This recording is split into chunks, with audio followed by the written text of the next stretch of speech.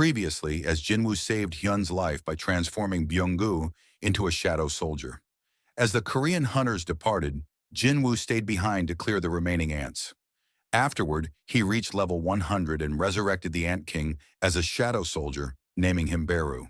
New characters were introduced, including a Chinese 5-star hunter and 2 potential future enemies, while Jinwoo's father observed them from the shadows.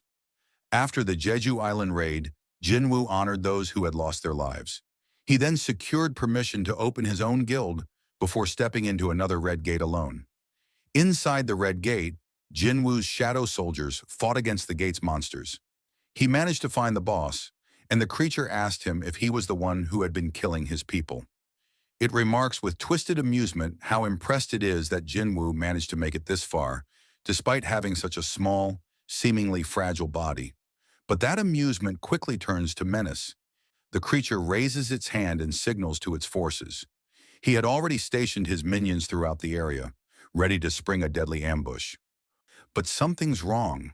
Nothing happens. The creature glances around in confusion. The air stays silent. No allies appear from the shadows. No attack is launched. Just an unsettling quiet. A frown begins to form on the creature's face. Meanwhile, Jinwoo remains still, calm, his gaze fixed firmly on his opponent. Not a trace of panic shows on his face.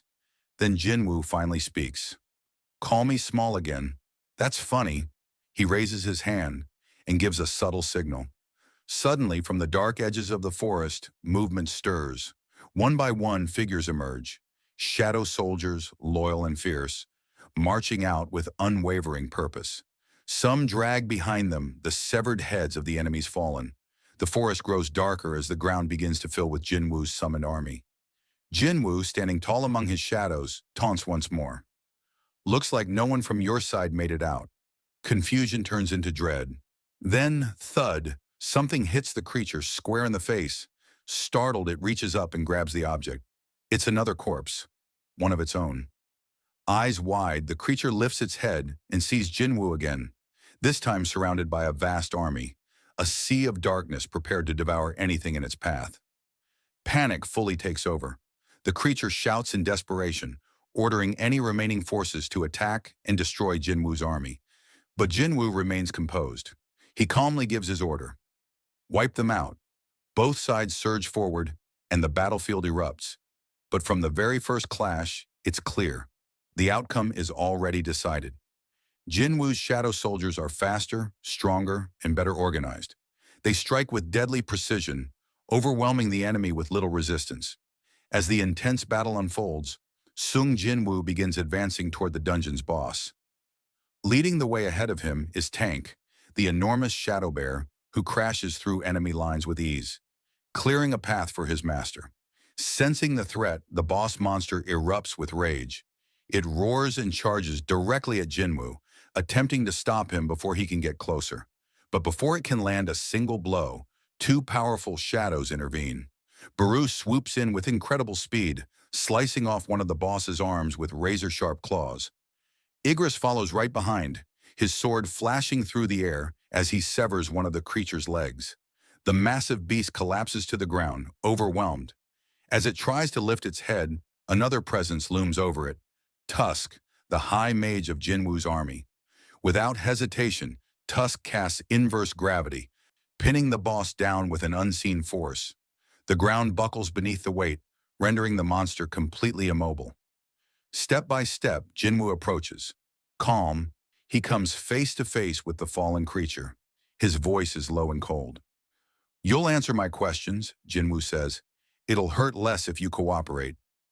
He proceeds to interrogate the boss, trying to extract vital information. But once it's over, Jinwoo stands before its lifeless corpse, silently reflecting. Again, nothing useful. He suspects the same interference as before. The system itself may be blocking the flow of information. Frustrated but not surprised, Jinwoo opens his inventory. "I'll figure it out eventually," he mutters. "So it's fine." From within the inventory, he retrieves a peculiar object, a key. It's one he obtained earlier from a cursed random box. Jinwoo recalls an important moment. He had reached level 100 during the Jeju Island raid. That achievement fulfilled the minimum requirement to unlock a special dungeon. Now the item's name becomes visible. Key to the Temple of Carthion. A countdown timer ticks beside the key's description, indicating the limited window of time before the key would expire and the dungeon would be lost. As he studies the item, vivid memories flood his mind. Flashbacks of the double dungeon, the place where everything began. He realizes something. This may not be random. The system is calling him back. But he's not the same man who once crawled out of that dungeon barely alive. Now he's stronger, far stronger, stronger than anything that temple might hold. He wonders if all of this was orchestrated from the beginning, if that dungeon is still waiting for him, and if it is, then wait for me. Meanwhile, deep inside the Temple of Carthion, a shadowy figure stirs. Sitting in the darkness, an entity smirks, sensing Jinwoo's resolve from afar. It hears his words and prepares. Jinwoo is coming. The scene shifts to a dark and eerie dungeon. A man trembles in fear, trapped. In desperation, the man stammers, demanding to know who or what this creature is. But the figure responds coldly, as if talking to himself. He's not the one either. A pause lingers in the air, then the figure mutters again. They're hiding well, those brilliant fragments of light. This cryptic remark refers to powerful beings, ancient rulers known as the brilliant light fragments, scattered and concealed in human hosts. It's Silid, known as the king of the snowfolk, the monarch of frost. Sensing a familiar aura, Silid turns. Standing in the shadows is Yogment, the king of demonic specters, also known as the monarch of transfiguration. With a calm and confident tone, Yogment announces that he has news regarding the eastern island. Silid narrows his eyes, asking if he means the small landmass that lies eastward, the one humans call Korea. That island is the current dwelling of the Shadow Monarch. Intrigued, Silid asks if Yogment intends to take action there. Yogment explains that the rulers have begun deploying their legions near that region, just south of the Shadow Monarch's territory. He then adds, with a hint of ambition, that he will be the one to claim that place. But Silid challenges him, pointing out the obvious risk. And how do you plan to deal with the Shadow Monarch himself? Yogment, unfazed, gives a sly smile and responds, if the planner fulfills the contract, everything will go according to plan. Then with growing interest he adds, besides, the greatest of the brilliant light fragments has been confirmed to be there. This revelation changes everything. Silid's expression sharpens with excitement. He turns toward Yogment, realizing the implications. You came all the way here, just to tell me that. Yogment nods slightly, then inquires what Silid plans to do with that information. Silid responds with a smirk. If you're willing to follow me, then why not? But before their conversation can continue, Silid pauses. His eyes scan the surroundings. Something feels off. We've been lured here. A third figure approaches. Silid watches carefully and comments that the man they saw earlier couldn't have possibly held the power of a brilliant fragment. Yet somehow the traces of that power are here. This can only mean one thing. Someone intentionally baited them. And now that someone is standing right in front of them. With burning rage in his eyes, the man confronts them. He demands to know more about the small island to the east. He suspects they're referring to his homeland, Korea. Silid smirks at the man's fury and responds with mockery. And what will you do about it? From behind, Yogment speaks up, clearly uninterested in wasting time. We don't have time to deal with him. They begin to turn away, but Silid can't resist throwing one last taunt. Try and stop us if you can. The man explodes into motion. Furious, he charges toward them with raw power, vowing not to let them escape. But Silid remains still. In an instant, an ice shield forms in front of him, effortlessly blocking the incoming attack. He grins, unfazed, as if amused by the attempt. With a calm but menacing aura, the Monarch of Frost raises his hand. A pulse of power erupts. A devastating wave of frost energy explodes outward, shaking the dungeon to its core. The scene transitions from the chaos of the battlefield to a quiet parking lot. Sung Jinwoo walks toward his car. Just as he reaches for the door handle, a voice calls out behind him. Excuse me, he says politely. Are you Sung Jinwoo? Jinwoo turns slightly, nodding cautiously. The man introduces himself as Adam White, a senior official from the Federal Bureau of Hunters, a powerful U.S. organization. He hands Jinwoo a business card and adds with a smile, "It's a pleasure to meet you, Mr. Sung. Please feel free to call me Adam." Adam quickly apologizes for the unexpected approach. He admits that Jinwoo was hard to track down and even mentions that he dropped by Jinwoo's office earlier. Hearing this, Jinwoo remembers something. This must be the man Yu Jinho had mentioned, the one asking around for him. Jinwoo narrows his eyes and asks directly, "What business do you have with me?" Adam remains calm and respectful. He explains that he's here to share important information. That piques Jinwoo's interest. "What kind of information?" he asks. Adam gives a subtle smile, then answers, "Information that no country or institution in the world could provide, except for us." Jinwoo raises an eyebrow. "And why would you share that kind of information with me?" Adam responds without hesitation, "Because people like you are worth sharing it with. It's mutually beneficial," he continues, revealing that their original purpose for contacting Jinwoo was something entirely different. But after witnessing what Jinwoo did during the Jeju Island raid, their deputy director insisted on meeting him in person. This level of attention is unprecedented, Adam admits. But the deputy director will explain the details himself. He gestures toward a car parked nearby. "If you'd like, we can take you to him now." Jinwoo glances at the vehicle, his expression thoughtful. He still isn't fully convinced whether the information is trustworthy.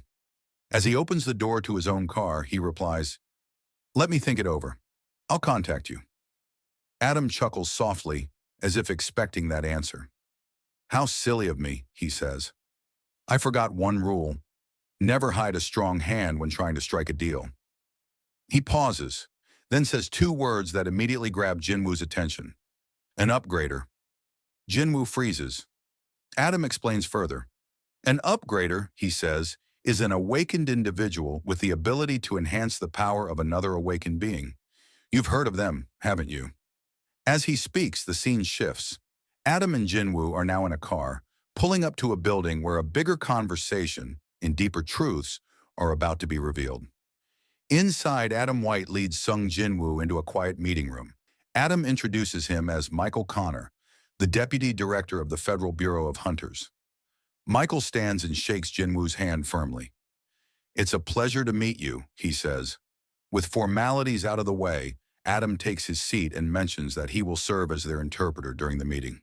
Wasting no time, Michael slides a stack of documents across the table toward Jinwoo.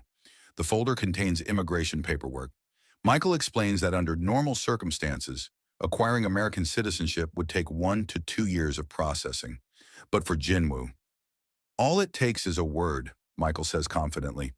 "We're prepared to make you a citizen immediately." Jinwoo, however, stays focused. He calmly replies, "I came here because Mr. White said you had information to share." And questions, "Is it truly possible to upgrade a hunter's abilities?" Michael smiles knowingly and gives a surprising response. "In fact, the one who can do that is here, right now."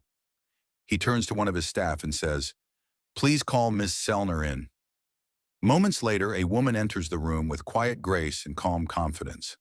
Michael stands and introduces her. "This is Norma Sellner," he says, "the only person in the world who can enhance an awakened being's abilities." Jinwoo observes her closely. She feels different, not just in appearance, but in the unique aura she carries. "She doesn't feel like any hunter I've met before," he thinks. Michael then encourages Ms. Sellner to explain her ability in her own words. She steps forward and begins, addressing Jinwoo directly. "I understand if you're skeptical. Everyone I've met had the same look when they first heard this." She pauses, then adds with a faint smile, "But once they experienced it, they begged for more." As she walks toward Jinwoo, Michael gently calls out to her, keeping the moment grounded. Ms. Sellner begins to explain. She tells Jinwoo that every awakened individual has a natural limit, a ceiling they cannot surpass. A hunter's rank is fixed, and unless they undergo a second awakening, their power will never grow beyond that limit. This fact is widely accepted as common knowledge throughout the awakened world. But then Jinwoo asks, "So, you can change that?" Without hesitation, Ms. Sellner nods. "Yes, I have the ability to lift that limit." She goes on to describe a process that happens in 3 stages. a gradual unlocking of a person's true potential. She admits that she didn't know what to call this ability at first, but over time, it became known as a force reawakening. Put simply, she can draw out the true strength hidden within an awakened being. Mr. Connor nodded in agreement with Ms. Sellner, affirming that everything she had explained was indeed true. However, he was quick to add an important limitation. Each time Ms. Sellner used her ability, it drained her immensely. Because of this, she could only help around 3 to 4 people in a single year. Jinwoo remained quiet, but his thoughts were racing. If what they said was true, then he might be one of the few chosen to benefit from such a rare and powerful ability. That alone spoke volumes about its value. Curious, he leaned forward slightly and asked how effective this enhancement process truly was.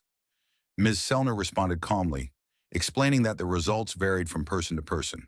However, for those who completed all 3 stages, the increase in physical capability ranged from 20% to 30%. That number hit Jinwoo like a thunderbolt. To someone already at the peak of their abilities, a 30% boost was almost unthinkable. He finally understood why someone like Hwang Dong-soo had accepted the U.S. offer, even if it meant public backlash. It all made sense now. Who in their right mind would turn down such a chance? Still, a thought crossed his mind. What would happen if others discovered the truth about Miss Sellner's power? Mr. Connor answered that concern without hesitation. That was precisely why the U.S. government kept her under close protection. In exchange for her cooperation, she received full security and a generous salary. In return, she assisted in strengthening select hunters, those deemed valuable enough to receive her gift. With that, Mr. Connor formally reintroduced Miss Sellner to Jinwoo, stating that her powers would be used on him as a token of goodwill.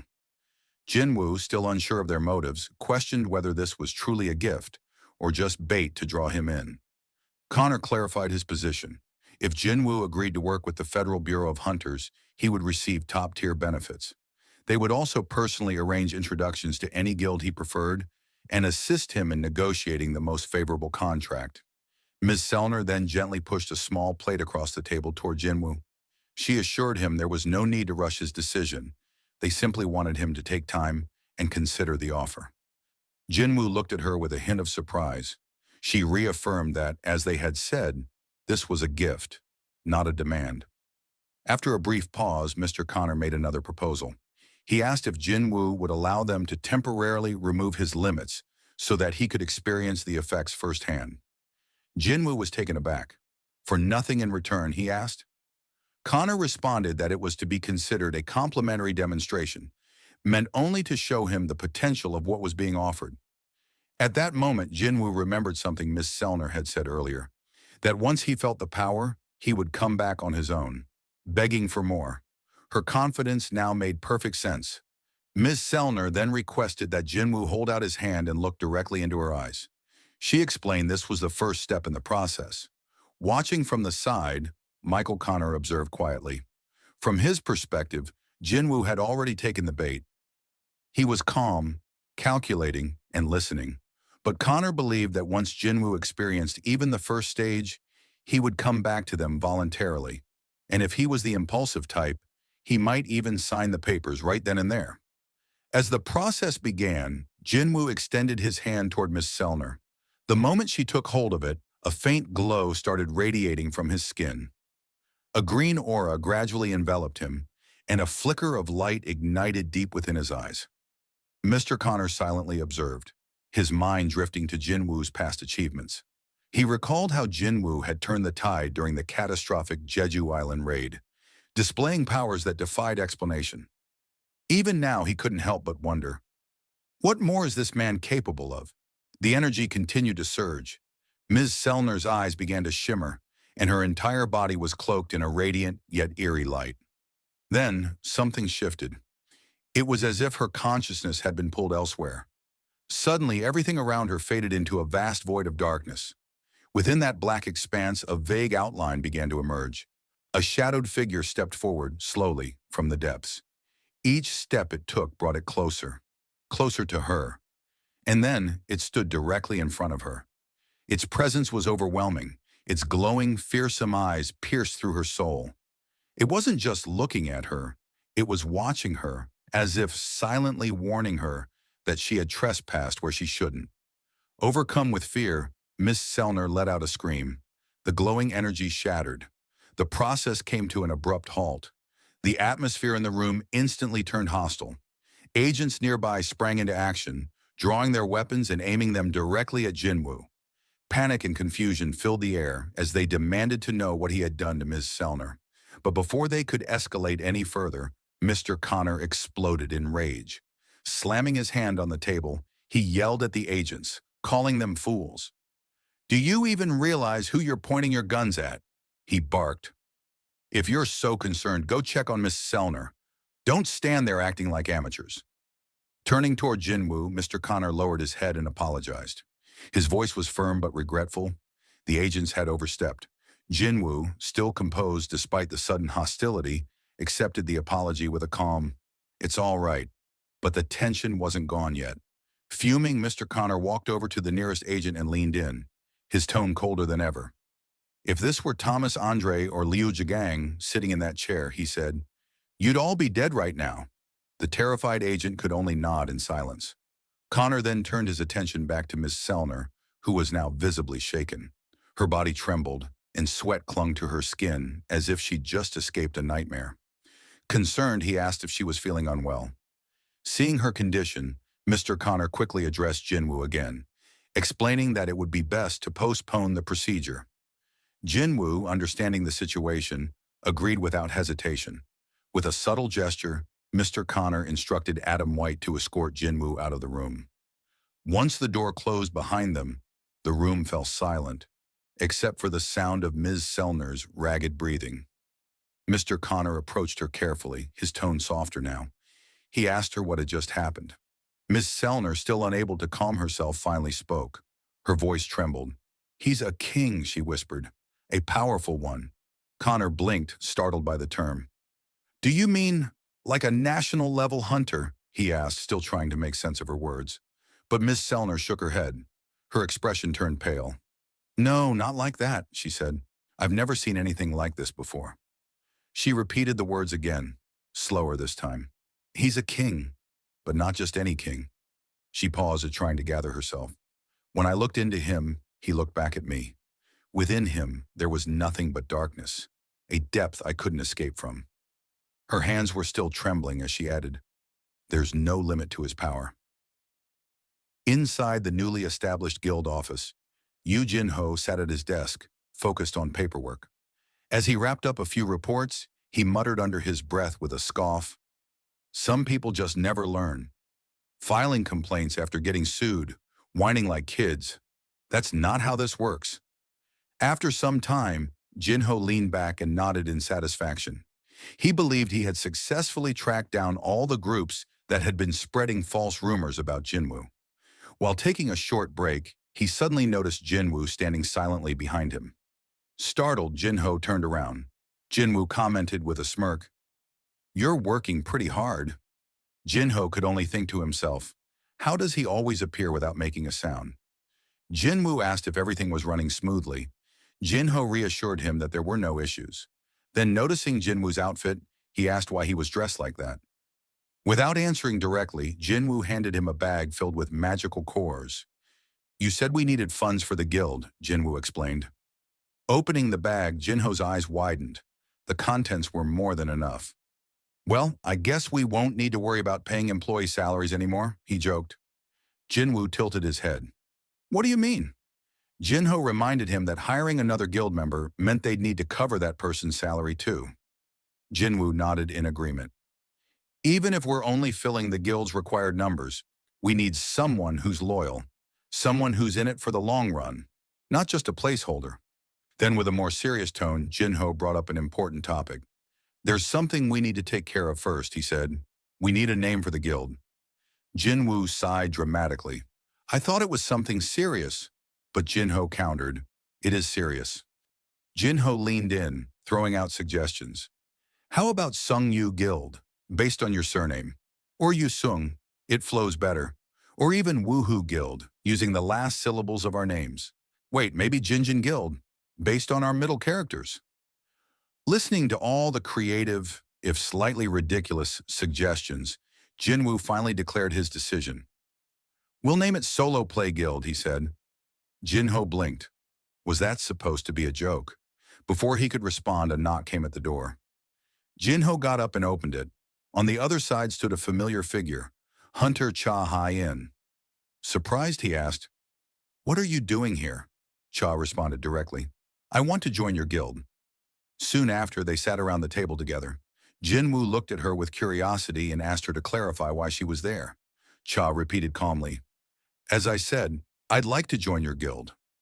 Jinwoo was puzzled. What's happening? He asked if the chairman had requested her to join, or perhaps if Hunter Choi Jong-in had expelled her from the Hunter Guild. Cha firmly denied both. Looking at her more seriously, Jinwoo asked, "Then why would you want to join a guild like mine, especially with that name?" Cha raised an eyebrow. "Wait, you really named it Solo Play Guild?" Jinwoo nodded. "Yeah. What's the problem? The Vice Master and I agreed on it." Jinho quickly objected. "Hey, when did I agree to that? What about the names I suggested?" Shifting his gaze to Cha, Jinho subtly examined her breathing and expression. She seemed calm, but he could tell it was an act. She's hiding something. But why? Then he asked bluntly, "You were awakened 2 years ago. You're still under contract with the Hunter Guild, aren't you?" Cha nodded but added, "I have enough to pay the cancellation penalty." That response caught Jinwoo off guard. "She's even willing to pay the penalty." He replied honestly, "Our guild doesn't have the resources to match what an S rank like you usually receives." Cha countered effortlessly, "That's fine. I don't need an upfront payment." Jinwoo frowned slightly, "But there's nothing here for you to gain. So why would you want to join us?" Cha paused, unsure how to explain the thoughts racing through her mind. If I tell him the truth, it'll sound insane. Her mind flashed back to the Jeju Island raid. She remembered regaining consciousness in a helicopter. The chairman had told her they had just landed at the association and that the hunters would soon be transferred to the hospital. She immediately asked about Jinwoo. Was he the one who saved them? The answer was yes. She had nearly died. And in the future, something like that could happen again. Next time, I might not survive. Back in the present, she struggled to find the right words. Her cheeks reddened. "I want to stand by your side, all the way to the end." Jinwoo noticed her silence and the color rising in her face. Why can't she answer? What is she hiding? He asked again. "So you're not going to answer me?" Cha finally responded. "I just want to live a peaceful life." "Is that so wrong?" Jinwoo paused. She's only 22. Carrying the pressure of being an S rank at her age must be overwhelming. After everything that happened on Jeju Island, her choice makes sense. After a moment, he said, "There's an entrance test for our guild." Surprised, Cha replied, "That wasn't in the recruitment notice." Jinwoo shrugged. Probably a new policy from the Vice Master. He turned to Jinho. "Can you get us some drinks and snacks?" Jinho left the room. Once they were alone, Cha asked, "So what kind of test is it?" Jinwoo answered plainly. "You'll have to defeat one of my summons." Cha raised an eyebrow. "Am I really that weak in your eyes?" "What kind of summon?" Jinwoo smiled slightly. "For you, Hunter Cha, I'll use my strongest one." Cha stood up. "When's the test?" "Right now," Jinwoo said. "Let's go to the association gym." He thought to himself, "This is the perfect time to test whether shadow exchange works with two people." He turned to her and said, "You don't need to walk. We'll take a shortcut." He stepped closer. "We just need to stick close together for a second." Darkness enveloped them as Jinwoo activated shadow exchange. They vanished. A moment later, Jinho returned to the office carrying snacks. But when he walked in, he didn't see Jinwoo or Cha. Instead, standing in the room was a towering high orc. The two stared at each other in complete silence. Then, without a word, the orc reached out, took the food tray from Jinho's hands, and devoured it in one massive bite. Jinho could only blink in disbelief. The scene shifts to the quiet gymnasium of the Hunter Association. Cha Hai-in looked around surprised. She had just arrived through Jinwoo's teleportation ability. Turning to him, she asked in amazement, "How did you do that?" Jinwoo, keeping calm, thought to himself, "I was right. Shadow exchange acts like a portal. I can bring someone along. He didn't explain much. Instead, he simply said, let's begin. But Cha paused. She realized she had forgotten her usual weapon. I left it behind, she said. Jinwoo raised an eyebrow. You mean that pickaxe? Cha frowned slightly. That's not my weapon. Jinwoo chuckled. I was just kidding. Looking around, Cha mentioned there might be a spare weapon in the storage area. She moved toward the nearby door and opened it, revealing a stockpile of reserve gear. Not top quality, she thought, but decent enough for practice. She eventually emerged holding a standard sword and told Jinwoo she was ready. Jinwoo glanced at the blade in her hand. Will you be all right? That's not your usual weapon, Cha responded with resolve. Weapons don't matter. Monsters never fight us on our terms anyway. Jinwoo nodded slowly. She's right. Now came the question, who would be the right summon? An ordinary shadow soldier wouldn't stand a chance against someone like Cha. After a brief thought, Jinwoo summoned a powerful knight draped in black armor. Among my forces, he's the best with a sword, Jinwoo thought. The knight stepped forward. His name was Igris. Clad in heavy black armor and radiating silent intensity, Igris stood ready. Cha asked a logical question. What are the win conditions? Jinwoo explained. You win by defeating the summon. You lose if you surrender. Even as he spoke, he reflected on his earlier words. I said I'd use my strongest summon, but Baru would overwhelm her. This knight will do just fine for now. With both sides prepared, Jinwoo raised his hand to begin the test. But just as Cha started channeling mana, Jinwoo stopped them. Wait a moment, he said, motioning for her to turn around. From his inventory, he pulled out a gleaming blade, the Demon King's longsword. He handed it to Igris. Use this, he ordered. Once the weapon was in place, Jinwoo gave the signal again. Begin. The battle started instantly. Igris moved first, channeling the power of the enchanted sword. A streak of crackling electricity surged forward, aiming for Cha. But she was already on the move. With a swift motion, she dodged the electric arc with grace and speed. As expected, Jinwoo thought. She's fast. That sword would have cut down anyone else with a single swipe. What followed was an intense exchange of blows. Igris pressed forward with practiced precision, while Cha countered with sharp instincts and skill. The sound of steel echoed through the facility. Meanwhile, in his office nearby, Chairman Go Gun-hee was reviewing some documents when the noise caught his attention. He paused. No one should be in the gym today, he thought. He reached for his phone and called an assistant. Connect the gymnasium's security feed to my monitor. As the footage came into view, his eyes widened. It was Jinwoo and Hunter Cha. He watched silently for a moment. Then a knowing smile crept across his face. I see. So that's what this is. He remembered Cha's expression from long ago, when he had told her that Jinwoo was the one who saved everyone on Jeju Island. That look now made perfect sense. He turned back to the call. Turn off all surveillance cameras in the gym. Log the inspection today as a routine check. Then he leaned back into his chair. The rumbling from below caused the building to briefly tremble. The chairman felt the vibration and chuckled to himself. They're enjoying their youth, he said with a soft smile. Back in the gym, the fight had reached its conclusion. To Jinwoo's surprise, Igris was kneeling, defeated. Cha stood tall, breathing heavily but victorious. She turned to Jinwoo and asked, Was that Black Knight your strongest summon? She then asked Jinwoo, You said you'd summon your strongest, didn't you? Please summon him now. Hearing that, Jinwoo replied, You might get hurt, but she insisted. As she spoke, a dark aura emerged behind Jinwoo as he summoned Baru. He asked her, Are you sure you'll be okay? Jinwoo understood something very clearly. Most shadow soldiers were weaker than their living counterparts. But Baru was an exception.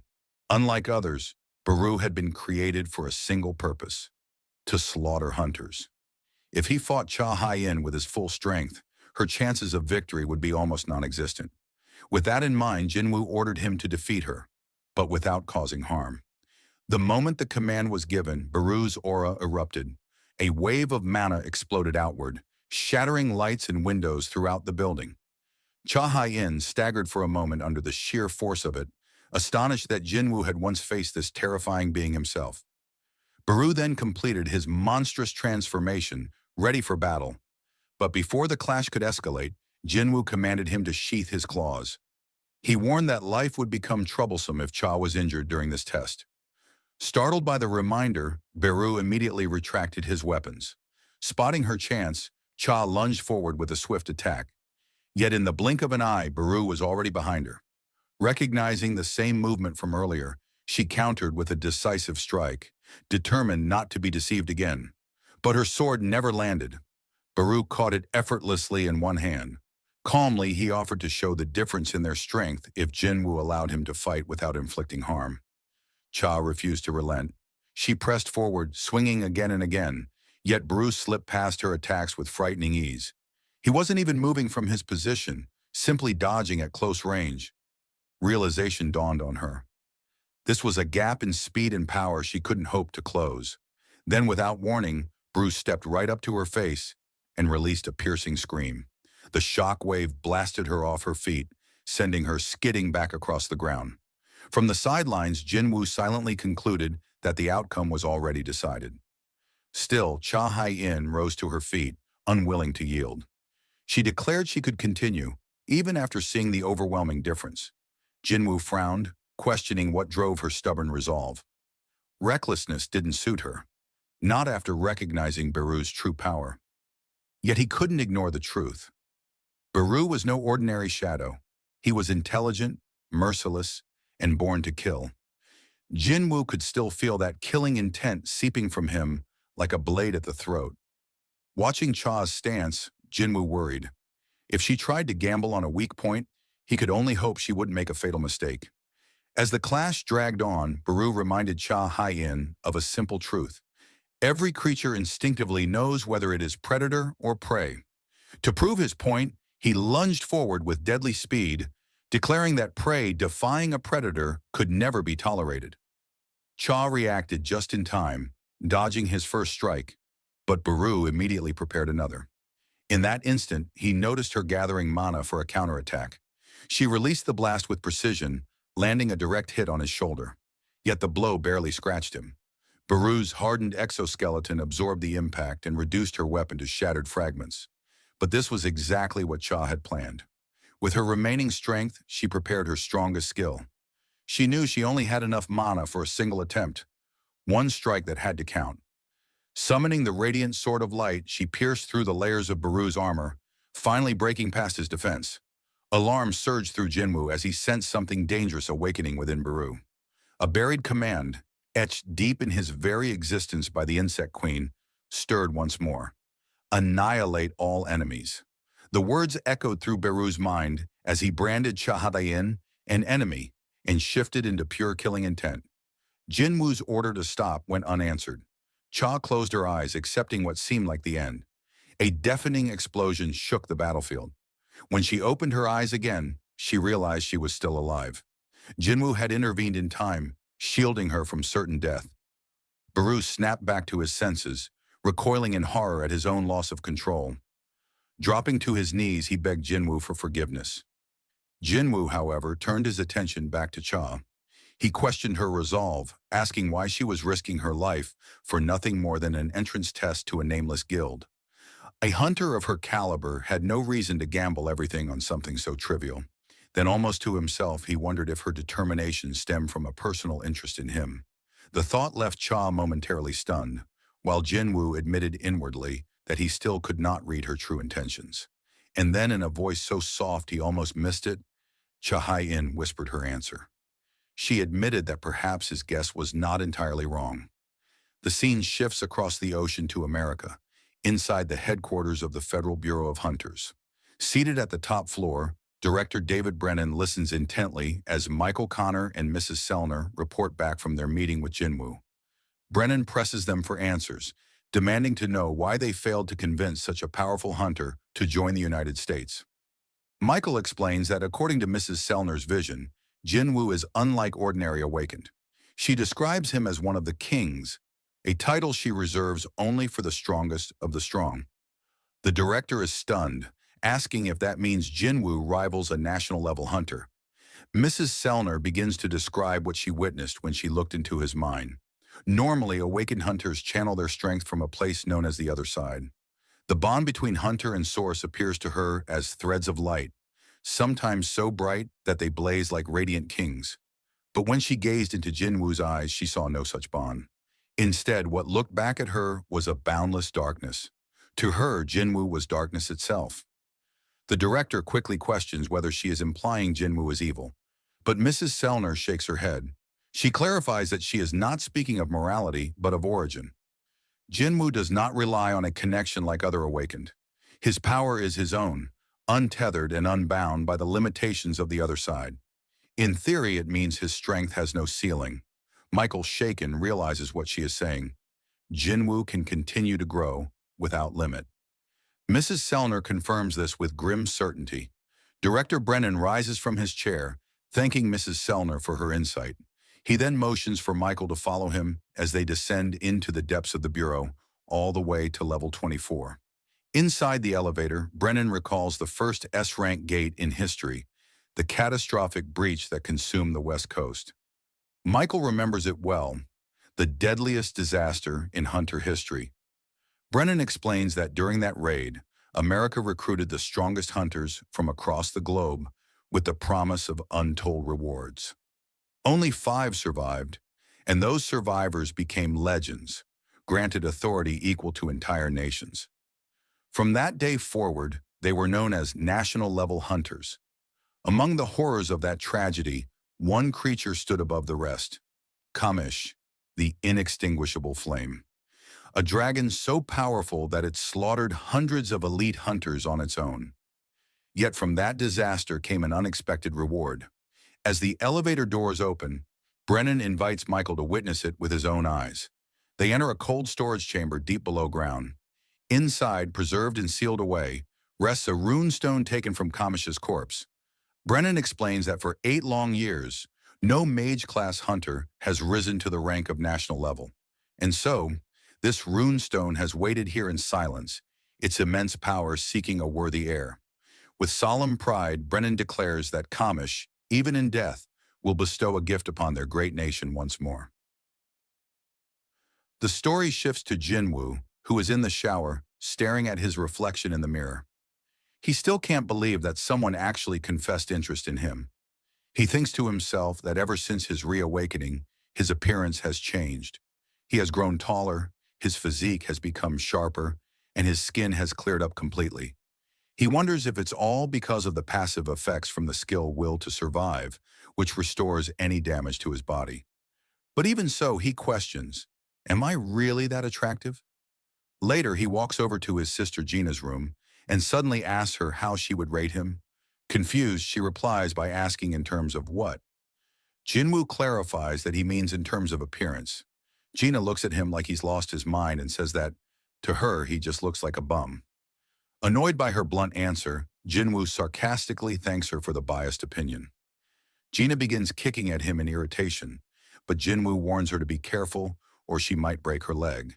He reminds her not to forget who her older brother is, questioning how someone like her even managed to get into school.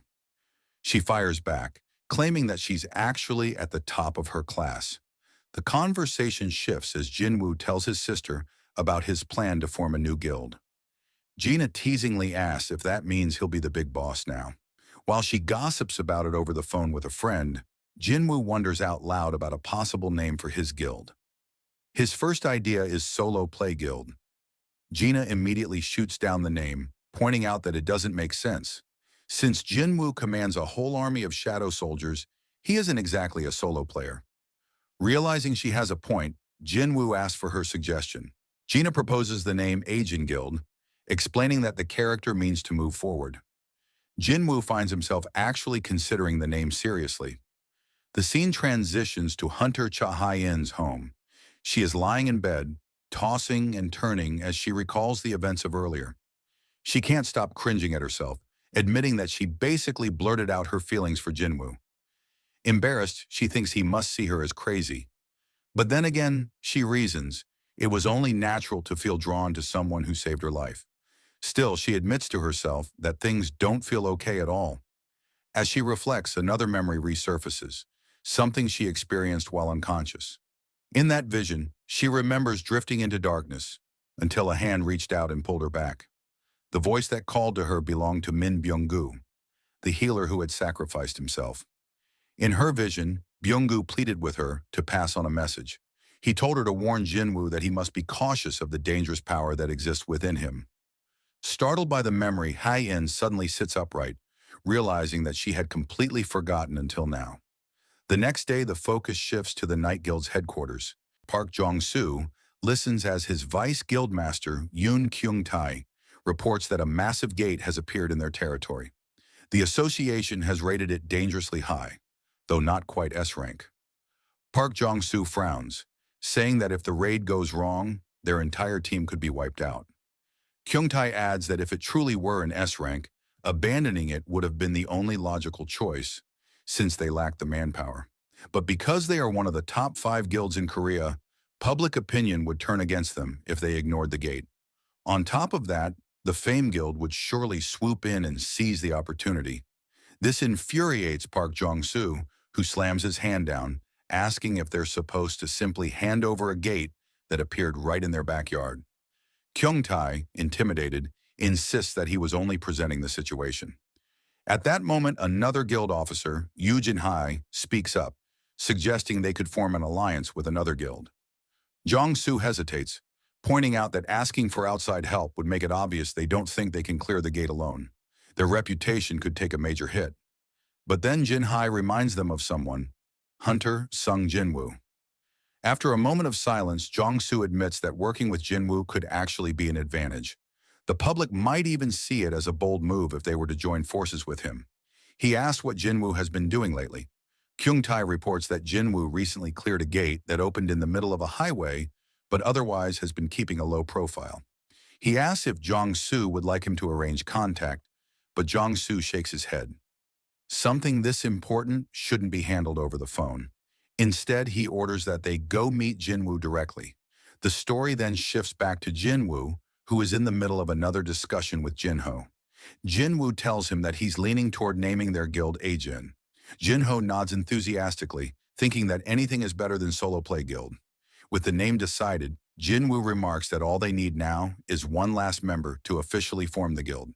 Curious, Jinho asks what happened with Hunter Cha. Jinwoo replies that she isn't quite the person he's been searching for. Shocked, Jinho protests, pointing out that Cha Hai-in is a powerful S-rank hunter with an excellent record and undeniable beauty. From his perspective, she's the perfect candidate. But Jinwoo calmly explains that what he's looking for is someone different, not just strength or fame, but someone trustworthy and uninterested in political guild activities. Jinho thinks for a moment and says that he knows a few people who might fit that description. Before they can continue, there's a knock at the door. Jinwoo rises, half expecting to see Hai-in again. But when he opens the door, he's surprised to find Park Jong-soo, Yoon Kyung-tae, and Yoo Jin-hee representing the Night Guild.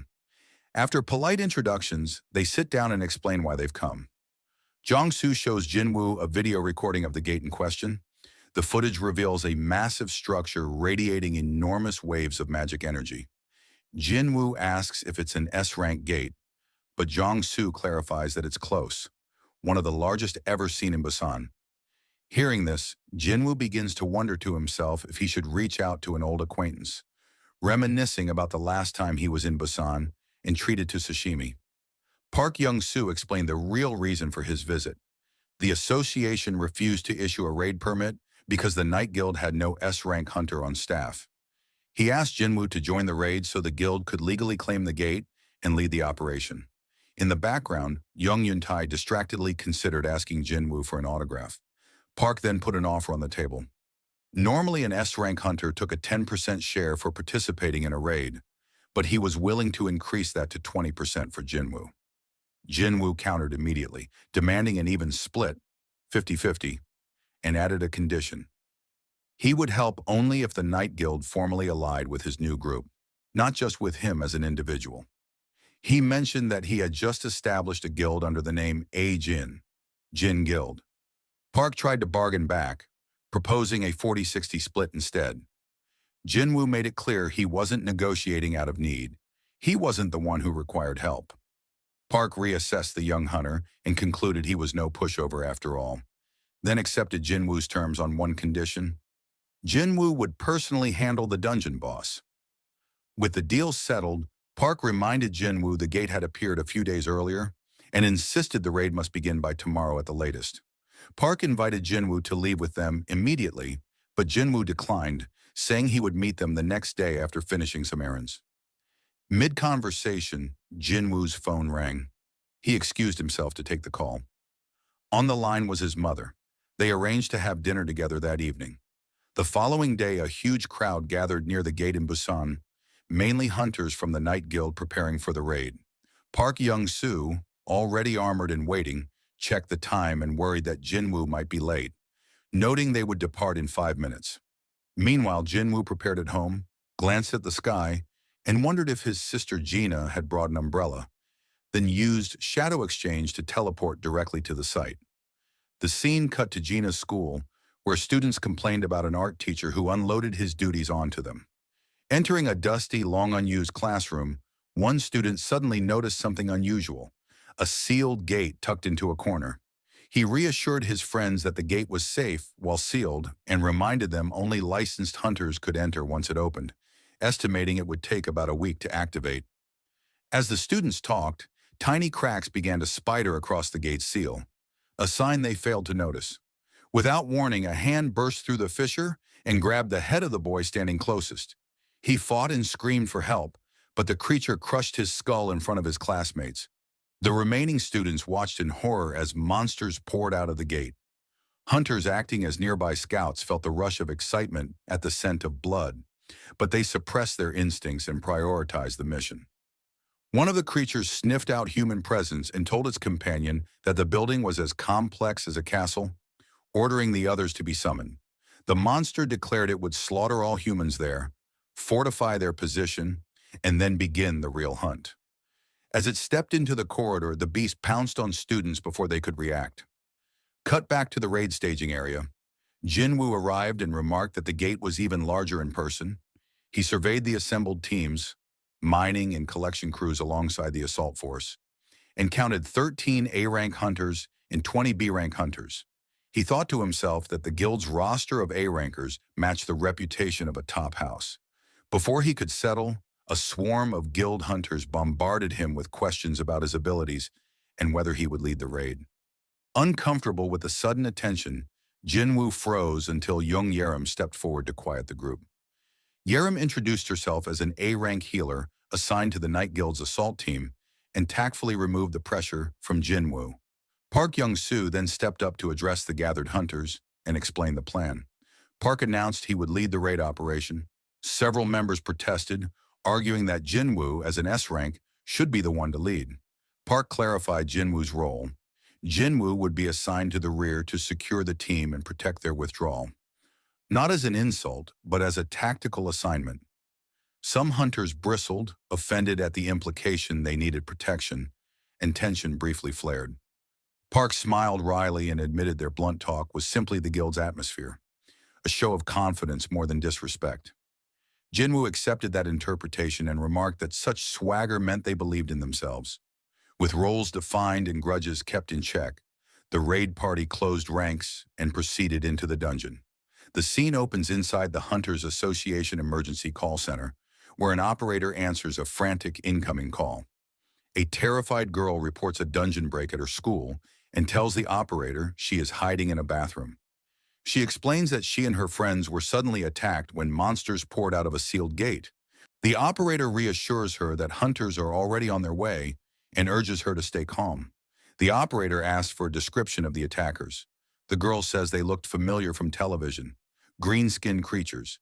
Hearing that detail, the operator's voice tightens. She realizes the monsters are orcs and warns the girl they can track prey by scent.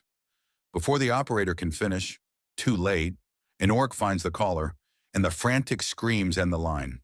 Back at the school, students stream out of classrooms as orcs hunt down anyone trapped inside. Some students manage to escape through the school gate, while others unfortunately became prey to the orcs. Two orcs compare notes. They lament losing half their prey, but shrug it off. There are still plenty of victims. One orc explains they block the main escape route and will sweep upward to clear the remaining floors.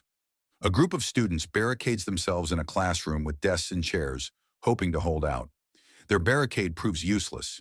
An orc smashes the door and staggers through, blood matted across its body. Panicked, one student bolts for a window, but as he reaches it, two red eyes lock onto him, and an axe cleaves his head before he can react. More orcs flood the room, surrounding the terrified survivors. One orc detects magical energy in the crowd and tells its leader there is a witch among the students. The orc leader orders them to eliminate the magic user first. At the back of the classroom, Gina and Han Songyi huddle together. Gina calls desperately for her brother. Han Songyi, though only an E rank, declares she's awakened and prepares to fight, while Gina tries to hold her back. An orc swings an axe toward Gina, certain the smell of power is hers, and declares she must die. The girls close their eyes, bracing for the blow.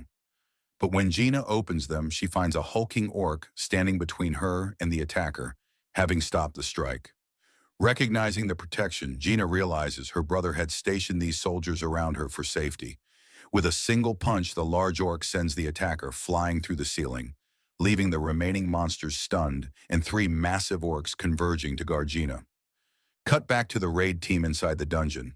Park Young-soo suddenly alerts the party. There's an ogre. A towering, two-headed ogre materializes before them, swinging a massive weapon. Park conjures a protective barrier and absorbs the beast's full strike. The shield holds. He orders young Yuntai to close in on the ogre's face.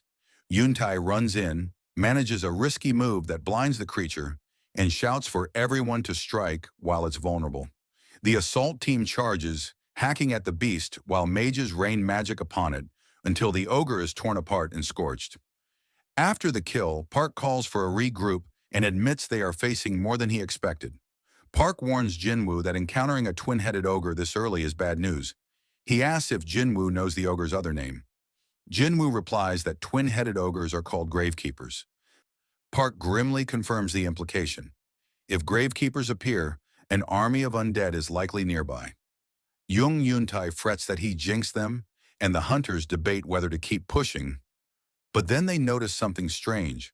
The undead do not charge. Instead, they stand perfectly still, staring at the hunters with cold, patient eyes. The team instinctively takes a step back, unsettled by the unusual behavior. Jinwoo, who had expected a brutal fight in this high-tier, A-rank dungeon, senses something off and realizes an urgent matter requires his attention. He tells Park he must leave immediately. Park protests that, without Jinwoo, the raid could become dangerous. Jinwoo answers Park calmly. If they are worried, he will call someone equally reliable to watch over them, then makes his decision to take action. The assembled hunters freeze as a familiar monster appears, and they catch a terrifying recognition. It is the same ant-type creature from the Jeju Island raid. Jinwoo cuts through the formalities and then orders Beru to protect the humans and handle the monsters as he sees fit. Beru answers with a fierce cry and proceeds to slaughter the surrounding monsters, leaving the hunters stunned at the display. When the slaughter ends, Jinwoo tells the guild that the shadow soldiers he left behind will assist them. 20 of those shadows will be more than enough for this dungeon. He prepares to depart, but the hunters plead, "Are you really going to leave after unleashing your shadows?" Jinwoo, annoyed, offers to dismiss the shadows before he goes if it will make them feel safer, but says he doubts that would help. His final check shows Shadow Exchange still has 1 hour and 42 minutes remaining, so Jinwoo begins to run for the exit. Park stands in stunned disbelief as Jinwoo rushes away. While sprinting, Jinwoo notes he keeps receiving faint signals from the shadow soldiers he had left with Gina. A nagging, uneasy feeling builds in him. He encounters a line of undead blocking his path. Furious, he orders them out of the way. To his surprise, the undead bow and kneel, clearing a path. Jinwoo wonders briefly whether they recognize him as a necromancer able to command the dead, but he pushes the thought aside and presses onward. Reaching the gate, he summons Kaizel, his wyvern, and mounts it. Hunters watching gasp in recognition. Jinwoo commands Kaizel to fly straight to his sister and boosts the wyvern's speed and strength by 50%, so they can reach her as quickly as possible. The scene shifts to the school where Sung Jin-woo's shadow orcs are cutting down the invading orc monsters. They methodically clear the classroom and secure the space, rescuing the remaining students as they go. The students stand frozen in disbelief. They cannot fathom that what look like monsters have just saved their lives. Sung Jin-ah moves forward and approaches one of the towering shadow orcs, searching desperately for any sign of her older brother. She begins to call for Sung Jin-woo, but the shadow orc raises a hand to stop her and points toward the doorway. Heavy footsteps begin to echo through the corridor. Cut to another location. An orc warlord sits upon a crude throne while a subordinate kneels and delivers urgent news. The subordinate reports that the final restrictions have been lifted and the path into the human world is now open. The throne-bound warlord proclaims himself the chieftain of the Red Blade tribe and exudes confidence that nothing will stand in his way. The subordinate adds that high orc warriors are assisting the humans at the school, an unexpected complication for the invasion. Irritated, the chieftain asks for the exact number of those opposing forces. The reply comes back: 3. Hearing this, the chieftain sneers in contempt and grows enraged at the thought that his foes could be held by so small a force, judging the situation pitiful. He rises, grips his weapon, and orders his followers forward. He intends to lead the assault personally and turn the way ahead into slaughter. Meanwhile, deep inside the dungeon, insect-type monsters swarmed around the strike team. Anxiety spread through the hunters as the creatures closed in. The hunters begged their leader not to stay. They feared that if the monsters marked them as enemies, the team would be wiped out. Their leader, Park Jong-soo, refused to abandon the mission. He argued they could not simply withdraw now. Pulling out would invite chaos outside and make a mess of what waited beyond the gate. At that moment, a massive shadow approached. Baru had arrived. Seeing Baru so close unnerved Park Jong-soo, but he forced himself to remain composed and ordered the team to move forward. In an instant, Baru blinked, vanishing from one spot and reappearing directly before Park Jong-soo. The sudden appearance startled the leader, knocking him to the ground. Without exchanging words, Baru tossed an object toward the fallen hunter and then turned and walked away. The other hunters rushed to Park Jong-soo's side, worried and ready to follow the strange shadow. They asked if he was all right and whether they should pursue the monsters. Park Jong-soo waved them off and told them to examine what Baru had left behind first. When they inspected the object, their faces drained of color. It was the severed head of the Death Knight. Staring at it, Park Jong-soo realized the implication. Whatever had toppled the Death Knight had killed a top-ranked foe in an instant. He muttered that the thing they had just seen was far stronger than they had imagined. He asked if anyone still wanted to retreat. When he looked up, however, he found he was the only one still hesitating. The other hunters had already scrambled to follow Baru and the summoned creatures deeper into the dungeon. Back at the school, Sung Jin-woo's high orc shadow soldiers moved to shield the students, confronting the attacking orcs. The orc chieftain proved far stronger than the soldiers expected, pressing the attack despite their effort to hold the line. The chieftain boasted that orc tattoos mark victory, each one a tally of fallen foes, and he taunted the high orcs as he advanced. One of the high orc shadows managed to block the chieftain's strike, a move that briefly impressed him. He acknowledged the block but dismissed their chances of winning. With brutal force, he sliced into the defenders, expecting to break them. Yet the shadow soldiers only fell and reformed, rising again as if nothing had happened. The chieftain froze in confusion. Each cut that should have ended a soldier instead saw them regenerate. He realized this was no ordinary opponent and wondered if some spell protected them. At the same time, a different danger began to trouble him internally. Voices whispered in his mind, urging violence against humans. The compulsion grew stronger and unnerved him. Putting pieces together, the chieftain inferred the soldiers were acting under someone's control. If magic animated the warriors, then destroying the controller would end the interference. He scanned the classroom for the source of power, and his eyes landed on Sung Jin-ah, hiding among the shadows. Convinced she was the key, he ordered his minions to seize her while the high orcs were briefly vulnerable during regeneration. The orc attackers pressed forward and, bit by bit, overwhelmed the three shadow soldiers guarding the students. Panic spread through the room. The chieftain grabbed Sung Jin-ah by the mouth and lifted her into the air, certain he had found the one responsible for the magic. He declared that he could sense the power and that his suspicion was confirmed. Jinnah trembled with fear as he prepared to finish her. Then something outside the window cut through his focus. A massive shadow descended from above, its presence so overwhelming that the chieftain staggered back in shock. He barked at his followers to brace themselves. Something terrifying had arrived. Before he could react further, Sung Jin-woo crashed through the building, the impact sending the chieftain flying. The classroom erupted as the threat was interrupted. Sung Jin-woo moved to Jinnah's side, gently calming her and reassuring her she was safe. The chieftain struggled to his feet, now staring in fear at Jin-woo and the looming figure of Kaisel at his side. The chieftain tried to proclaim himself, Garrick Darupo, leader of the Red Blade tribe, but Jin-woo cut him off without a word, silencing the boast. Jin-woo swept the room with quick checks. He hugged Jinnah tightly and whispered an apology for arriving late, then asked Han Song-yi if she was all right. She shook her head weakly. Noticing a red mark marring Jinnah's face, Jin-woo's calm hardened into anger. Without hesitation, he summoned Igris and other shadows to guard the children. He assigned Igris to protect Sung Jinnah, then ordered his shadow soldiers to escort the students downstairs to safety. An orc tried to flee in the confusion, but Jin-woo snapped at him to stay put. Once the students were evacuated, the orc leader stepped forward to confront Jin-woo.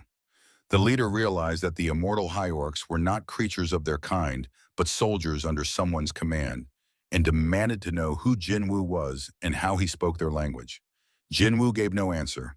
The orcs signaled his troops to attack. The orcs charged. The first raised an axe, but Jin-woo caught the weapon hand mid-swing, crushing the fingers and slamming the attacker to the ground. He finished the strike with a stomp that ended the orc instantly. Two more orcs lunged, only to be stopped mid-air by Jin-woo's Dominator's touch. He crushed them with a single, merciless motion. Enraged, the remaining orcs swarmed him, but Jin-woo cut through them without mercy until only one combatant remained, pinned to the wall by Dominator's touch and trembling. Jin-woo seized the last orc by the mouth and demanded to know why they wanted to slaughter humans. The creature, terrified, confessed that voices spoke inside their heads, ordering them to kill. Jin-woo narrowed his eyes and asked if the voices continued when the orc stood near him. The beast stammered and begged for mercy, but could not answer clearly. Jin-woo tightened his grip and demanded a response. When none came, he called forth his dagger. He observed that, in the orc's eyes, he was not even human. Yet Jin-woo said he would grant forgiveness. His forgiveness came with a warning: it would not be painless. Back in the dungeon, Cha Hae-in tried to stop one of the summoned shadow ants from devouring a fallen creature, scolding it for eating something rare and valuable. She warned the ant not to waste it. The ant scratched her shoulder and continued feeding. Cha Hae-in flinched from the pain, but a massive shadow, Baru, moved in and began to heal her injuries. Cha Hae-in watched, surprised. The summoned shadow's healing felt more potent than her own magic, and she could not help but wonder at the difference. The party pushed forward into the boss chamber and froze. A monstrous figure hovered at the center, encircled by many undead minions. The hunters identified the foe instantly. It was an arch-lich flanked by 10 death knights, a combination no ordinary A-rank team should face. Park Jong-soo remembered a past disaster in China. The Gold Dragon Guild had once been wiped out by an arch-lich, a catastrophe that had led to a dungeon break. He felt the weight of that memory and knew how dire their odds were. As he considered their options, a lookout warned that more undead were closing in from the rear. Park Jong-soo reacted fast. He ordered Cha Hae-in to seal the entrance with a magical barrier. She erected the ward and warned the group she could only sustain it for about 5 minutes. While the barrier held, Park Jong-soo noticed Baru moving straight toward the arch-lich, unbothered by the surrounding death knights. The arch-lich, recognizing the shadow, demanded to know why the monarch's own army had come to attack it. The boss could not fathom being targeted by the monarch's personal soldiers. Baru's reply was curt and mocking. The shadows had been chosen by the monarch, and the lich had not. The arch-lich refused to accept this and declared it would report the affront to the monarch itself. Baru showed no patience for rhetoric. With a single, decisive move, he leapt forward, grabbed the glowing essence lodged in the lich's chest and crushed it in his hand. The arch-lich screamed as his core was destroyed. Instantly, the undead soldiers animating the dungeon began to collapse and vanish. The boss's hold over them had been broken. The hunters stood in shocked silence. Baru had slain an archlich in one blow, a feat far beyond what they imagined possible from a summoned shadow. After the victory, Baru roared triumphantly. Park Jong-soo, watching, recalibrated his estimate of Sung Jin-woo's power. Even if Jin-woo could not control every summon at once without draining himself, commanding a portion of that army still constituted a force stronger than a major guild. Back at the school, the Hunter Association arrived to secure the scene and take control of the aftermath. Sung Jin-woo sat inside a car with Chairman Go Gun-hee as the chairman briefed him on the rescue. The chairman reported that 213 students who had fled quickly were safe. 10 more had been pulled from the building, and the remaining students were unaccounted for. He then showed Jin-woo a graph on his phone charting gate appearances in the area over the past 6 months. The chairman explained that gate incidents were spiking worldwide and that the number of newly awakened hunters was rising alongside them. In short, gates and hunters were both increasing. Jin-woo asked why the chairman had asked to meet him that day. In response, Go Gun-hee handed over a stack of documents and indicated that official requests to meet Jin-woo had arrived from multiple countries: Japan, the United States, China, Russia, France, the United Kingdom, Germany, and even several nations in the Middle East. The chairman added that some foreign parties had likely already attempted contact through unofficial channels. He reminded Jin-woo that while the association could honor Jin-woo's request to protect his personal information, it could not legally prevent foreign governments or organizations from making contact. Go Gun-hee urged Jin-woo to consider staying in Korea, arguing that the country would struggle to adapt to these fast-moving, global changes without its strongest hunters present. As the car neared a hospital, the chairman told Jin-woo that his younger sister, Sung Jin-ah, had been taken there for treatment. Preparing to leave, Jin-woo listened as Go Gun-hee pledged the association's full support if he chose to remain inside Korea, promising whatever resources were necessary. The chairman emphasized the stakes. The nation had already lost 3 of its 10 S-rank hunters and could not afford another loss. Hearing the warning, Jin-woo stated that, from then on, he preferred to enter high-rank gates alone and asked if the chairman could arrange that. Surprised, the chairman asked whether that preference explained Jin-woo's recent formation of a personal guild, effectively a one-man assault squad. He thought it over and admitted that, while difficult to accommodate, it was not impossible. Fast forward, Yoo Jin-ho is on the phone trying to recruit a family member to join the new guild. The person on the other end is his cousin, Yoo Suk-yong, an A-rank hunter. At first, she is skeptical. She questions joining a guild that hasn't even been officially formed and jokes that Jin-ho might be getting scammed by some shady recruiter. She also weighs the alternative of becoming an ambassador for her father's guild. Everything changes the moment Jin-ho mentions who is forming the guild: Sung Jin-woo. The name immediately piques her interest and makes the offer real. When she arrives, Jin-ho introduces her to the group: Yoo Suk-yong, A-rank hunter, and his cousin. Her excitement to meet Jin-woo fills the room. Jin-ho teases that she's the real celebrity in the meeting. Sung Jin-woo watches, quietly wondering if she really is as ranked as she claims. They sit down to talk. Jin-woo warns Suk-yong that joining his guild will draw attention and asks whether she is prepared for the fallout. She answers confidently that anything is preferable to getting mixed up with Yoo Jin-sung. Jin-woo looks puzzled and asks who she means. Jin-ho clarifies. Yoo Jin-sung is his older brother. Jin-woo remarks about the brother's bad reputation for personality, and the small group laughs off the awkwardness. After the brief banter, Suk-yong asks if she can take a selfie with Jin-woo to post online. Cut to the Hunter Association building. A stormy political scene unfolds as Senator Nam Jung-wook confronts Chairman Go Gun-hee over the chairman's plea to let Sung Jin-woo enter high-level dungeons alone. Nam argues that the special regulation was effectively created the moment Jin-woo set up his private guild and calls the arrangement blatant preferential treatment. He insists the association exists for all hunters, not for the convenience of one individual, and demands a formal explanation. Chairman Go Gun-hee concedes the basic point: yes, it appears preferential, but he immediately lays out the practical reasoning behind the compromise. He frames the choice starkly: when a dangerous dungeon breaks open, would the country rather deploy 20 A-rank hunters or authorize a single proven assault squad led by Sung Jin-woo? The question forces officials to weigh efficiency against principle. The chairman warns that guilds and foreign powers are already desperate to recruit Jin-woo. If Korea refuses to accommodate him, they risk losing their strongest asset to outside interests. He invokes past mistakes, reminding the room of when Hunter Hwang Dong-soo left for America, and presses the senators to consider the real cost. When another S-rank gate appears on Korean soil, who will be there to save them? Back in the city, Cha Hae-in stared at her phone and froze. The picture on the screen showed Sung Jin-woo beside Yoo Soo-yeon, and the sight made her tremble before she let out a frustrated scream. Fast forward, Sung Jin-woo and Yoo Jin-ho stood before a massive gate preparing for the new guild's first official raid. Yoo Jin-ho marveled at the sight. He had never seen anything like this. The gate towered above them. Reporters swarmed immediately, peppering them with questions. Cameras flashed and voices shouted, even asking about Jin-woo's relationship with Yoo Soo-yeon. Jin-woo turned to Chief Woo Jin-chul and asked why his personal details hadn't stayed private as promised. Chief Woo explained that while the association could protect private records, it could not prevent the public from discovering a gate's location once word spread. Social media exposure was beyond the association's control.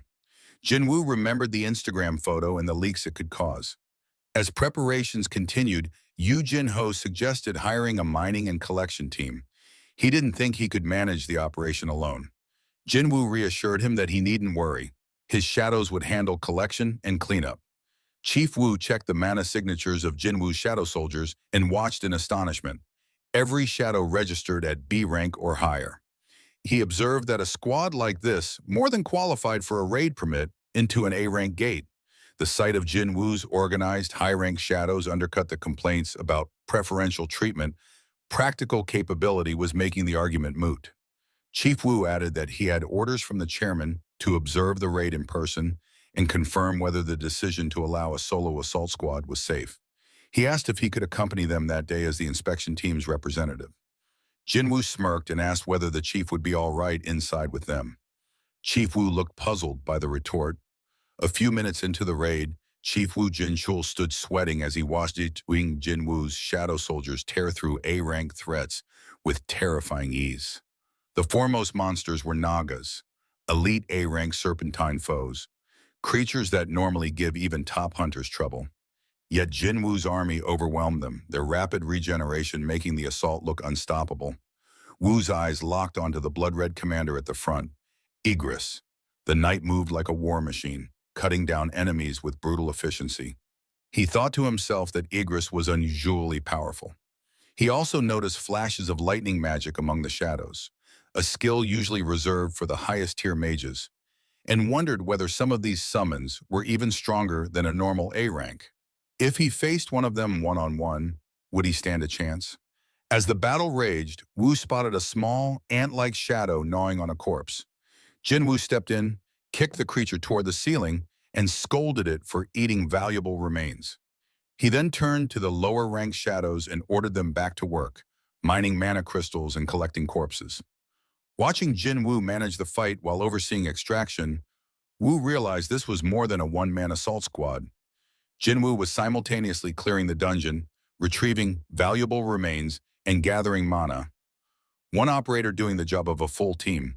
When the minions fell silent, the true boss finally appeared. Jin-woo called out orders. Those still mining could stay. The rest should return. Chief Woo asked why he'd sent so many shadows away. Didn't they have enough strength to finish the boss by themselves? Jin-woo summoned his daggers and replied that relying too much on his shadows would dull his own edge. He needed to keep his combat instincts sharp. Then, moving with impossible speed, he ran up the boss's scaled body and, before it could react, split its face in two with a single swing. Woo stood speechless. He had never seen anything like that in all his years as a hunter.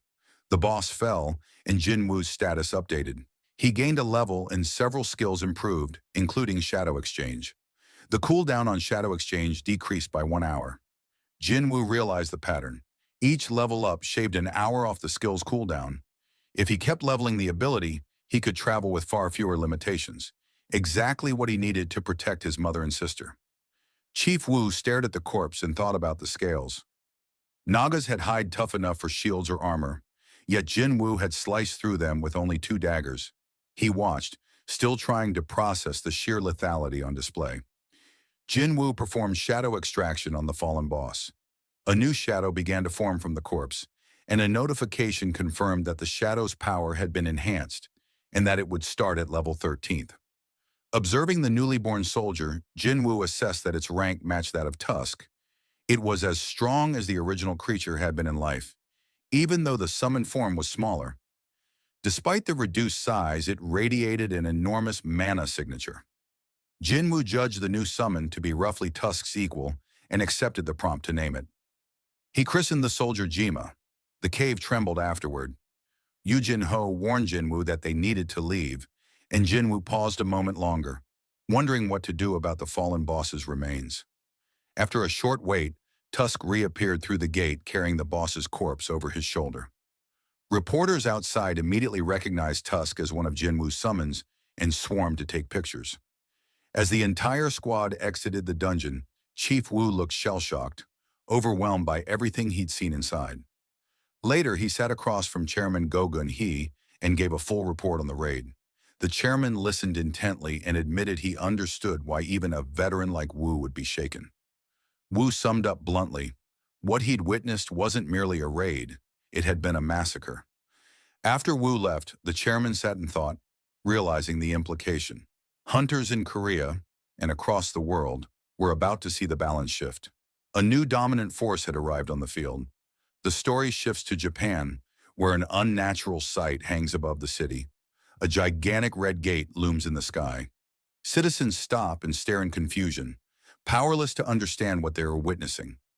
Conversations spread quickly. People remark on the sudden appearance of the red gate and the alarming spike in high-level gates across the country. Officials call an emergency meeting and summon every major guild to decide how to respond. The urgency is plain. Japan recently lost 7 S-rank hunters during the Jeju Island raid, including Goto Ryuji, and the nation no longer has the manpower to handle another S-rank disaster on its own. Remaining S-rank members of the Draw Sword Guild walk into the conference room, heads down but determined. Observers whisper that President Matsumoto Shigeo of the Japanese Hunters Association is being pushed to his limit after Goto's death. Some commentators mutter that it is almost satisfying to see the association struggle. After all, they once held a near monopoly on S-rank talent. The talk turns to whether the Draw Sword Guild will lose its top position in Japan. Sugimoto overhears the barbed comments, stops, and fixes the men with a cold glare. They fall silent and back away. Outside the conference, Minoru tells Sugimoto that those critics weren't so bold before Goto's loss, and Kane adds a rumor. The Black Tiger Guild and Snowcloud Guild might merge, bringing their combined S-rank count up to 4, the same number the Draw Sword Guild still has. Sugimoto waves the concern off. He argues that simply counting S-ranks doesn't tell the whole story. Those other guilds lack the depth and real strength necessary to stand up to a true S-rank crisis. The scene cuts to a government meeting room where tempers flare. An angry official demands to know why the Hunters Association hasn't mounted a response to the S-rank gate in central Tokyo and warns of the catastrophic consequences of a dungeon break. Chairman Matsumoto Shigeo answers soberly. The remaining S-rank hunters in Japan are not capable of clearing an S-rank gate without support from national-level hunters. Another official points out the obvious and painful lesson from the Jeju raid. Attempting an S-rank clear without national support can end in disaster. Japan already lost its best men, including one who was rumored to be nearing national level. Someone suggests contacting Thomas Andre, the American national-level hunter, but the room quickly realizes Japan lacks the funding to hire such mercenaries. Every nation is now scrambling. With gates popping up worldwide, mercenary national-level hunters are in demand and expensive. The discussion grows tenser as options dwindle and diplomatic channels strain. Japan has few external recourses left. At that moment, Sugimoto speaks up with a different solution. He mentions a specialist known as the barrier expert, Yuri Orlov, someone who might be willing to help, but only for the right price. The scene opens with Sung Jin-woo sitting alone in his car, reflecting on his progress. He notes that he's reached level 101. At level 100, he received the key to the Kartanon Temple, and at 101, all his job-specific skills leveled up. He can't help but wonder what level 102 will bring as he steps out of the car. In the parking lot, he spots Cha Hai-in. She freezes when she sees him and immediately turns to walk away. In a blink, Jin-woo is beside her. He questions, silently and with a half-tease, why she ran. If she planned to flee, why come to his office at all? Flustered, Cha Hai-in stammers and points toward a parked car, explaining it's still there. Last time she couldn't take it because they used Shadow Exchange to teleport to the gym. Cha asks whether Jin-woo has time to talk. He invites her to continue somewhere private. Inside his office, Cha glances around at the emptiness. Jin-woo explains that Vice Guildmaster Yoo Jin-ho stayed behind at the dungeon site, which leaves the two of them alone, a fact that makes Cha flush with embarrassment. Cha avoids confessing her feelings. Instead, she relays a message from Min Byung-yu. She had seen a vision while unconscious on Jeju Island. Drifting in darkness, a hand reached down and pulled her up. In that vision, Min Byung-yu warned that his power was overwhelming and terrifying. Something Jin-woo needed to understand. He had attempted to mention Jin-woo's true army before vanishing, but the message ended there. Later, Jin-woo sits in a dungeon room, turning Cha's message over in his head. He tells himself that tracking the origin of his summons is a priority. Answers matter more than rank gains. Beside him, Yoo Jin-ho asks a practical question. If Jin-woo's summons can move on their own, why do the team members need to accompany them? Why not let the shadows handle raids while the hunters relax? Jin-woo answers plainly. He can't always trust the summons to behave without oversight. They're powerful, but unpredictable when left unchecked. The conversation shifts to family. Jin-ho asks about Jin-woo's sister. Jin-woo reports that Sung Jin-ah is recovering after the school incident. Doctors recommended rest, so he's posted his most trusted shadows to guard her. Wanting to check on her personally, Jin-woo uses shadow vision to look through the eyes of one of his summons.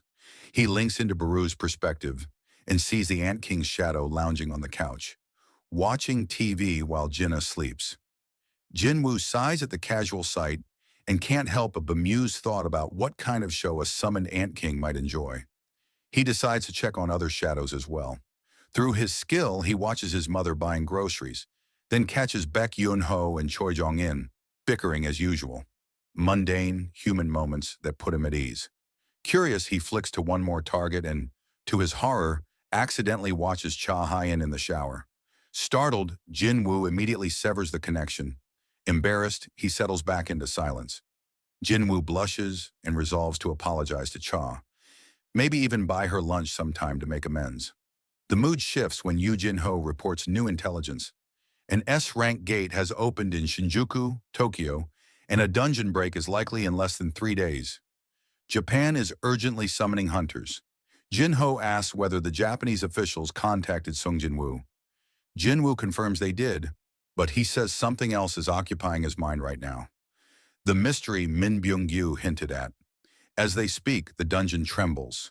The ground rumbles beneath them. The two prepare to move out. The scene moves to Tokyo, where Russian national-level hunter Yuri Orlov introduces himself to Sugimoto, a Japanese official, and presents himself as the world's premier support-type hunter. Orlov mocks the Draw Sword Guild's evacuation choice and scoffs at Japan's manpower shortfall. He says he read their report and agrees that evacuating civilians was wise, but ridicules the idea that Japan could spare only 6 S-rank hunters for the Shinjuku operation. Sugimoto explains the reason. Multiple A-rank gates have opened across Japan, forcing each guild to leave at least 1 S-rank behind to defend its territory. Even Sugimoto's own guild is leaving an S-rank at home, while 3 others deploy to Shinjuku. Orlov sneers that the arrangement is pathetic and questions how the country can realistically protect itself under those conditions. He then offers blunt terms. He will hold the Shinjuku gate for them, for a price. He names a staggering fee, framed as roughly $3.6 billion per year, about $10 million per day. Sugimoto and the assembled officials react in shock at the demand. Orlov downplays it by comparison, claiming that, relative to Thomas Andre's rumored price, his rate is a bargain. Nearby hunters bristle at his tone. Minoru whispers to Kanzaki and asks what the Russian is saying. Kanzaki, who understands some Russian, reports that Orlov's words are hostile even if the precise phrasing is unclear. Pushing the provocation further, Orlov challenges them. Are you trying to save your country or trying to save money? His insults draw Minoru forward, furious at the implication. Without flair, Orlov activates his power. A shimmering barrier snaps into place and traps everyone in the room. Movement becomes impossible inside the field. Calm and unhurried, Orlov points out that nobody will be able to take a single step without his permission, not even S-rank hunters, and the gathered men struggle fruitlessly against the containment. With a smug calculation, Orlov offers terms to Sugimoto. He will hold the Shinjuku Gate and release their S-rank hunters, effectively granting them safe passage, but only if Japan accepts his price. Cornered and with no better option on the table, confirms Orlov's abilities. Sugimoto reluctantly agrees and prepares to place the call. Meanwhile, in Korea, Sung Jinwoo prepares himself for the double dungeon. Before he departs, his mother, still recovering, asks softly if there's anything she should be worried about. Jinwoo gently reassures her, telling her not to worry and that he just has something important to take care of. The timer on his temple key finally runs out, revealing the gate's location. Shockingly, it's at his sister Gina's school. Without hesitation, Jinwoo rushes to the site. Outside the gate, Hunter Association agents stand guard. When Jinwoo approaches, he calmly asks how long the gate has been there. They explain it has lingered for 3 days, registered only as a C-rank gate. A Hunter assault squad had already entered about 2 hours earlier. Hearing this, Jinwoo warns them with urgency. The squad must be called back immediately. Remaining inside would mean certain death. Without waiting for further debate, he strides directly into the gate, declaring that he will bring the squad back himself. Inside, the assault squad has already reached the doors of the boss room. Despite their efforts, including magic, the massive stone doors remain sealed shut. As they argue about their next move, a voice echoes behind them, warning them that it's a trap. Startled, the squad turns to see Jinwoo standing calmly in the shadows. Suspicious, they demand to know who he is and why he's here. Jinwoo answers that he is a survivor of a double dungeon. At first, they doubt him until one of them suddenly recognizes him, the new S-rank hunter of Korea. Realizing his words might hold weight, Jinwoo explains that this dungeon is far too dangerous and urges them all to leave. He steps forward, examining the sealed stone doors, when the system's familiar text appears before him. The gate to the Kartanen Temple is locked. Please insert the key. Pulling out the temple key, Jinwoo notices how different this feels compared to his first time here. As he unlocks the doors, the other hunters watch in shock.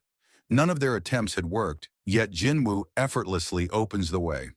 One of the squad members protests, reminding him that this dungeon had been purchased by the Dragon Guild. It was technically their property. They refuse to simply let him take command. Jinwoo doesn't argue. Instead, he gives them the choice.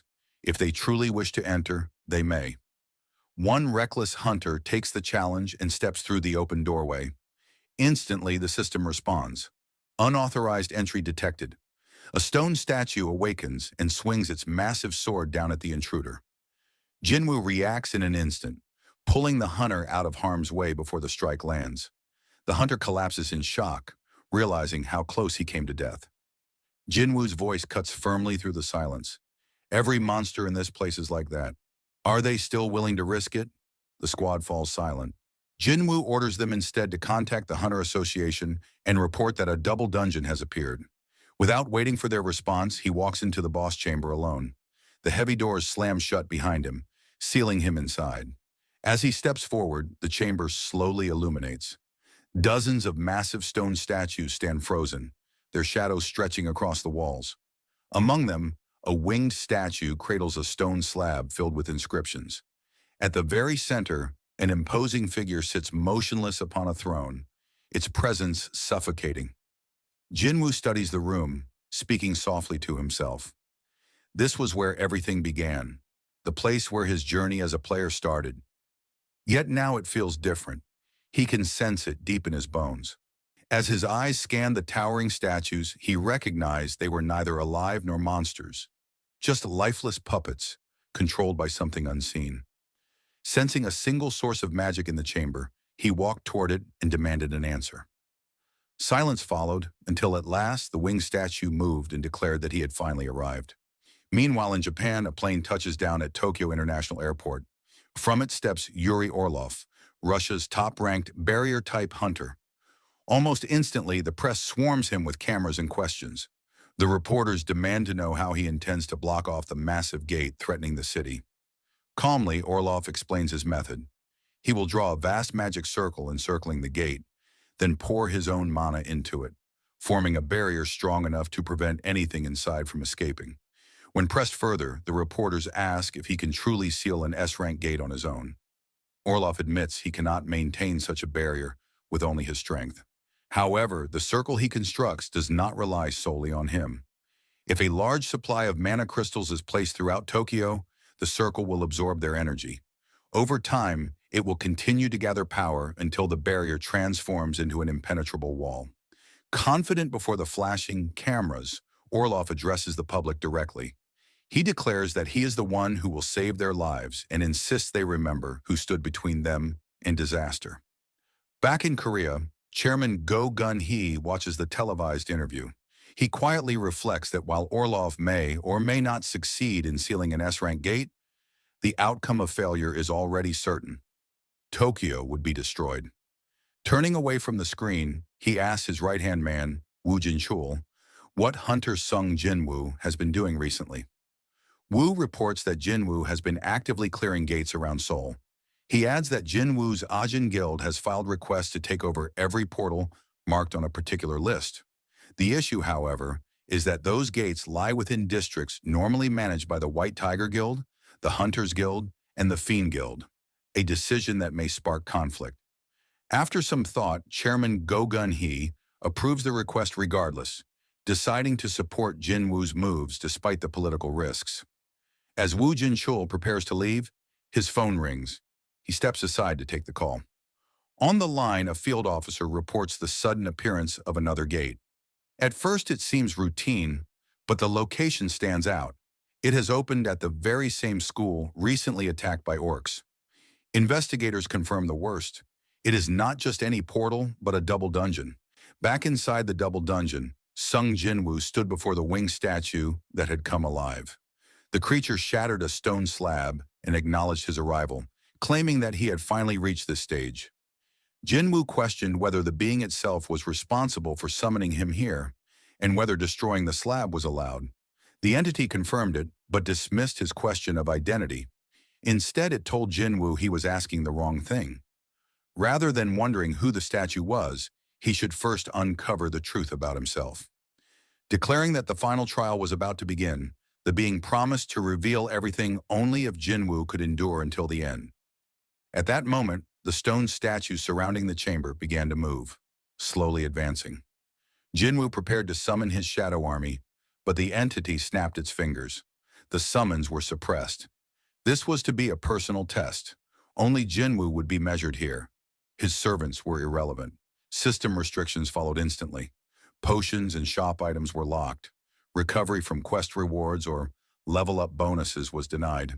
An escape from the chamber was no longer possible until the test ended. Jinwoo realized every advantage he had relied on had been stripped away. Yet his inventory remained untouched. He clenched his fists, deciding he would fight using only his strength. The first stone soldier swung its massive sword at him. Jinwoo caught the blade in midair, snapped it clean in two, and hurled one half into the statue's face. As the shard embedded itself, Jinwoo rushed forward, driving the fragment deeper with a crushing kick. The other statues charged, but Jinwoo's movements blurred. He slipped past their strikes, leaped high, and plunged his dagger through one's head. From the corner, another statue loosed an arrow. Jinwoo reacted instantly, slicing the projectile midair and kicking a shard back into the archer's face, shattering it. One by one, the guardians fell to his relentless assault. As he fought, Jinwoo realized something. Once, these statues had seemed impossibly fast, like they were teleporting. But now, with his sharpened eyes and honed reflexes, He could track each of their movements. They were powerful, but no longer untouchable. Above, the winged figure hovered silently, observing every clash. It admitted, at least to itself, that Jinwu's progress was remarkable. Such strength born within the limits of a human body. But the trial was far from over. The creature raised its hand, and the temple floor shook violently. From the shadows of the chamber, an enormous stone colossus emerged, dwarfing the others by several times. Its heavy steps made the ground tremble, its presence overwhelming even compared to the guardians Jinwu had just dismantled. As the giant advanced, the entity watched with a faint smirk, eager to see how far Sung Jinwu had truly come. The scene shifts to the chairman's office, where Go Gun-hee is holding a private meeting. An official places a set of documents before him, explaining that the contract clearly states Japan will hand over all rights to the essence stones found on Jeju Island. Sitting across from him, Matsumoto Shigeo, the chairman of the Japanese Hunters Association, calmly explains the reasoning behind this unusual proposal. Their objective is to hire the Korean hunter, Sung Jin-woo. Chairman Go responds carefully, reminding Matsumoto that Jin-woo is not formally affiliated with the Korean Hunters Association. Matsumoto acknowledges this fact, clarifying that what they seek is not ownership or control over Jin-woo, but simply the Korean Association's assistance in arranging a meeting. They had been unable to reach him directly, and this offer was their last resort. Hearing this, Go Gun-hee reflects inwardly.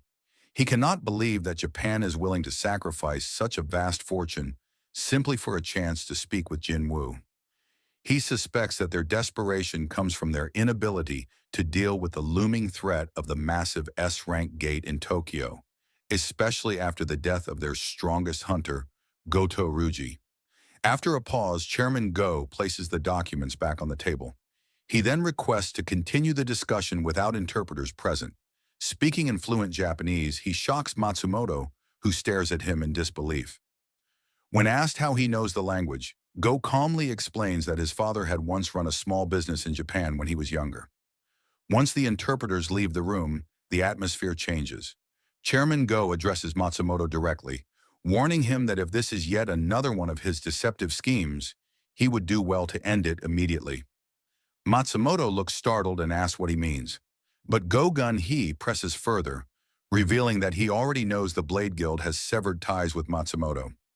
Startled, Matsumoto rises to his feet, demanding to know how the Korean chairman came by this information. Go explains that it was obvious.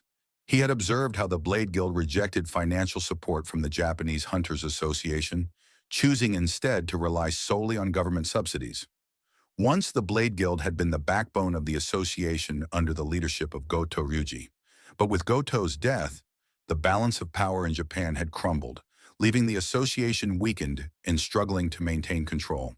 He warns Matsumoto that if the gate in Tokyo is not sealed properly, the entire burden of failure will fall upon him. At that moment, Go Gun-hee produces a recording device. He explains that it once belonged to Goto's team. He accuses Matsumoto of harboring malicious intentions, declaring that all the tragedies unfolding in Japan, the death of Goto, the collapse of the Blade Guild, the infighting between guilds, and the countless lives lost, are the direct result of Matsumoto's actions. When Matsumoto nervously asks about the device, Chairman Go reveals that it is directly connected to Matsumoto's personal receiver. Without hesitation, he clenches his fist, shattering the device with such overwhelming strength that the table beneath it cracks apart. Go Gun-hee then speaks with unwavering resolve. He states that he is not so heartless as to allow an entire nation, and by extension the whole of Asia, to fall into ruin because of the selfish scheming of a single man. He ends the meeting by saying that, in the end, Matsumoto will have no choice but to be grateful to Hunter Sung Jin-woo for this one. Meanwhile, back inside the double dungeon, Sung Jin-woo continued his desperate battle against the endless wave of stone creatures. He cut down many of them, yet no matter how many fell, more kept advancing. His attention shifted toward the colossal statue at the back of the chamber, its glowing eyes locked on him. The giant began preparing an attack. Realizing that he couldn't dodge in time, Jin-woo quickly used Commander's Touch, lifting several of the smaller statues and forming a makeshift shield. But the massive beam tore through them with ease, disintegrating the summoned soldiers and shattering the barrier. Jin Woo barely escaped with his life, thinking to himself that a direct hit would kill him instantly, even with his current strength. Knowing that the smaller enemies would keep coming unless he dealt with their source, Jin Woo decided to target the larger statue first. The giant lifted its foot and brought it down with devastating force. Jin Woo dashed forward at the last second, avoiding the stomp that left a deep crater in the ground. The statue smirked as if it believed it had crushed him, but Jin Woo reappeared, rushing toward it once more. The statue prepared another deadly attack, but Jin Woo activated Monarch's domain, enhancing his speed, and moved behind the massive figure. Using Ruler's authority, he realized the gravitational force he now commanded was stronger than ever. Even with just a small amount of mana, he was able to affect such a massive target. Seizing the opening, he unleashed mutilation, slashing the statue's face with his Demon King's daggers. To his shock, the blades barely scratched its surface. Frustrated but determined, Jin Woo switched tactics. Using brute strength, he targeted a small crevice in the statue's head, grabbed hold, and unleashed a devastating strike. For the first time, the massive creature reacted with panic. From above, the winged entity observed with surprise. The being remarked that Jin Woo had chosen a brutal approach against its carefully crafted creation. But Jin Woo did not stop. He relentlessly hammered his fists into the giant stone creature, pouring every ounce of his strength into a final blow. He declared that he would show what it truly meant to stand at level 103. With a thunderous strike, the massive statue toppled, crashing violently into the ground. Not wasting a moment, Jin Woo leapt down into the horde of smaller stone monsters. They surged toward him, but he spread his hand and used Dominator's touch, slamming them all into the ground at once. The chamber fell silent as the last of the creatures were wiped out effortlessly. With the battlefield cleared, Jin Woo turned his gaze toward the winged entity still hovering above. The being applauded, clearly impressed by the display of strength. Jin Woo, however, remembered the promise, that his questions would finally be answered. But instead of keeping its word, the creature declared that the test was not yet over. It reminded him that it still remained alive. At that moment, a system notification appeared before Jin Woo. An urgent quest had been issued. Defeat the enemy within the allotted time. 10 minutes remain. Failure will result in immediate death by cardiac arrest. The winged entity then revealed itself as the true challenge, stating that it was the final test. Jin Woo demanded to know who or what this being really was. With a smirk, the creature finally gave its answer. It was the architect of the system, the one who had overseen every step of his growth. It then asked if Jin Woo was satisfied with that explanation. Outside the dungeon, Association Director Woo Jin-chul arrived with 7 elite hunters from the Korean Hunters Association. As they neared the gate, a suffocating wave of mana poured out, chilling everyone to the bone. He asked the others if they could feel it too. The sensation was unlike anything they had experienced before. He quickly checked which guilds were on standby and learned that the Hunter Guild was prepared to raid. Both Cha Hai-in and Choi Jong-in, 2 of Korea's strongest S-rank hunters, had already agreed to participate. Realizing how dire the situation could become, Woo Jin-chul immediately ordered them to join the raid. Inside the dungeon, Sung Jin-woo braced himself for his true showdown with the architect. The winged being transformed its wings into muscular arms and charged forward at incredible speed, slamming a devastating punch into Jin-woo and sending him crashing into the wall. Without pause, the architect pressed the assault. Jin-woo barely dodged and tried to create distance, but the attacks came relentlessly. A barrage of punches rained down on him. He blocked each blow, refusing to fall. The architect admitted that Jin-woo's defense was impressive, claiming he was exceeding expectations. Then, with a heavy strike to Jin-woo's face, the being thought the fight was finished, only to be stunned when Jin-woo retaliated. The hunter surged forward and delivered a brutal punch that knocked the architect back several feet.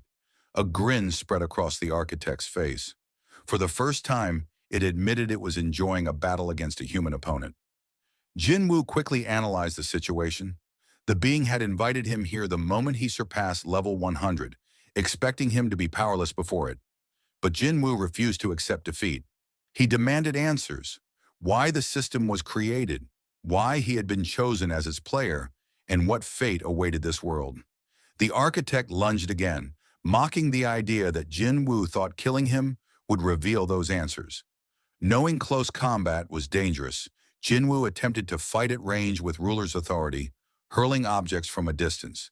But the architect unleashed a massive explosion, nullifying the attack. Jin Woo realized with frustration that the being could use the same abilities he had. Range combat was useless. The architect then declared that the truth had already been decided long ago, since the moment the system had been designed. It summoned every weapon in the chamber, demanding to know how such a system was even possible. Jin Woo asked how a mere architect could give him so much power. Calmly, the creature explained that it had not chosen him at all. In fact, it had been against his selection. Its role was only to design and moderate the player selection system. With just 6 minutes left on the quest timer, Jin Woo had no choice but to face the architect head-on. The wing being ascended, declaring it would now fight with its full power. Its attacks came like a storm, yet Jin Woo moved with supernatural precision, vanishing and reappearing with each dodge. He noticed something strange. His senses were sharpening, his body growing faster. He could read every movement of his opponent. Seizing an opening, Jin Woo landed a clean strike to the architect's face, stunning the being. The architect was bewildered. Even at full force, Jin Woo was keeping up, and even surpassing him. With a swift slash, Jin Woo severed one of the being's arms. The architect looked down at the wound in disbelief. It realized that, even though this body was only a construct, Jin Woo's attack still caused pain. Observing him more closely, the architect finally understood why he had been chosen. Buried deep inside the hunter was something more. Something beyond human. In rage, the architect roared, refusing to accept it. With fury, it resurrected every fallen stone soldier in the chamber. The countdown ticked down to 3 minutes. Jin Woo rushed headfirst into battle once again. With ruler's authority, he swept through the revived enemies. A massive statue swung at him, but he dodged effortlessly and closed the gap toward the architect, striking with overwhelming speed and severing another arm. The architect countered with a crushing blow, sending Jin Woo crashing back into the wall.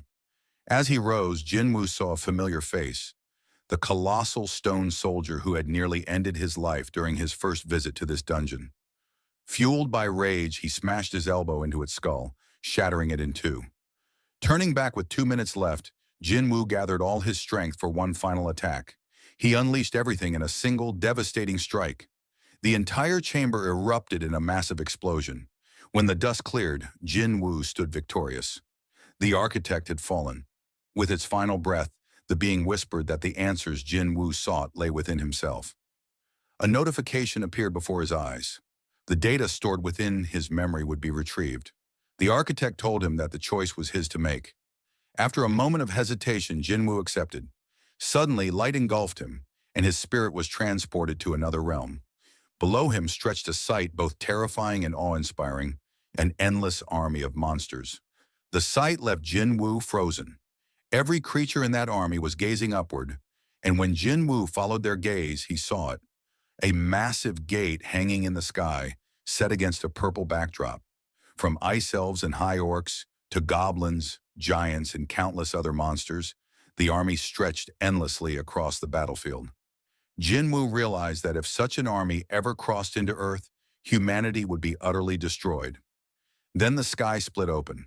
Soldiers clad in radiant armor, with wings like angels, descended from above. These were the Silver Soldiers, the army of heaven. An epic battle erupted between the Silver Soldiers and the endless horde of monsters. The ground shook with each clash. Weapons shattered, armor crumbled, and screams of agony filled the air. At first, the Silver Soldiers held the upper hand, overwhelming the monsters with divine strength. But then the tide shifted. One by one, the Silver Soldiers froze in their advance as a new presence entered the battlefield. Jin Woo felt it immediately, the overwhelming aura of a monarch. A shadowy figure stepped forward and raised its hand. Instantly, the fallen monsters began to rise again. Using shadow extraction, the being resurrected the dead into its own army. Jin Woo's eyes widened in shock. This was the Shadow Monarch. An immortal army was born from death itself. The slain monsters returned with blackened blood, their bodies reforged in shadow. Jinwu trembled as he realized the truth. The monarch's ability to summon was beyond comprehension, an endless tide of shadow soldiers, each more fearsome than the last. The silver soldiers, once so dominant, began to falter. The battlefield descended into chaos as shadow and silver clashed violently. The ground split and the skies thundered with the weight of their war. The Silver Army should have claimed victory, yet with the arrival of a single being, everything changed. Wherever the Shadow Monarch walked, destruction followed. Using a power Jin Wu instantly recognized as Dominion's authority, the monarch tore through the silver soldiers. Every fallen shadow rose again, endlessly overwhelming the divine army. The battlefield belonged to him. Victory seemed inevitable for the Shadow Monarch and his army, until they appeared. Meanwhile, the scene shifts back to the depths of the double dungeon. Wu Jinchul, Cha Hai-in, Choi Jong-in, and several other hunters arrive at the chamber. The moment they step inside, they sense the enormous pressure of mana radiating through the air. Cha Hai-in turns toward Wu Jinchul, questioning whether he is certain that Jinwu is inside. Something about this energy feels wrong. This mana is powerful, but it doesn't belong to Jinwu. If not his, then whose could it be? As the hunters advance deeper into the chamber, they are struck with shock. Before them lie shattered remains of massive stone statues and broken fragments of stone soldiers scattered across the floor. Wu Jinchul mutters to himself, realizing that the rumors were true. The legendary statues and sculptures really had existed. Before the group can gather their thoughts, a cold voice echoes throughout the chamber. It remarks that humans were never invited here, calling their presence an unexpected intrusion. Startled, the hunters hesitate, some wondering if they had only imagined a monster speaking, but the truth becomes clear as the figure behind the voice reveals itself. The architect steps forward, its voice filled with disdain as it commands the hunters to be silent. It accuses them of disturbing the king's slumber. Confusion spreads among the hunters as they question among themselves who this king could possibly be. In the corner of the chamber, their eyes fall on Sung Jinwu. He stands silently, unmoving, as though lost in another world entirely. Suddenly, the architect makes its move. With terrifying speed, it dashes past several hunters, and in an instant, some are cut down. The architect declares that strong humans like these would make perfect offerings for the king. Meanwhile, Jinwu's consciousness drifts elsewhere. Within his vision, countless portals begin to open one after another, filling the void with ominous energy. From within those rifts, endless armies emerge, marching forward with terrifying might. Jinwu recognizes them instantly. They are the armies of the monarchs. Among them is Qureisha, the plague monarch, Baran, the demon king, and Rakan, the beast monarch. Others also appear, powerful monarchs from distant clans such as Yogman and Legia. Among the advancing forces, a colossal wolf steps forth, radiating savage killing intent. Its very presence confirms that the beast monarch has arrived. The vast armies grind to a halt, assembling in formation before the shadow monarch. The air grows tense, heavy with anticipation. Both sides know what comes next. The stage is set, and the final battle is about to begin. The scene shifts back to the hunters inside the double dungeon, where they struggle to defend themselves against the architect and its stone soldiers. Choi Jong-in takes command of the situation. He instructs the hunters to use every skill they have and to move the wounded toward the back. The architect watches with disdain. It declares that by the time its puppets fall, anyone left alive will receive the great honor of witnessing the king's awakening, if any manage to survive. As one of the colossal statues charges forward, Choi Jong-in quickly orders everyone to take cover. The massive strike slams down, but Choi manages to dodge. He retaliates with a blazing fireball aimed directly at the statue's face. He urges the others to use this opening to destroy the remaining stone soldiers. Wu Jinchul steps up and throws a powerful punch at the colossal statue. To his shock, the blow has no effect at all. Choi attacks again with another fireball, but even his magic fails to leave so much as a scratch. Panic spreads among the guild members as they realize none of their attacks are working. With options running out, Choi Jong-in comes to a conclusion. The only hope is to wake Sung Jinwu, who appears trapped as if under hypnosis. He hurls a fireball toward Jinwoo, believing it to be the only way to break him free. But before the attack can land, the architect intercepts it and launches itself at Choi, furious that anyone would dare disturb the king's slumber. Choi freezes in shock, convinced this is the end for him. But before the architect can strike, Woo Jin-chul and several other hunters intercept its assault, barely saving him. Meanwhile, Sung Jinwoo remains lost within his vision. He finds himself witnessing a colossal battle between the Shadow Army and countless demon clans. He observes how the shadows, even after being cut down, rise again endlessly. He thinks to himself that if those had been his soldiers, he would have already run out of mana. But the Shadow Monarch's power is different. It seems like a bottomless well of energy. Jinwoo begins to wonder if the Shadow Monarch had not been aligned with the monsters after all, or if there was some deeper internal conflict between them. The battle rages until finally, silence falls across the battlefield. Corpses of both demons and shadows litter the ground. From amidst the carnage, the Shadow Monarch approaches the defeated leader of the demon clans. His voice is filled with fury as he demands to know why they betrayed him when they had the chance to end the war that day. The demon only responds with defiance, mocking that it is unfortunate he failed to eliminate the monarch. The monarch, enraged, demands an answer once more. But the creature snarls back in the demonic tongue. In his fury, the Shadow Monarch grabs the demon by the mouth and crushes its skull with his bare hand. Yet even that brutal strike is not enough to kill it.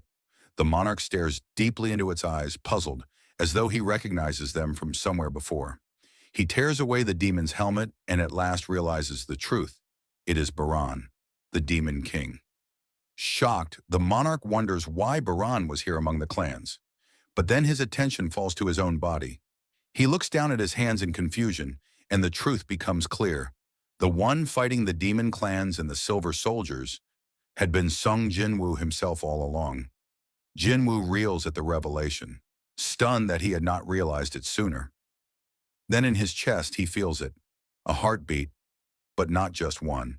He discovers he has two hearts, one normal, human heart, and another dark and black. Before he can process what this means, Silver Soldiers begin to descend from the skies above. A cold notification echoes in his mind. Playback of retrieved data has ended. Back inside the double dungeon, the architect turns his attention to Cha Hai-in. He calls her interesting and challenges her to push beyond his designs.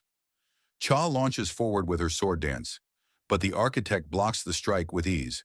He counters immediately, his blow slashing across her shoulder. A sharp cry escapes her lips as pain overwhelms her.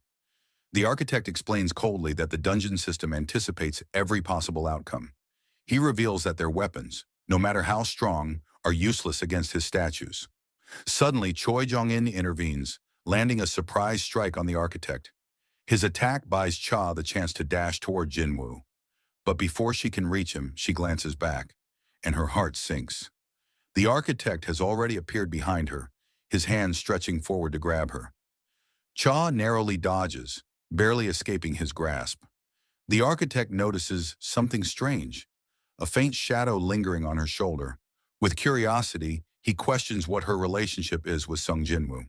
Cha replies firmly that she is his friend and that she came here to save him. The architect smiles ominously and declares that he will give her a chance. He states that, on this very day, one of the greatest monarchs in the world will rise. She may bear witness to it, but the rest of the humans will die. Before the architect can act further, another voice cuts through the chamber. A furious strike follows. Jinwoo appears and smashes his fist across the architect's face, shattering its jaw. The creature crashes to the floor as Jinwoo steps forward, demanding to know what had been done to his body. The hunters exhale in relief. Sung Jinwoo has awakened. Without hesitation, Jinwoo pins the architect down and crushes its head under his foot. The architect screams in protest, insisting that Jinwoo is not the king. It cries out in disbelief that he can control himself even while bearing the black heart. From this, Jinwoo realizes the truth. The overwhelming power coursing through him is coming directly from the black heart. A system notification appears. His mana has increased by 100,000. Jinwoo studies the architect's reaction. This development was never intended. The black heart was not supposed to strengthen him. Even the retrieved data he had absorbed had not revealed the full truth. He questions the architect, demanding to know why he had opposed choosing him as a player. What was the purpose of selecting someone? What did the system truly intend to achieve? The architect, desperate, cries out that Jinwoo has doomed them all. By claiming the Shadow Monarch's power, he has drawn the gaze of the other monarchs. They will not remain silent. Jinwoo unsheathes his daggers, pressing for an answer. At the same time, panic spreads among the hunters. Around them, the once motionless statues begin to stir, coming to life once again. The architect warns that if Jinwoo kills him, there will be no one left to stop the dolls. Jinwoo responds coolly. If the architect dies, he will simply deal with the statues himself. The architect insists that if he perishes, the entire system will collapse. Jinwoo smirks, remarking that there was always a chance he could return to being nothing more than an E-rank hunter. He reasons that even if the system's creator disappears, it does not mean the system itself will vanish. The architect desperately tries to access the system, but notifications flash repeatedly before him. Access denied. Stunned, he turns back toward Jinwoo, who declares that he will not only destroy the system, he will swallow it whole. The architect rejects this as impossible, insisting that it must be a system error. Overcome with rage, he lunges forward, but Jinwoo moves faster. With a swift motion of his daggers, he slices the architect into pieces. As the fragments of its body collapse to the ground, the architect utters one last prophecy. It warns that, when the pillars of fire that hold the heavens are raised, an inevitable death will approach your way. Jinwoo, with a steely glint in his eyes and a cold smirk, simply responded, "As you please." Meanwhile, outside the dungeon, members of the association stood anxiously, waiting for the hunters to return. It had already been over an hour since the Hunter Guild entered, and the unease grew heavier with every passing minute. Whispers spread among them as they wondered what could possibly be happening inside a C-rank gate that required this much time. At last, movement appeared at the entrance. The hunters of the guild began to emerge one by one, but the sight that greeted the association members left them frozen in shock. The so-called elites of the Hunter Guild were in a dreadful state, battered, broken, and some never to rise again. Confusion and disbelief filled the air. The question that no one could answer lingered silently among them. What had actually happened inside a C-rank dungeon that could leave S-rank hunters in such a condition? Hunter Wu Jinchao quickly stepped forward, his expression grim. He turned toward the Bravery Guild members who were present and requested their assistance in moving the bodies of the fallen. Still stunned by the sight, the guild members could only nod in silence before rushing to help. Amidst the chaos, another figure emerged from the gate. Sung Jinwoo walked out quietly, his thoughts heavy. The battle with the system's architect was over, but many questions still lingered in his mind. Even with the architect gone, the mysteries of the system had not yet been unraveled. Once everyone had exited, Wu Jincheol approached Jinwoo. His tone was heavy as he reported that nearly 20 of the nation's top elite hunters had lost their lives inside. If the incident had turned into a full-scale dungeon break, the devastation would have been beyond imagination. Unable to contain his curiosity, Wu asked Jinwoo how he had known about the presence of a double dungeon hidden within that particular gate. In response, Jinwoo explained that the dungeon had summoned him there. A message had appeared before him, instructing him to come. Wu asked if they could see this message for themselves, but Jinwoo shook his head. It had been something only he could perceive. The sincerity in his voice and his expression convinced Wu Jincheol that this was no joke. He knew Sung Jinwoo was not a man who fabricated stories. At that moment, Cha Haiyan rushed over. Her eyes scanned Jinwoo with concern as she asked how he was holding up. Jinwoo reassured her that he was fine, yet the words had barely left his lips before his body faltered. Suddenly, he collapsed to the ground. The scene erupted into panic as the association members and hunters around him rushed forward, calling out in alarm. The story shifts to Japan, where massive trucks loaded with mana crystals rumbled toward the site of an S-rank gate. The crystals had been gathered in staggering quantities, prepared for a dangerous ritual. Watching the delivery, Hunter Yuri Orlov observed with satisfaction. In his estimation, Nearly 200,000 tons of mana crystals were being transported, more than enough to fuel the enormous magic circle he had designed. With a wave of his hand, he activated the formation, weaving a vast barrier around the gate. The structure began to draw in magic power on its own, stabilizing the area. But then Orlov's expression hardened. He sensed something. When one of the men near him asked if something was wrong, Orlov dismissed the concern, claiming the barrier was flawless. Yet he could still feel a presence nearby. Turning sharply, he called out, demanding that the unseen watcher reveal themselves. No response came. A soldier standing beside him wondered aloud what sort of person would be foolish enough to linger near a gate that could break at any moment. To this, Orlov quietly replied that he had never said it was a person. High above, on the rooftop of a nearby building, a figure stood in silence, watching. His name was Song Il-hwan. With narrowed eyes, he noted how events were progressing exactly as if they were part of a predetermined tragedy. Meanwhile, Japanese military forces began to surround the gate. Kana, one of the officials present, turned to Sugimoto with unease, asking why troops were being deployed when modern weapons were known to be useless against monsters. Sugimoto explained calmly that if Orlov's barrier failed, the soldiers would be used to stall for time until the first wave of hunters could arrive. Kana's face darkened as she realized the soldiers were nothing more than sacrificial pawns. Sugimoto, however, remained composed. He admitted that those in the association were no different, for in the end, they too stood on the front lines against calamities far greater than themselves. His gaze lingered on the gate as he muttered that humanity was about to witness just how powerless it truly was in the face of such disasters. Back at the gate, Yuri Orlov appeared confident. He believed that if things unfolded smoothly, he alone could handle the S-rank gate. He even entertained the thought of being remembered as the man who cleared an S-rank gate by himself. Yet he admitted begrudgingly, there was already someone far more fitting for such a title. With a grin, he uncorked a bottle, preparing to drink in celebration. A subordinate behind him warned that it might not be the best time. But Orlov only chuckled, declaring that he would soon put on the greatest show the man had ever seen. He downed the alcohol in one go, calming his nerves. He then turned and asked how many S-rank hunters were on standby for the operation. The answer came quickly, 15. His next question was why the United States had not sent reinforcements. The man reported grim news.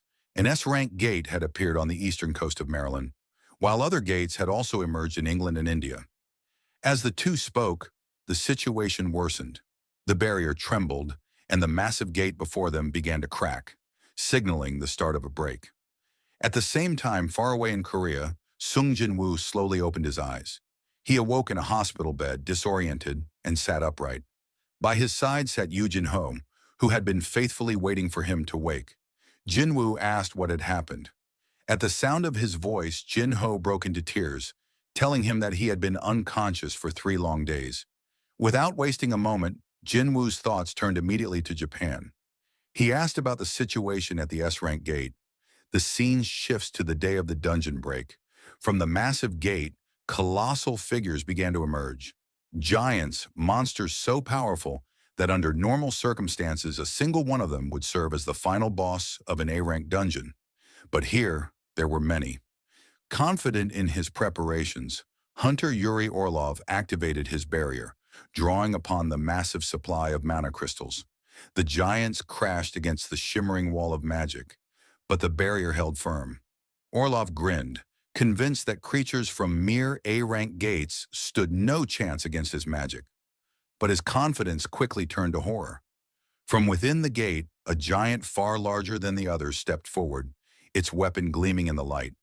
With a single swing, the monster cleaved through the supposedly unbreakable barrier as though it were nothing but glass. The story then returns to the present. Yoo Jin-ho sat beside Sung Jin-woo's hospital bed, explaining the chain of disasters that had occurred while his Hyung had been unconscious. Elsewhere, Chairman Yoo Myung-han stirred awake in his office after a long rest. He turned to his secretary and asked how long he had been asleep. The man replied that it had been 23 hours.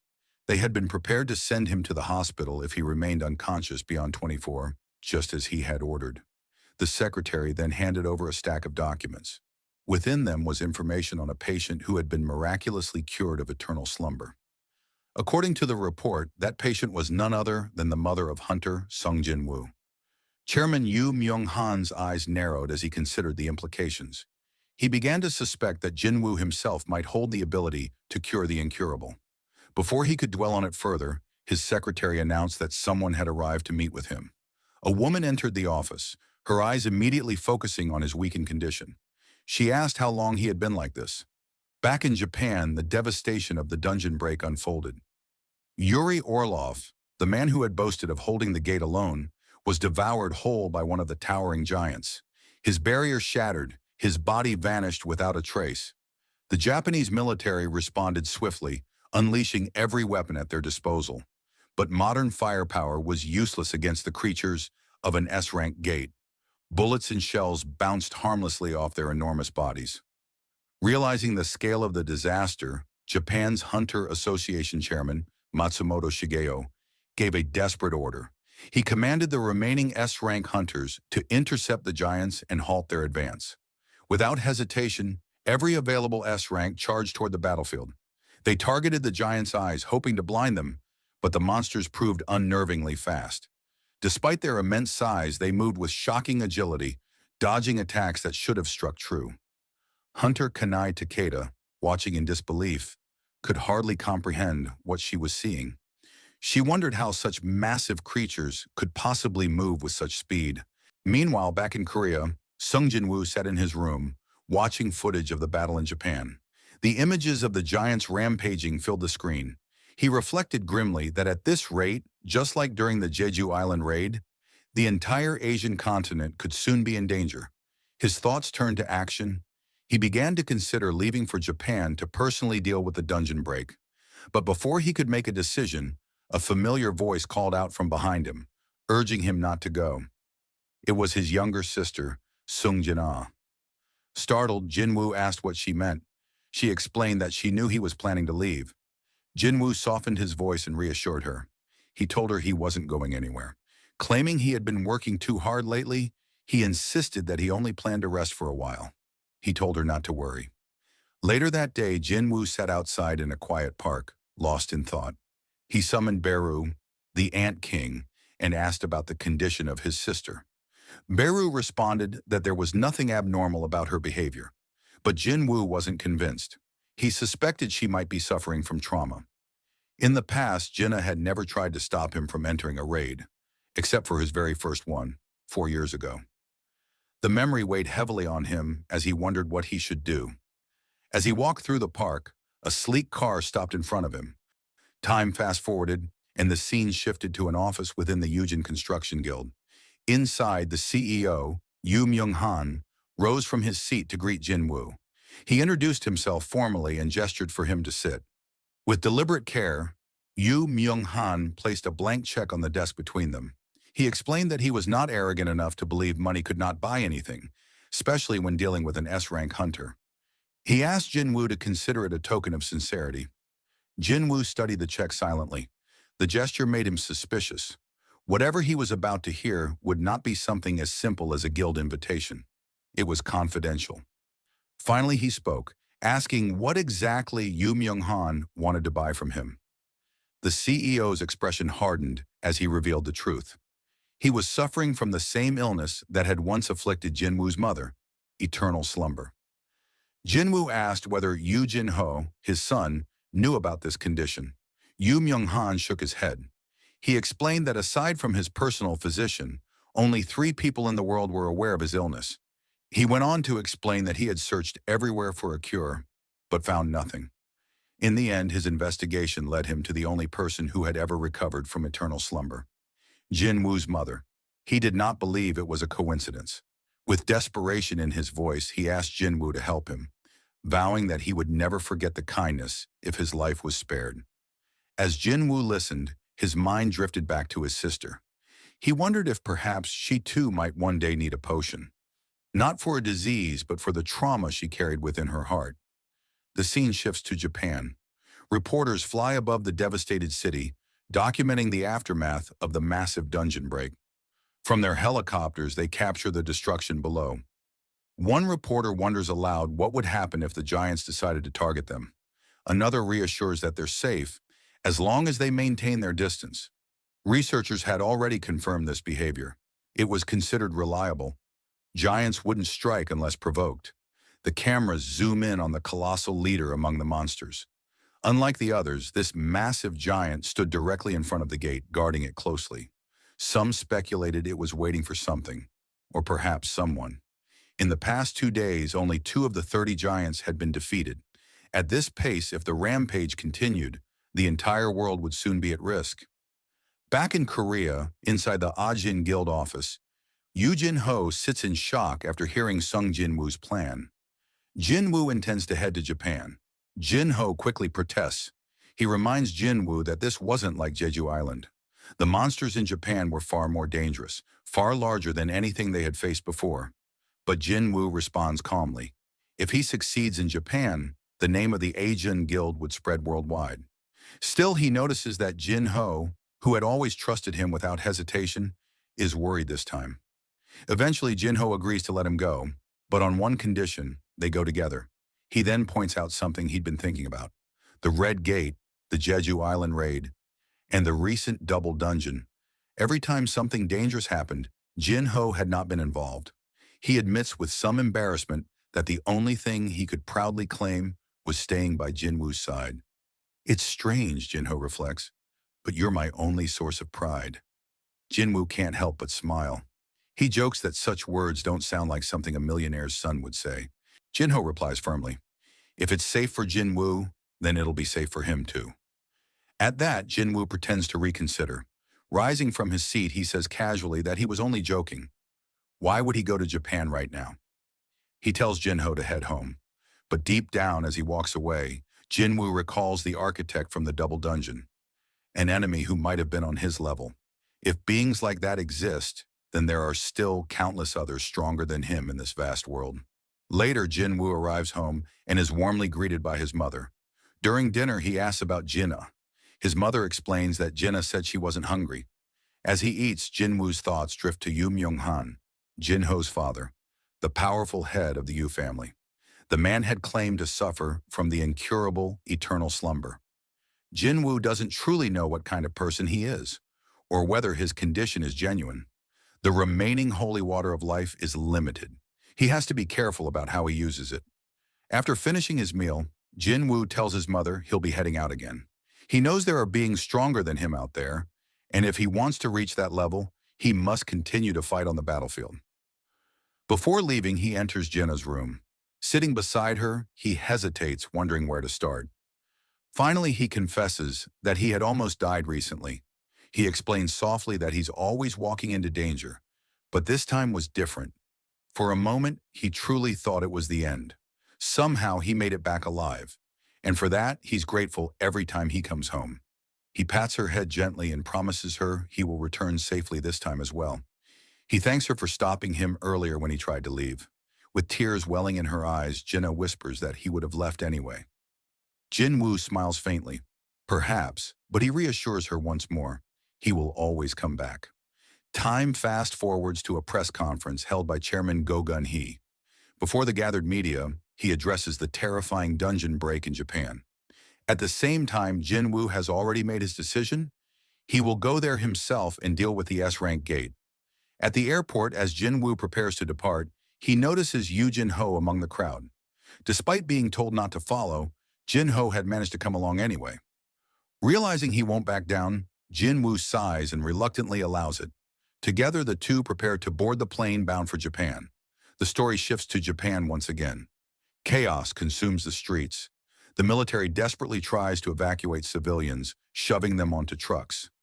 A soldier shouts that there's only space for a few more people, 3 or 4 at most. The civilians hesitate, worrying about others left behind. The soldier urges them to stop wasting time. The giants are approaching, and if they stay, they'll all die. He tells them to find shelter quickly, but when he looks up, his eyes widen in terror. The giants have already found them. The soldiers unleash a hail of bullets, but their weapons are useless. One of the towering monsters stretches out its hand toward the survivors. Just as it's about to crush them, a massive trident pierces through its chest. sending the giant flying across several blocks before crashing lifeless into the rubble. The soldiers stare in disbelief. Who could have done this? Then they notice another monster-like figure. This one is protecting them. From the smoke, another figure steps forward, a lone man. He warns them to evacuate immediately. The area is no longer safe. That man is Sung Jinwoo. At that moment, debris from a collapsing building begins falling toward the civilians. Yu Jin-ho rushes forward, raising his massive shield just in time to protect them.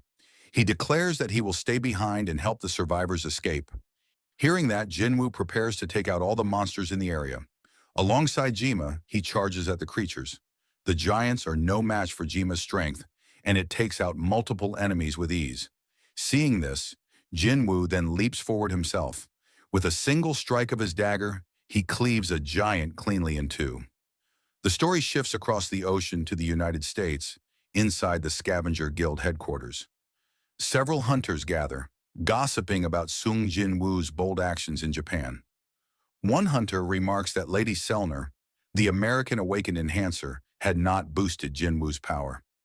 Another scoffs, saying that even with a reawakening, every hunter has limits, and Jinwoo would eventually die if he kept throwing himself into such battles. Their idle chatter soon turns into a cruel game, as they begin betting on how long Jinwoo might last in the raid against the giants. But their laughter suddenly stops when a powerful voice interrupts from behind. It is none other than Thomas Andre, the guildmaster of the Scavenger Guild and one of the world's strongest hunters. Thomas declares that he would bet the entire guild headquarters itself that Jinwoo would survive. His words silence the room. Then with a cold glare, he warns the hunters to worry less about mocking others and more about themselves. A dungeon break in an American S-rank gate was only a day away, and he doubts many of them will even survive that battle. Looking out of the window with a grin, Thomas mutters that while Japan might have been entertaining, tomorrow's events in their own land would bring a different kind of spectacle. The scene then returns to Japan, where news outlets broadcast live footage of the battlefield. The chaos of the giant invasion fills every screen.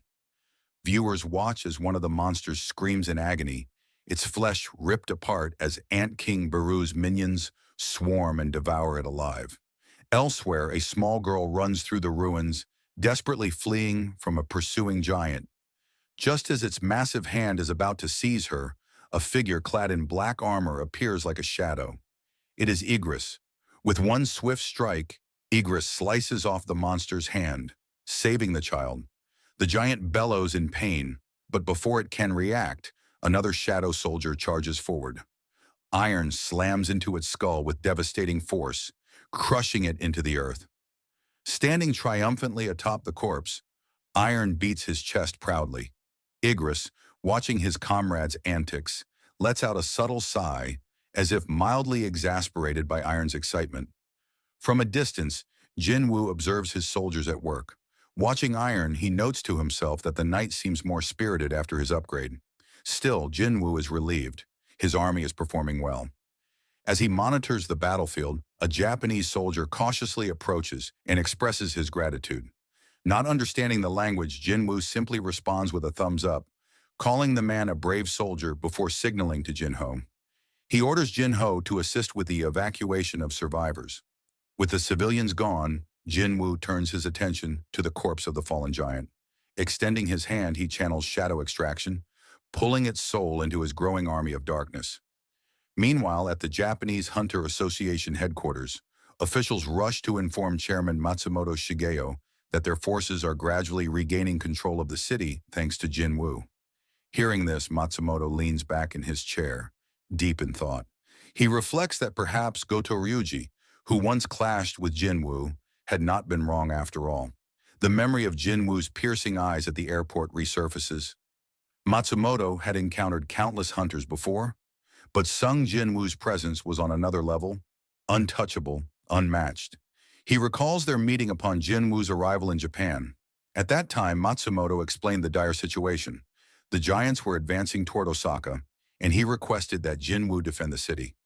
Matsumoto had believed that no matter how strong Jinwoo was, one man alone could not possibly defeat every giant in Japan. While Jinwoo held the line, Matsumoto had planned to negotiate for international reinforcements, but Jinwoo's reply had stunned him. Rather than agreeing to the defensive plan, Jinwoo boldly declared that he would hunt down every single giant by himself. The narration returns to the present, where Jinwoo stands before his new shadow soldiers. He considers giving them names, but instead decides to keep things simple by numbering them 1 through 5. Just as he finishes, Baru materializes before him, reporting that another enemy has been eliminated. Jinwoo calmly names this new soldier number 6. Turning back to Jinho, he tells his loyal companion to rest for now. Internally, Jinwoo reflects that while things have been progressing smoothly, this is only the beginning.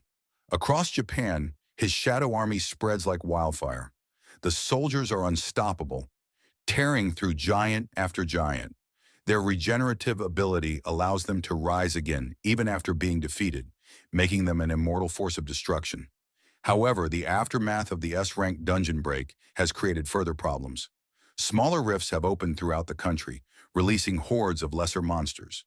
As a result, the Japanese Association struggles to balance simultaneous evacuation efforts and suppression operations, barely keeping the chaos under control.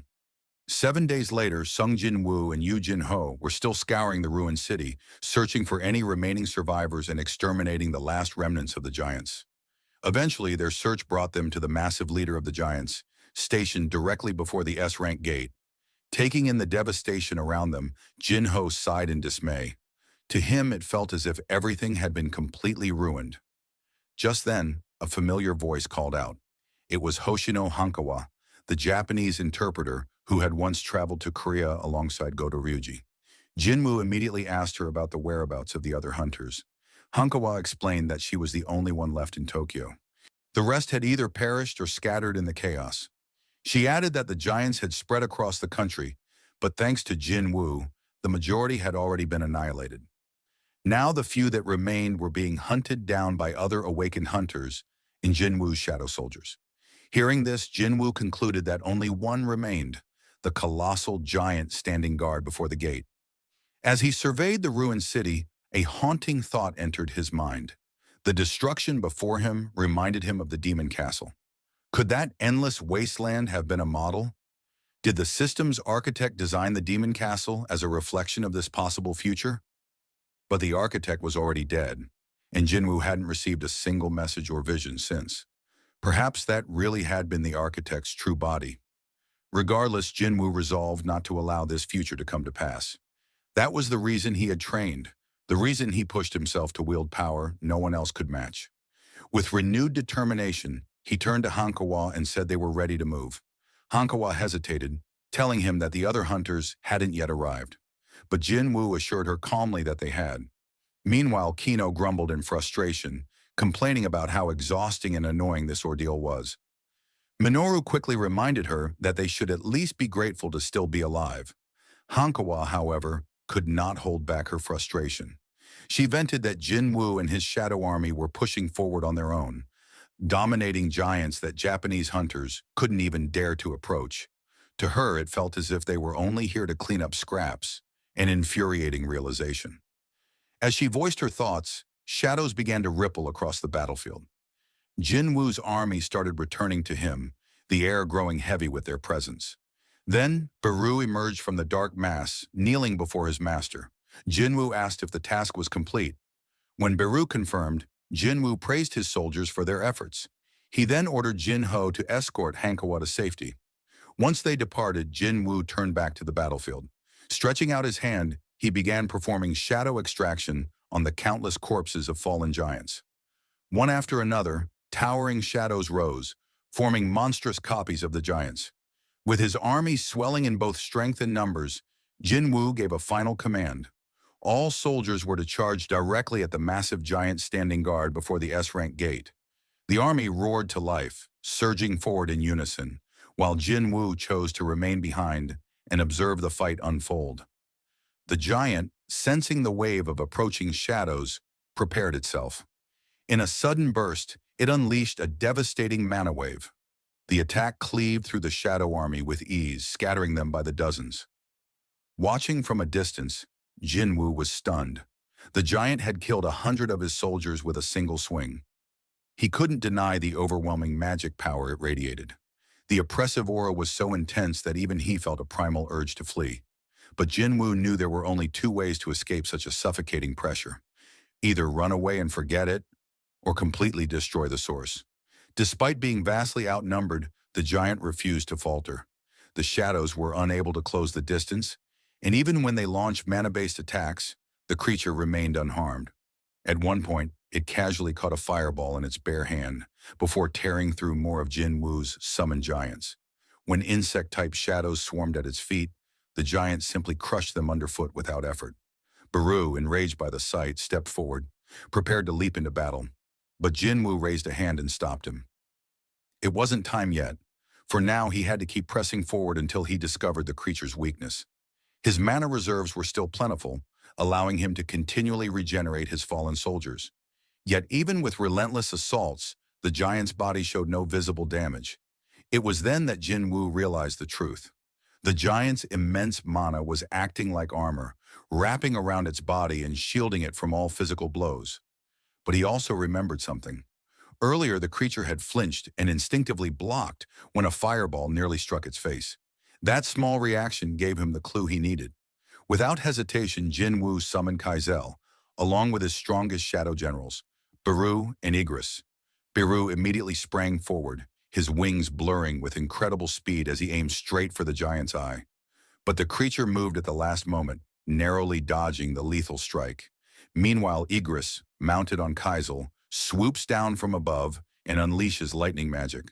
A powerful beam shoots toward the giant's face, but the creature twists at the last moment, narrowly avoiding the strike. From the ground, Jinwoo observes the exchange and quickly deduces the truth. The giant's weak point lies in its face. Its mana is concentrated on protecting its lower body, leaving its head vulnerable.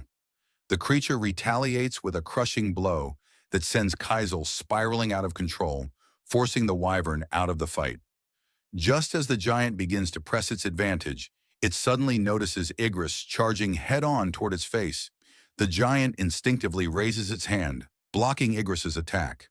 But that brief distraction is all Jinwoo needs. In a flash, he closes the distance and strikes, landing a devastating blow that tears into the giant's flesh. The creature lets out a thunderous scream of pain. Before it can recover, Baru dives in with relentless ferocity, keeping the giant's attention locked on him. This gives Jinwoo the perfect opening to prepare his next move. Summoning every dagger in his arsenal, Jinwoo channels his strength through Ruler's authority. The blades float around him, then surge forward in unison, raining down on the giant's face with lethal precision. From a distance, Jinho and Hankawa watch the battle in stunned silence. Hankawa mutters in disbelief, realizing that this no longer resembles a fight between hunters and monsters. Instead, it looks like a clash between monsters themselves. Back in the fray, Jinwoo channels his power into a violent slash, ripping straight through one of the giant's eyes. The creature bellows in agony, clutching its face. At that moment, Jinwoo signals to Baru. Without hesitation, the insectoid monarch darts forward, slipping into the creature's skull through the gaping eye socket. As Baru tears it apart from within, Jinwoo continues his assault from the outside, unleashing blow after blow. The giant convulses, blood spewing from its mouth as its body falters. With one final shudder, it collapses to the ground, its massive form shaking the battlefield. And then, the familiar system notification appears before Jinwoo's eyes. You have defeated the enemy. Standing before the lifeless body, he pondered the meaning of the message. But something felt strange. Jinho rushed over, full of excitement, praising Jinwoo's strength and congratulating him for taking down the giant. Yet Jinwoo's sharp instincts told him something was off. If that had truly been the dungeon's boss, there should have been a system message declaring the dungeon cleared. His eyes narrowed. The raid wasn't over. Looking closer at the giant's body, he realized something else. There was no black smoke rising from it. Without that smoke, he couldn't extract its shadow. A chilling sensation ran through him, and he quickly signaled Jinho to step back. Just then, the corpse stirred.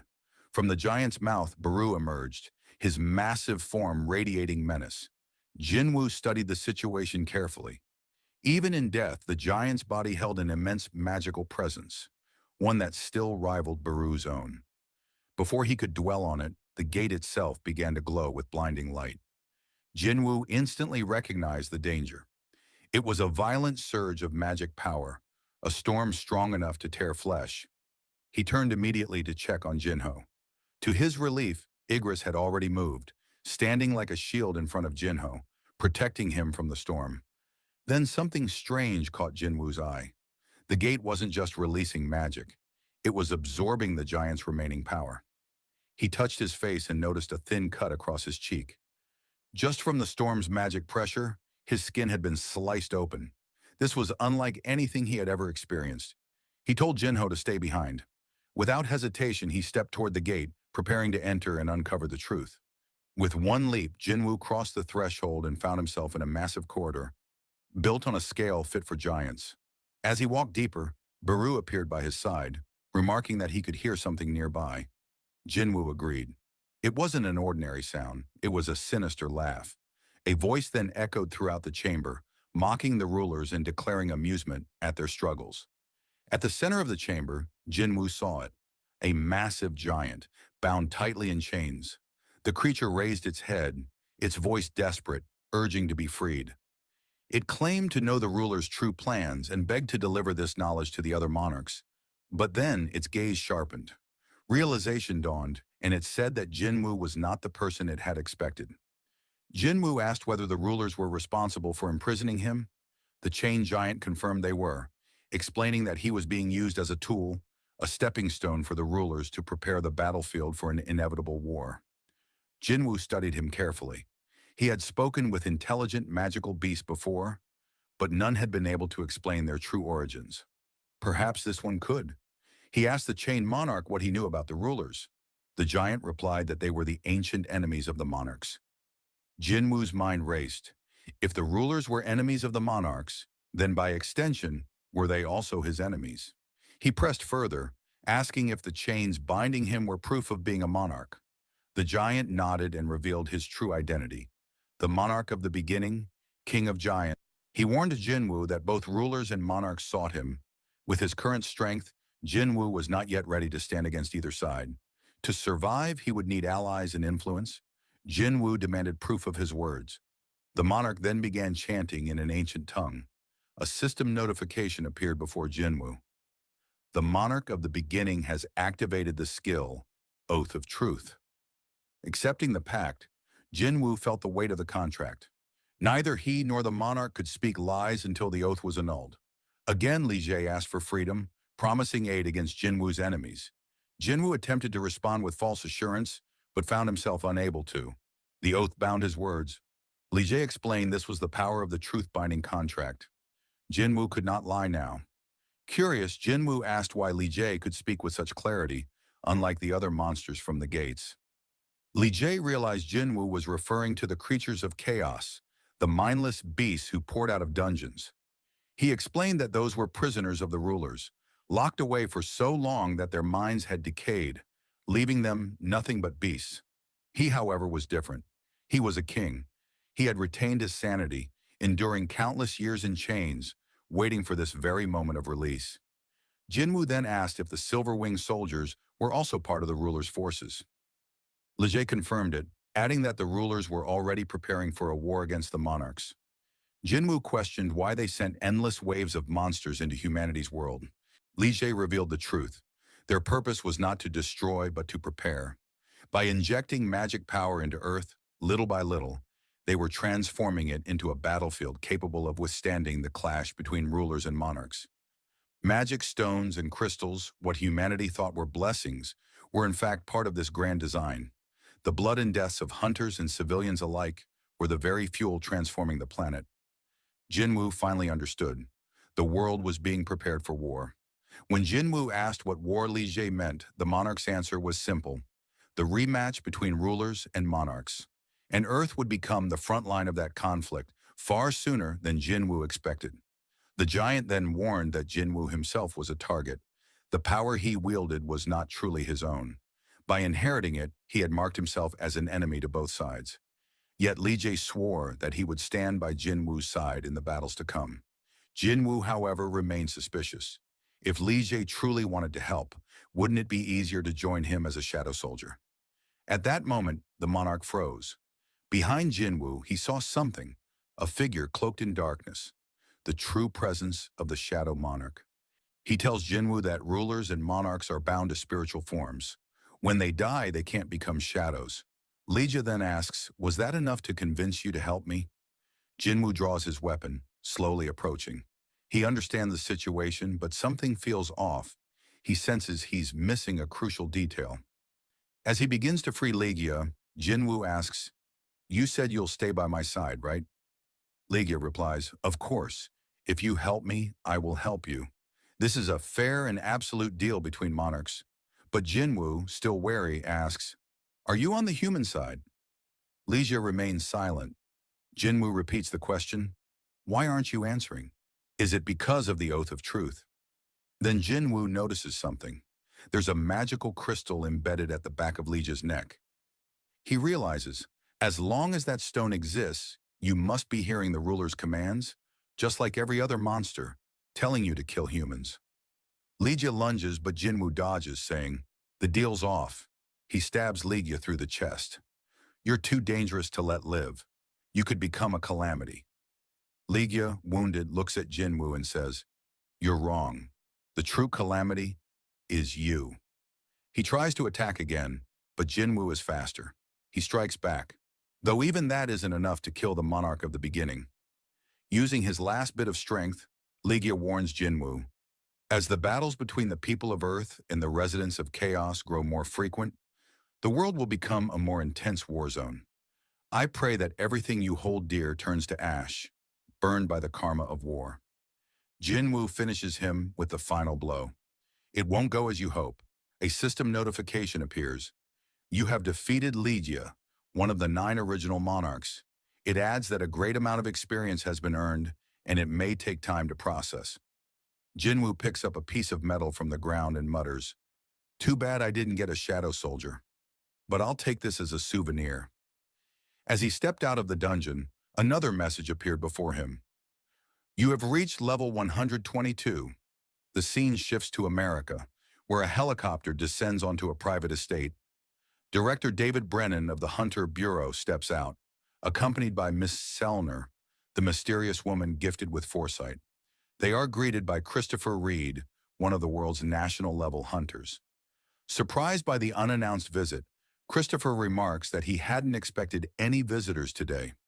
Director Brennan explains that they have an urgent matter to discuss and requests complete privacy. With a nod, Christopher instructs his secretary to ensure no one approaches his office until the meeting is over. Once inside, the three take their seats. Christopher, still curious, asks why they have come. He makes it clear that he has no intention of joining the S-rank gate raid that recently appeared in the East. But Sellner calmly assures him that their visit is not about the gate. Her expression turns grave as she delivers a chilling warning. Christopher's life may soon be in danger. The hunter freezes in disbelief. Anger quickly flashes across his face. Though he respects Sellner for what she once did for him, he insists they are not close enough for such a cruel joke. He demands to know who would dare to target a man like him. Sellner does not waver. She tells him that she had a dream, a vision where he was surrounded by men, his life at risk. But Christopher, growing impatient, cuts her off. He calls it nonsense, unable to believe that she traveled all this way to warn him about a dream. Tension fills the room as Christopher reminds her of the rumors about her past. Before awakening her current gift, she had once been a psychic. Some believed her strange powers came from that background, but none of it mattered to him. With a hardened expression, he declares that, as a national-level hunter, no one on Earth can kill him. Still, after a pause, his tone shifts slightly. Calmer now, he poses a hypothetical question. If he were to believe her vision, who exactly should he turn to for help? Sellner's answer is clear. There may be someone capable of standing against even the greatest of threats, Sung Jinwoo. She insists that he may be the only person who can protect Christopher. The scene shifts to Japan. Emerging from the S-rank dungeon, Jinwoo reflects on the battle he had just endured. He acknowledges to himself that killing the monarch had been the right decision. Even while bound in chains, the enemy had radiated suffocating levels of mana, enough to crush those around him. Jinwoo knew that uncovering the Giant King's true intentions before he could act had spared the world from disaster. Fast forward, and news spreads rapidly across the globe. The giants in Japan have all been eliminated. Social media erupts with speculation about the identity of a possible new national-level hunter. Unlike the Jeju Island raid, which was seen mostly as a Korean triumph, this time the entire world is paying attention. Meanwhile, in China, the last surviving giant that had crossed the sea is brought down by Liu Zhigang, the nation's own national-level hunter. Back in Japan, scandal follows triumph. Matsumoto Shigeo, head of the Japanese Hunter Association, turns himself in to the authorities. His sudden confession stuns the public. Though his true motivations remain unclear, many believe he sought to take responsibility for his betrayal during the Jeju Island raid, when he endangered Korean hunters for Japan's gain. Meanwhile, in the United States, hunters who had just cleared an S-rank gate gather for a lavish government-sponsored celebration. Members of the Scavenger Guild talk among themselves, impressed by the scale of the event and how the government spared no expense. It is then that America's strongest hunter arrives, Thomas Andre, one of the 5 national-level hunters. Towering and full of confidence, he greets his guild with a grin.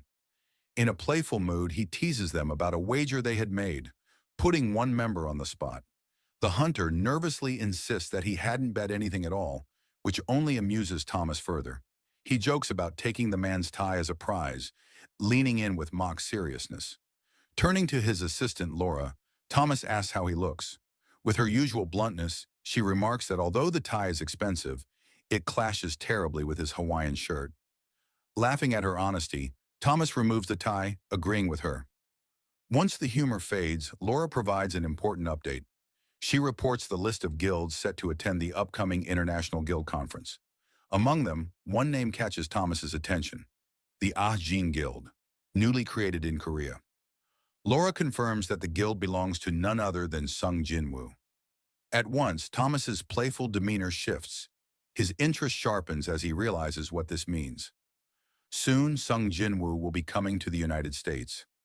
Back in Korea, Sung Jinwoo cleared the remaining dungeon breaks across the city. With the crisis finally under control, he stood before a row of giants he had turned into shadow soldiers. He observed his new forces, remarking that it was unfortunate one had managed to escape across the ocean. Still, the gains far outweighed the loss. His army had grown stronger, and the onlookers behind him couldn't hide their astonishment. Seeing their reaction, Jinho smirked, thinking it was no surprise they were shocked witnessing his abilities for the first time. He then noticed Hunter Hoshino approaching, telling him that someone was on the phone asking for him. After answering, Jinwoo was surprised to hear what the caller said. It was Yu Jinho, telling him he had to return to Korea. Jinwoo asked if something had happened. Jinho admitted he wasn't entirely sure, but said his mother had called and sounded shaken. Something had come up regarding family matters, and he couldn't ignore it. Though concerned, Jinwoo agreed and allowed him to leave. As Jinho departed, he thought back to his mother's trembling voice. He had never heard her sound that way before, and unease settled in his chest. Upon landing in Korea, Jinho was met by his father's assistant. The man informed him that a car had been prepared to take him directly to the hospital. His tone was grave as he advised Jinho to brace himself for what he was about to see. During the drive, the assistant explained the situation. By the time they arrived, Jinho's father was lying unconscious in a hospital bed, caught in what doctors called an eternal sleep. Shaken, Jinho tried to rush inside, but the assistant stopped him. He warned that a hunter unable to fully control his mana could worsen his father's condition simply by being near. Instead, the assistant handed him a notebook. He explained that this was something the chairman had been working on before collapsing. At first, he had kept it aside in hopes the chairman would wake up to ask for it, but now it seemed more fitting for Jinho to have it. Opening the notebook, Jinho's eyes blurred with tears. The pages were filled with clippings of newspaper articles, every single one about him and Sung Jinwoo. Jinho managed a faint smile through his tears. He realized his father still had the same old habit of collecting clippings of everything that mattered to him. The assistant added gently that the book didn't only contain articles about Jinwoo. Inside were newspaper features of Jinho's own achievements as well. his competitions, exhibitions, and even his recent ventures. His father had kept all of them. The assistant explained softly that it wasn't a lack of love. The chairman's expectations had simply been as immense as the love he felt for his son. Wiping his eyes, Jin-ho listened silently as the assistant suggested returning to the residence. As they began to leave, Jin-ho paused. He suddenly felt as though someone was nearby, watching him. Turning around, he saw nothing. The assistant asked if something was wrong. Jin-ho shook his head and replied it was nothing before continuing on. Unbeknownst to him, Jin-woo had been there all along, hidden under the cloak of stealth. Standing silently in the hospital room, he gazed at Jin-ho's unconscious father. Softly, he whispered that the scene was making him emotional. Then he produced a bottle of healing potion and carefully opened it. Outside the hospital, Yoo Jin-hee, Jin-ho's sister, had just arrived. As she entered the building, she briefly crossed paths with Jin-woo, who slipped past her quietly. Not recognizing him, she ignored it and continued on her way to see her father. When she entered the hospital room, she froze. To her shock, her father was sitting upright in bed, awake and looking at her. Overcome with emotion, tears streamed down her face as she rushed to his side. Before long, doctors arrived, completely stunned. They explained that the man had awakened from what had been classified as an eternal sleep, something that had never been recorded in medical history. One doctor muttered in disbelief, unable to imagine how the media would react once the news broke. Outside, Jin-woo walked calmly down the street. He murmured to himself that it was a little early, but wished Jin-ho a happy birthday nonetheless. After some time, he checked his shadow exchange ability, intending to return to Japan. The cooldown showed 1 hour and 54 minutes remained. With time to spare, he wondered how to pass the next 2 hours. For a brief moment, the thought of Cha Hai-in crossed his mind, but he quickly brushed it aside and decided instead to search for a dungeon to raid while he waited. Meanwhile, across the ocean in the United States, Christopher Reed, one of the world's national-level hunters, was asleep in his home. Suddenly, he stirred awake, his instincts warning him something was wrong. Rising to his feet, he moved through the silent halls of his residence. The stillness was unsettling. He picked up a wine glass and hurled it to the ground. The glass shattered, but not a sound followed. His expression hardened. Something unnatural was at play. He muttered to himself that the glass had broken without sound. Someone was interfering. Christopher remembered Lady Selner's warning and thought back to the business card Michael Connor had once given him, containing Chairman Gogun Hee's contact information. Michael had told him to reach out if he ever sensed anything strange. Now Christopher began to wonder if Michael had already foreseen this very moment. His thoughts were interrupted as a figure appeared before him, a mysterious man, flanked by several others lurking in the shadows. Christopher demanded to know who they were.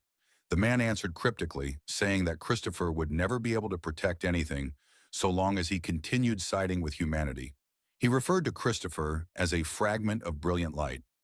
Hearing them speak in the language of monsters, Christopher's fury grew. He demanded answers, but the man merely pointed upward, declaring that he was not speaking to Christopher at all. He was speaking to the being connected to him, the one above. Outraged, Christopher snarled, asking if they thought this was a joke.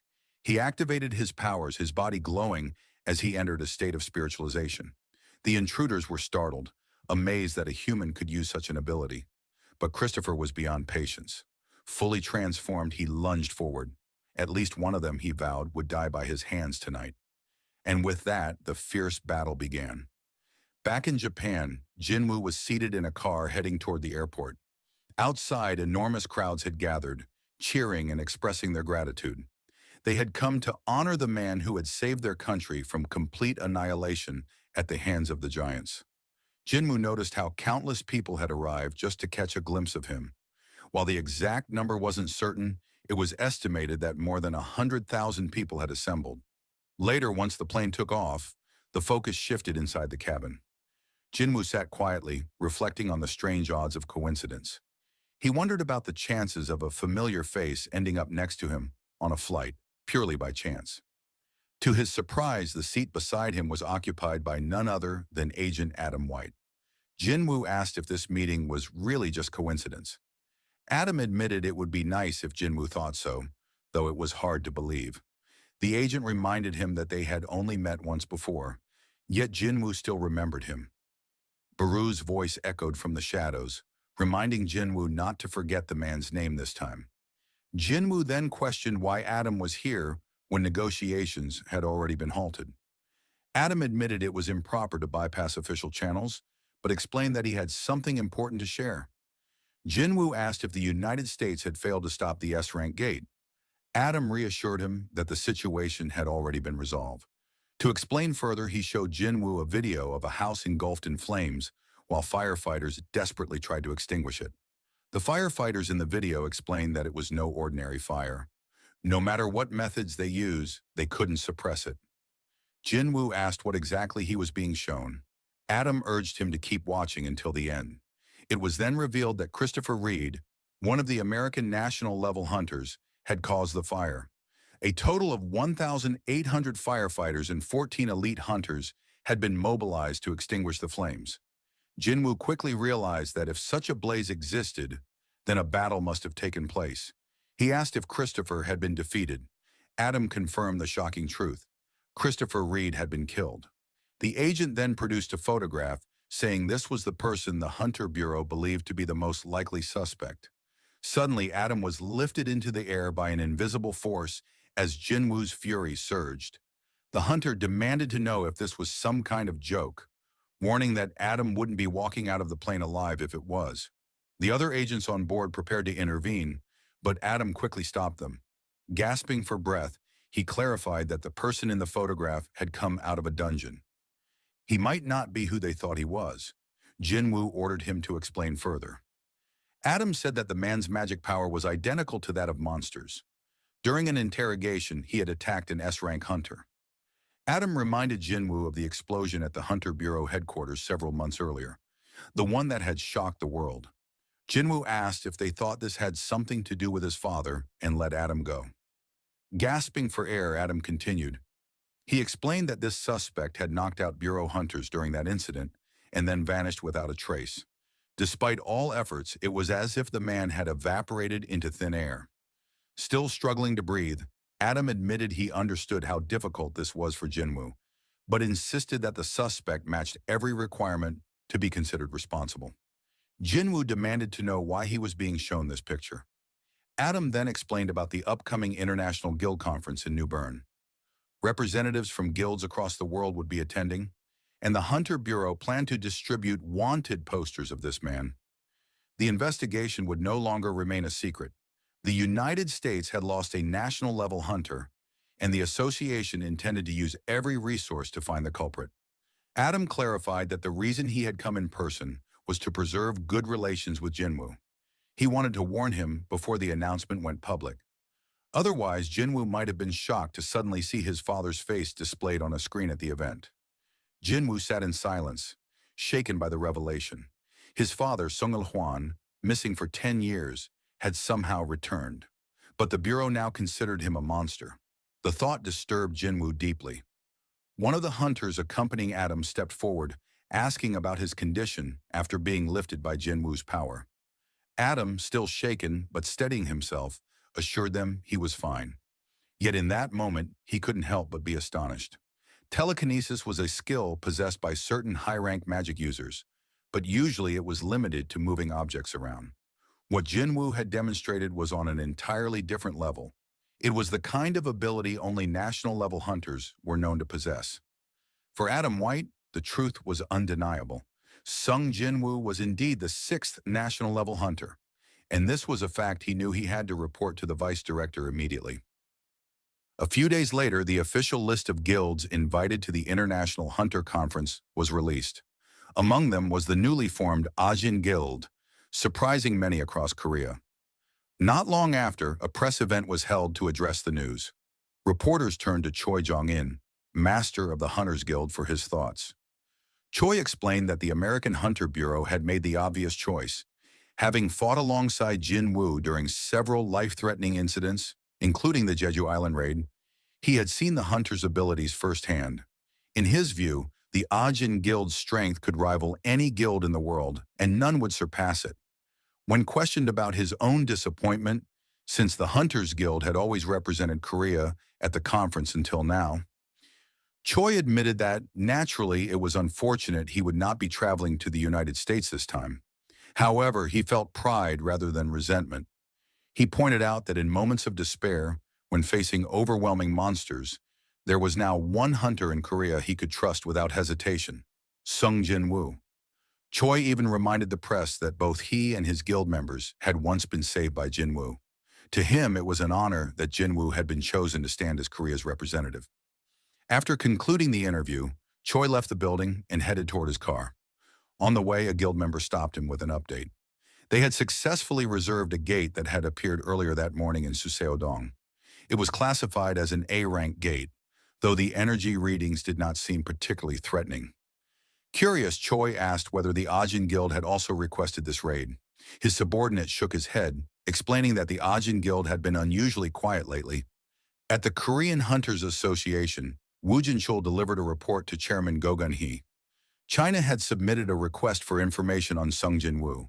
The chairman asked if they were seeking personal records, but Woo clarified that the request was limited to public data, raid logs, records, and news articles. Chairman Go found the timing unusual. Jin-woo had already rejected offers to be scouted by foreign powers, so why the sudden interest from China? Wu explained that the request had not come from the Chinese government itself, but from Liu Zhigang, the strongest hunter in the nation. Go considered this carefully. China didn't adhere to the international ranking system. While five-star hunters were usually the highest classification, Liu Zhigang was treated as an exception, a seven-star hunter in practice. Wu elaborated that Liu had once fought off a giant that crossed into China, and now, after Jin Woo had single-handedly eradicated the giants in the recent crisis, Liu wanted to know more about him. Chairman Go's decision was firm. The request would be denied. If necessary, only superficial details would be released. Meanwhile, in the United States, Laura informed Thomas Andre that Sung Jin-woo would arrive the following day. At that moment, Hwang Dong-soo entered the room. Before Hwang could say much, Thomas cut him off, declaring he had something urgent to say. Without hesitation, he laid down the rule. Under no circumstances was Hwang to touch Sung Jin-woo once he arrived. Hwang tried to protest, but Thomas's overwhelming manner crushed his voice. He reminded Hwang that he had not been given permission to speak and ordered him to listen. Laura watched silently, noting how absolute Thomas's presence felt. Few hunters could issue such a warning to Hwang and make it stick. Even so, Hwang's obsession with his prey nearly matched Thomas's authority. To end the matter, Thomas repeated the order. Sung Jin-woo was not to be touched. He then instructed Hwang to take a vacation at the guild resort for the duration of the conference. As Hwang left, Laura asked if it was wise to let him go. Thomas admitted he doubted Hwang had given up. He ordered her to keep a close eye on him until Jin-woo returned home. When Laura questioned whether Hwang would listen, Thomas replied without hesitation he would choose being uncomfortable over being dead. Fast forward to the United States, where the world's strongest guilds had gathered for the International Guild Conference. Among the arriving guests were Leonard Nierman, representative of Germany's Richter Guild, and his guild's vice master. As they walked toward the building, reporters swarmed the entrance, their cameras flashing. Leonard wondered aloud why the press turnout was so unusually large this year. His vice master explained that the Korean hunter everyone had been talking about was expected to arrive today, and most of the reporters were waiting for him. Looking across the way, they spotted Sung Jin-woo, accompanied by Yoo Jin-ho and Chief Woo Jin-chul. Leonard considered approaching. There would be no harm in introducing himself to a hunter of such renown, but as he drew closer, Leonard's expression suddenly stiffened. His vice master asked if something was wrong, but Leonard could barely believe what he was seeing. To his eyes, Jin-woo was not a hunter who summoned creatures from another dimension. Instead, his army was already with him, silently surrounding him on every side. With those numbers, Leonard thought, it wouldn't be strange if someone claimed Jin-woo had come to wage war against the United States. Jin-woo noticed the intense stare and casually remarked to Jin-ho that a foreigner had been watching him for quite a while. Jin-ho chuckled, reminding him that after so much media attention, it was natural to attract fans. Perhaps, he teased, the man simply wanted an autograph. Jinho then turned his mischief toward Wu Jinchul, asking why he was tagging along. Wu looked uncomfortable as he admitted that he had been officially assigned to protect Hunter Jinwu. Seizing the chance, Jinho leaned in playfully, making Wu repeat the statement, leaving him flustered. Amid their banter, a familiar figure approached, Adam White of the Hunter Bureau. Greeting Jinwu, Adam said they had been waiting for him. Jinwu raised a brow, reminding him that as head of the Bureau's Asian branch, he should still be in Asia. Adam explained that while that was true, he was now also personally assigned to matters concerning Sung Jinwu. Adam instructed that the rest of the Korean party would be escorted to their rooms, but only Jinwu would accompany him. Jinwu agreed, telling Jinho to go on with Chief Wu while he followed Adam. Once they were alone, Jinwu grew serious. He asked Adam if this was about his father. Adam, visibly nervous, assured him it was nothing harmful. He stressed that the U.S. Hunter Bureau regarded him very highly. As they walked, Jinwu pressed further, but Adam admitted some matters were classified as top secret. In the car, Jinwu asked where they were going. Adam replied that their destination was the Hunter Bureau headquarters. He explained that since the death of Christopher Reed, a national-level hunter and one of America's strongest, the Bureau had been under immense pressure. The public had not been told, but within the Bureau, Reed's death had left a dangerous void in the nation's defenses. Because of this, Adam revealed, the Bureau intended to pour its resources into finding someone capable of filling the gap. When Jinwu asked if he was considered a candidate, Adam confirmed it with a nod. To support this, Adam produced several documents and photos. Among them was the skeleton of the dragon Kamesh, along with a runestone retrieved from its corpse after the raid. Adam explained that the value of a runestone corresponded directly to the power of the beast it came from. The Kamesh raid had been humanity's most harrowing nightmare, an event so terrifying most wished it erased from memory.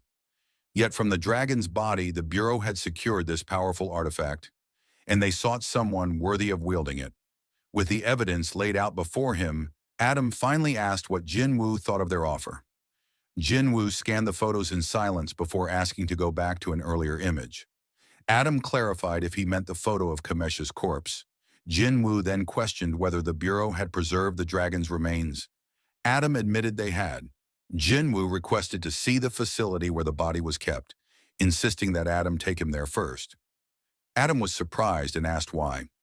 Jinwu responded calmly that he had given the Bureau his time without complaint, so this was not too much to ask in return.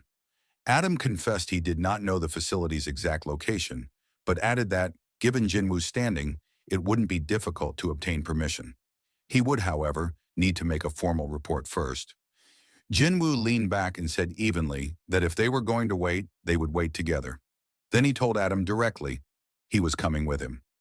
Fast forward to the Hunter Bureau headquarters, Director David Brennan turns to Adam White and asks whether Sung Jinwu is really inside their building at that very moment.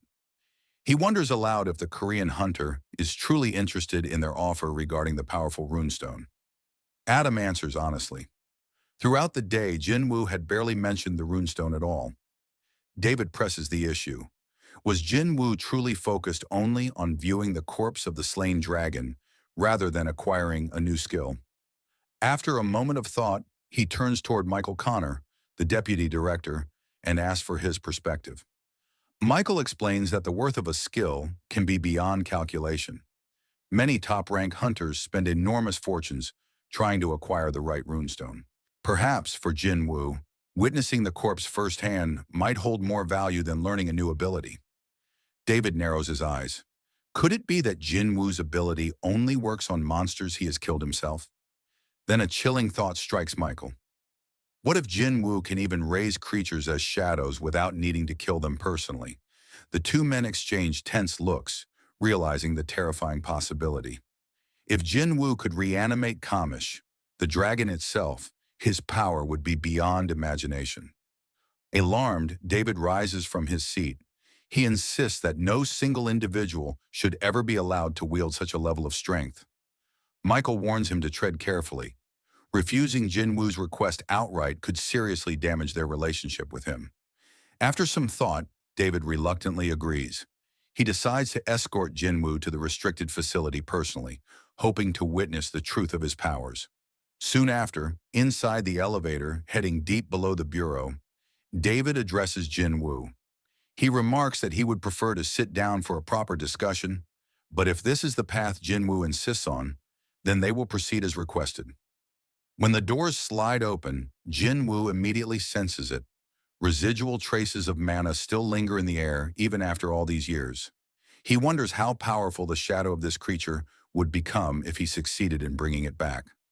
Standing before the immense corpse, David explains the history.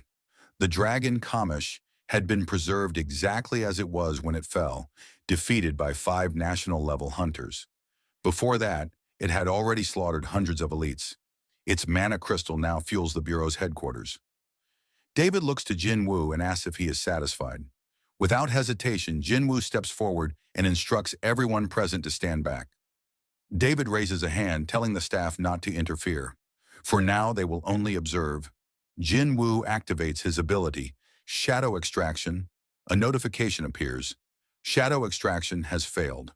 He tries again. This time, black mist spills into the chamber. The dragon's massive bones begin to rattle and quake. A towering figure starts to rise.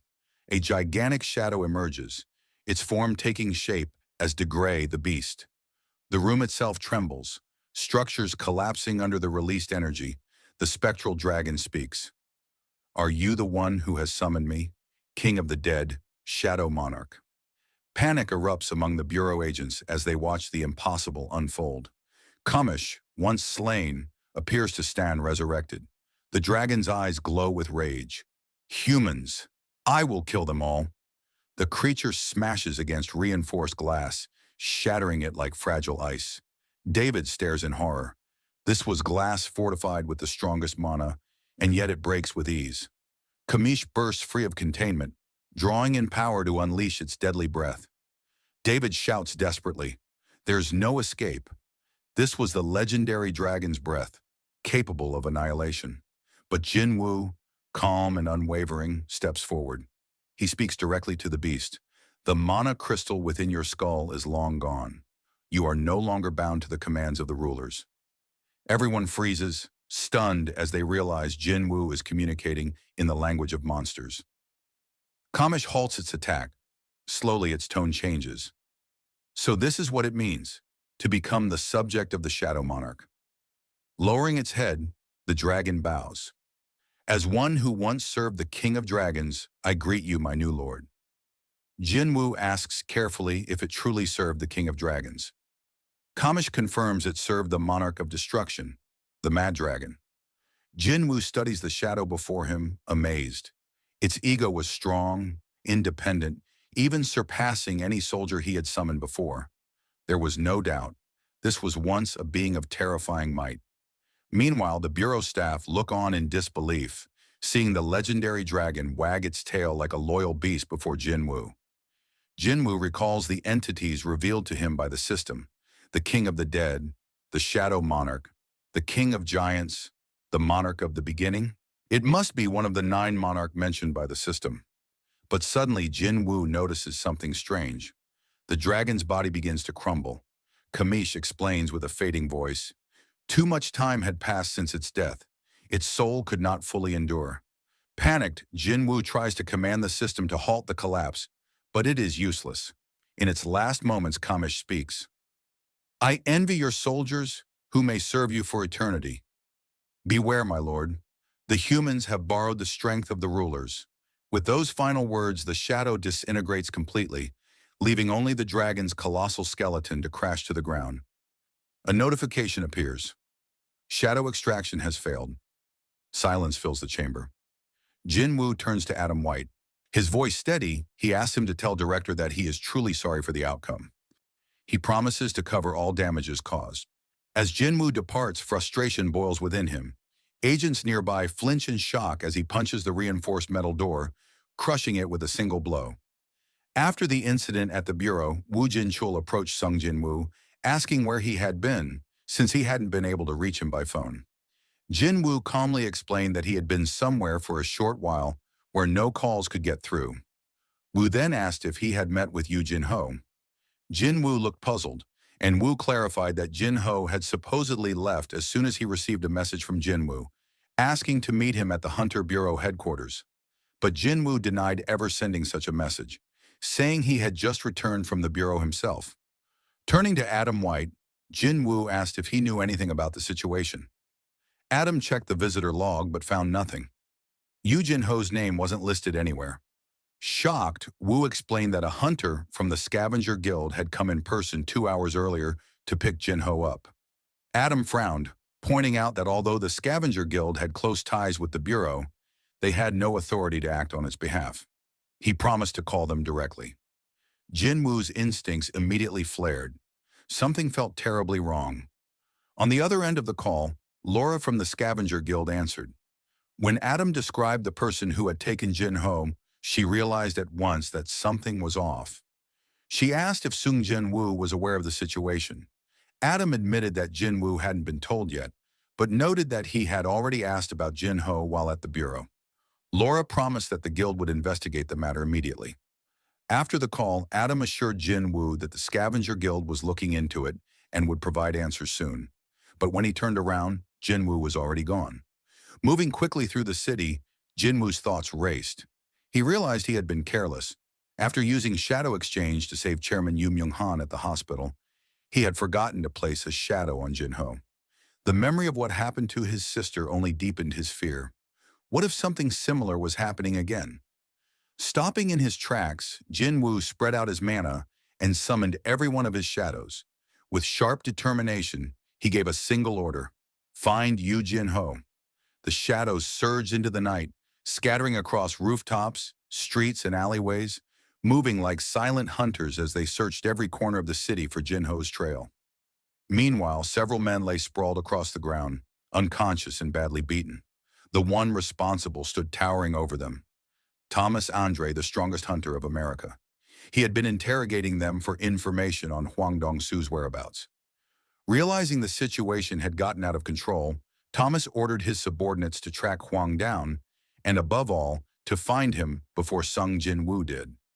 In a deserted, crumbling building, Huang Dong-su loomed over Yu Jin Ho, who was bloodied and gasping, his body covered in wounds. Meanwhile, in the heart of the city, Sung Jin Woo stood on the edge of a tall building. His shadows spread out like dark tendrils, slipping through the streets to listen in on conversations and sweep for any sign of Jin Ho. As he searched, Jin Woo wondered if the kidnappers had already fled the city. The thought seemed unlikely. Jin Ho was a combat-type D-rank hunter, not someone that ordinary people could easily overpower, even in numbers. The only lead pointed toward the Scavenger Guild. Suspicion fell on Huang Dong-su, the younger brother of Huang Dong-suk, who had once perished in a dungeon where only Jin Woo and Jin Ho survived. To Huang, it was clear who he believed responsible, and he had been waiting for their arrival in America. Anger burned in Jin Woo's eyes. If anything had happened to Jin Ho, he swore those behind it would pay without mercy. Back at the Scavenger Guild headquarters, staff reported to Thomas Andre that Huang Dong-su was still nowhere to be found. Thomas reflected on the recklessness of Huang's actions. As an S-rank hunter, Huang should have understood the vast gap in power between himself and Jin Woo. Acting against him was nothing short of suicidal. The only explanation was that Huang believed Thomas would shield him from the consequences. Thomas placed a call to Laura, his trusted aide. He admitted he might have been too lenient with his guild members and asked her for an update. Laura explained that, with assistance from the Hunter Bureau, they had analyzed Huang's movement patterns over the past month. 3 locations stood out where Huang had deviated from his usual activity zones. Thomas immediately ordered every available member of the Scavenger Guild to move out to those 3 areas, declaring he would personally lead the search. Curious, he asked how Laura had managed to secure the Bureau's cooperation so quickly. Laura replied that she had warned them of the looming danger. If Huang was not found soon, a direct confrontation between Thomas Andre and Sung Jin Woo was inevitable. That was something the Bureau desperately wished to avoid. At the Hunter Bureau, tension ran high. Agents rushed with reports, and Adam White informed Director David Brennan of a troubling discovery. The Scavenger Guild had abruptly canceled all of its raids and grounded its members. Every single hunter was on the move. David immediately realized the implications. If the entire scavenger guild was mobilized, it could only mean one thing. Thomas Andre was behind it. Whatever was happening, it was far bigger than they had expected. Meanwhile, inside a deserted factory, Yu Jin-ho was held captive. Bruised and bleeding, he sat surrounded by several men, with Huang Dong-su standing over him. One of Huang's subordinates hesitated, asking if they were going too far. But Huang dismissed the concern. He explained that he had no intention of killing Jin-ho. He only wanted one answer. Huang recalled Thomas Andre's warning not to touch Sung Jin-woo. Confronting Jin-woo directly was too dangerous. But Jin-ho was different. To Huang, there was just one thing worth hearing, that Jin-woo had killed his brother. With rage in his voice, he struck Jin-ho, ordering him to wake up. Blood dripped as one of the men muttered that Jin-ho was unusually tough. Any normal human would have died by now. Grabbing Jin-ho by the head, Huang slammed him into the wall. He sneered that bravery was admirable, but stubbornness would not earn forgiveness. Killing Jin-ho was not his goal. Instead, Huang revealed a cruel plan. One of his men was a skilled healer.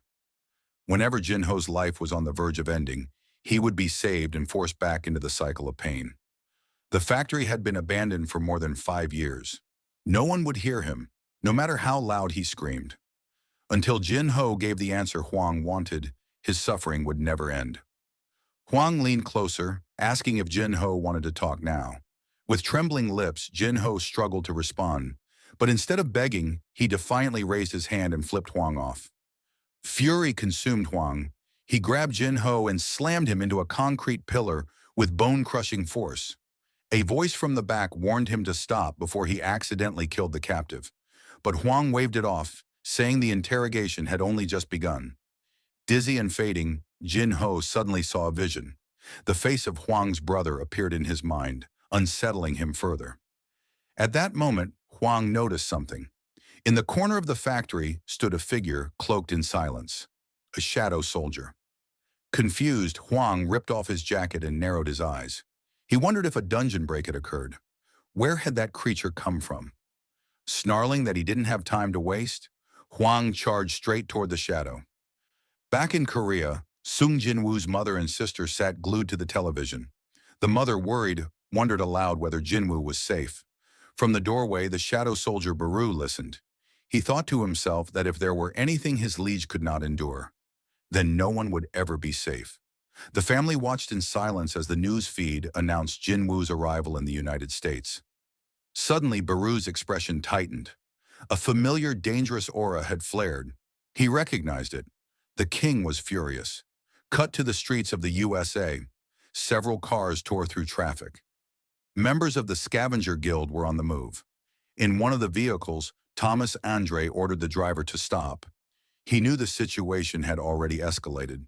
Thomas kicked his door open and strode out, telling his men to move quickly and that he would go ahead of them. As he left, one subordinate muttered that they would be buried in compensation claims the next day. At an abandoned factory, Huang Dong-su took a brutal blow to the stomach. Yu Jin-ho watched and, for a moment, allowed himself to believe he was saved. The strike sent the S-rank hunter, Huang, sprawling. The real rescuer, however, was Sung Jin-woo. He had tracked the group down and used shadow exchange with one of his shadow soldiers, a shadow orc, to intercept the attack and protect Jin-ho. After throwing Huang clear of the building, Jin-woo rushed to Jin-ho's side and tried to administer a healing potion. A system notification interrupted him. Healing items could not be used on a target whose HP had fallen below 10%. Frustrated, Jin-woo scanned the area and turned to the two men standing nearby. He demanded to know if either of them was a healer and ordered them to treat Jin-ho immediately. One of the men, visibly shaking, insisted he did not understand Jin-woo's language. Huang, having recovered, stumbled back into the room. He clarifies to the man, "He's asking you to heal the guy." Huang pushed forward and tried to needle Jin-woo, suggesting this was their first face-to-face meeting. Ignoring the question, Jin-woo repeated his command for a healer. One of the henchmen protested that they should be consulted with their boss first. Before the man could finish that excuse, Jin-woo seized him by the face and slammed him against a steel pillar. He turned to the second man and asked directly whether he could perform healing magic. The man panicked, saying he had not signed up to deal with Sung Jin-woo. When he admitted he could not heal, Jinwoo knocked him to the floor. Seeing Jinwoo's overwhelming strength, Huang stepped forward and accused him of killing his brother. Yu Jinho, weak and fading, tried to warn Jinwoo to be careful. Jinwoo told Jinho not to speak in his condition and faced Huang's accusation. Huang demanded to know whether Jinwoo had indeed killed his brother and the rest of his team. Jinwoo replied coldly that Huang should go ask his brother himself. Enraged, Huang lunged with a punch, but Jinwoo was quicker. Jinwoo dodged and countered, sending Huang flying out of the building. Before Huang could get to his feet, Jinwoo was already beside him, calm and immovable. Huang tried to strike again, but Jinwoo pinned him down and then began repeatedly slamming Huang's head into the ground. At that moment, Thomas Andre arrived on the scene and shouted for them to stop. He scolded Huang for disobeying his warning not to touch Jinwoo, then turned his attention to the man doing the beating. Thomas demanded to know if Huang was alive. Jinwoo replied without softness that he was not finished yet. Thomas, seeking to de-escalate, offered a bargain. If Jinwoo released Huang, Thomas would overlook what had transpired and let the matter slide. Jinwoo asked what would happen if he refused. Thomas, his temper rising, made it clear that refusal would turn the offer into an order, and an order backed by force. Without answering, Jinwoo hurled Huang into the air. As Huang flew, he pleaded silently to Thomas, urging him to intervene and kill Jinwoo. Jinwoo stepped forward and faced Thomas. Thomas warned that perhaps the other man did not yet know who he was. Jinwoo dismissed the warning. He stated that Thomas's identity did not change what had to happen. Thomas, taken aback, thought to himself that Jinwoo clearly knew who he was and yet acted without fear. An unfamiliar but dangerous defiance. A quick flash of Thomas's past filled Thomas's thoughts. He had been born into poverty as an immigrant, survived by relying on a brutal talent for violence. That ruthlessness earned him the reputation of the strongest. Through constant battles, he had accumulated power, influence, and wealth, crushing anyone who stood against him. Convinced that violence was the truest form of justice, he had built himself into a ruler in his own right. Back in the present, more members of the Scavenger Guild poured onto the scene. As they advanced, a massive shockwave tore through the area, an explosion of force that swept past them and demolished everything in its path. When the dust settled, they realized Thomas himself had been thrown back by the impact. His men checked on him, anxious. Thomas motioned for them to keep their distance from Jinwoo. Panic rippled through Thomas's followers as they recognized the danger and began to pull back. While the standoff unfolded, Jinwoo ordered one of his shadow soldiers to take Jinho to the nearest hospital and do whatever was necessary to guarantee proper treatment. Once Jinho's safety was secured by the shadow, Jinwoo turned his full attention to Thomas Andre and the remaining members of the Scavenger Guild. With a single motion, he summoned his army of shadow soldiers, an imposing force that formed around him, ready to engage the entire guild. Seeing this, Thomas Andre's eyes lit up with excitement. At last, he had found an opponent worthy of his strength. Inwardly, he dismissed all thoughts of Huang Dong-su and the past. None of it mattered anymore. The only way to redeem his damaged pride was simple. He had to kill Sung Jinwoo. Despite this burning resolve, Thomas gave one last warning. He told Jinwoo it wasn't too late to admit his mistake, step back, and apologize. If he did, he would spare his life.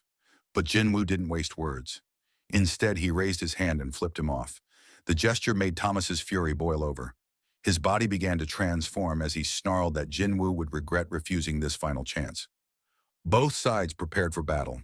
Jinwoo signaled his shadow soldiers, and in an instant, the Black Army surged forward, charging toward the hunters. Thomas reacted just as quickly, ordering his guild to intercept. The scavenger hunters rushed to meet the assault head-on. Their tanks took a defensive stance, layering their magical shields into a towering wall in a desperate attempt to slow the advancing tide. But the pressure of the shadows was overwhelming. The wall cracked, and the defense was broken. The moment the barrier fell, dozens of shadow soldiers were destroyed in an instant, crushed by the overwhelming force of Thomas Andre alone. Looking ahead, Thomas spotted Tusk. The Orc High Mage had cast Hymn of Protection, summoning a glowing barrier to block his advance. Without hesitation, Thomas tore through the shield, leaping forward and smashing his fist directly into Tusk's face. Even as the blow landed, Thomas realized the truth. His guild members stood no chance against these monsters. Leaving them behind, he charged deeper into the building where Jinwoo was waiting. Inside, the sight was grim. Most of the scavenger guild hunters were already lying defeated on the floor, shadows looming over them. Amid the chaos, Jinwoo himself stood engaged in battle, cutting through the hunters with deadly precision. Thomas roared and launched himself at him. But before he could reach his target, Iron stepped forward, blocking his path. With a single furious punch, Thomas demanded the knight move aside. The impact shattered Iron's shield and armor, sending him crashing to the ground in one blow. But when Thomas looked again, Jinwoo was gone. Confused, he scanned the battlefield, only to sense him appear at his side. Before Thomas could react, Jinwoo's dagger struck, but to the Shadow Monarch's shock, the attack had no effect. Thomas countered immediately. His fist slammed into Jinwoo, sending him flying across the air. He declared that this was the power of a national-level hunter. Even before Jinwoo could hit the ground, Thomas extended his hand, using psychokinesis to drag him back. He declared that Jinwoo should feel the difference in their strength and despair. But Jinwoo was not helpless. While being pulled in, he invoked ruler's authority, locking Thomas in place. The massive hunter's eyes widened in disbelief. He realized Jinwoo was crushing him under invisible power, leaving him completely immobilized. Despite the psychic pull, Jinwoo closed the distance and slashed forward. The blow landed true, forcing Thomas to cough blood as he staggered back and crashed to the ground. Barely staying upright, Thomas stared at the blood dripping from his lips, stunned. Jinwoo didn't slow down. He charged again, reminding Thomas of his earlier words. Now it was Jinwoo who repeated them back. Feel the difference in our strength and despair. With blinding speed, he unleashed a flurry of blows. Thomas struggled to defend himself, his giant frame forced backward under the relentless assault. At last, the world's strongest hunter snapped. His roar thundered across the battlefield. He swore he would stop underestimating his opponent. Golden energy erupted from his body as he activated his ultimate skill. Reinforcement. His transformation had begun. Meanwhile, agents of the Hunter Bureau were already en route to the battleground. Inside the car, Adam White was questioned about the situation. He explained that there was no time to go over every detail. One of the men with him added that, as civilians, they might not realize the danger, but getting any closer could easily cost them their lives. Back at the factory, Thomas Andre had completed his full transformation. At that moment, Jinwoo remembered something Kamish had once said, that 4 humans were chosen to inherit the ruler's power. It became clear now. Those survivors of the Kamish raid had become the 4 national-level hunters, and Thomas Andre was one of them. Thomas charged straight at Jinwoo. The Shadow Monarch moved to meet him, but stopped short as Thomas prepared to strike. In an instant, the ground beneath them shattered as Thomas slammed down with overwhelming force. Jinwoo narrowly evaded the blow. Thomas followed with another skill. Panic spread among the guild members, who screamed for everyone to get away from him. A swirling vortex appeared. Thomas had created a black hole. Everything nearby was pulled toward him, shadows and debris alike. Jinwoo steadied himself with ruler's authority, resisting the pull. What strength, he thought. This power. It's like a black hole. Without my authority, I would have been dragged in as well. Suddenly, a violent explosion tore through the area, obliterating half the building.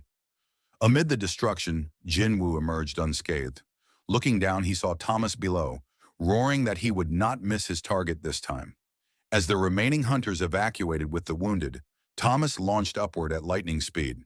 But Jinwoo met him head-on, stepping on his face mid-air and kicking off, sending the giant hunter crashing back down. Thomas used telekinesis again to pull Jinwoo in, but the monarch countered with ruler's authority, dragging Thomas toward him instead. Thomas realized his opponent intended to clash directly. Accepting the challenge, he steeled himself. Their fists collided with explosive force, shockwaves ripping through the battlefield. To Thomas's disbelief, Jinwoo's strike broke through his reinforced armor. The monarch's cold, disappointed glare cut deeper than the blow itself. Thomas was driven into the ground. He rose, screaming in rage, and threw another massive punch. But Jinwoo slipped past with ease, driving his knee into Thomas's face and shattering more of his golden armor. By now, the agents of the Hunter Bureau had arrived on site. They were frozen in shock at the sheer destruction being caused by just two individuals. One man warned Adam White to stay back, pointing to something that had just been hurled across the battlefield. White asked what it was, only to be told the truth. It was Thomas Andre himself. There, lying on the ground, the strongest hunter in America was being beaten mercilessly by Jin Woo. Thomas's thoughts reeled. How can a mage-type hunter display such overwhelming power and speed? Summoning what strength remained, he swore he could not lose this way and attempted a counterattack. But Jin Woo's speed was overwhelming. He deflected the strike with ease and tore more of Thomas's armor away. Furious, Thomas forced himself back up, roaring his name. He declared that he was Thomas Andre and demanded to know if his opponent truly thought this much was enough to bring him down. But Jin Woo was relentless. He appeared behind Thomas and struck again, reminding him that it didn't matter who he was. He continued the beating, driving his fists into Thomas again and again, shattering both his armor and his bones. Agent White pleaded for the assault to stop, but Jin Woo's wrath did not ease. He kept striking until Thomas was broken and barely able to stand. At last, the great Thomas Andre surrendered. He admitted defeat, saying it was over. Only then did Jin Woo finally halt his assault. Adam White looked on in disbelief. To see the world's strongest hunter reduced to such a state, he wondered how many hunters in existence could have accomplished such a thing. Perhaps none at all. And once news of this spread, the entire world would be shaken to its core. White immediately ordered the on-site hunters to treat Thomas at once. One of them reported grimly that every bone in Thomas's body had been broken, and his blood loss was severe.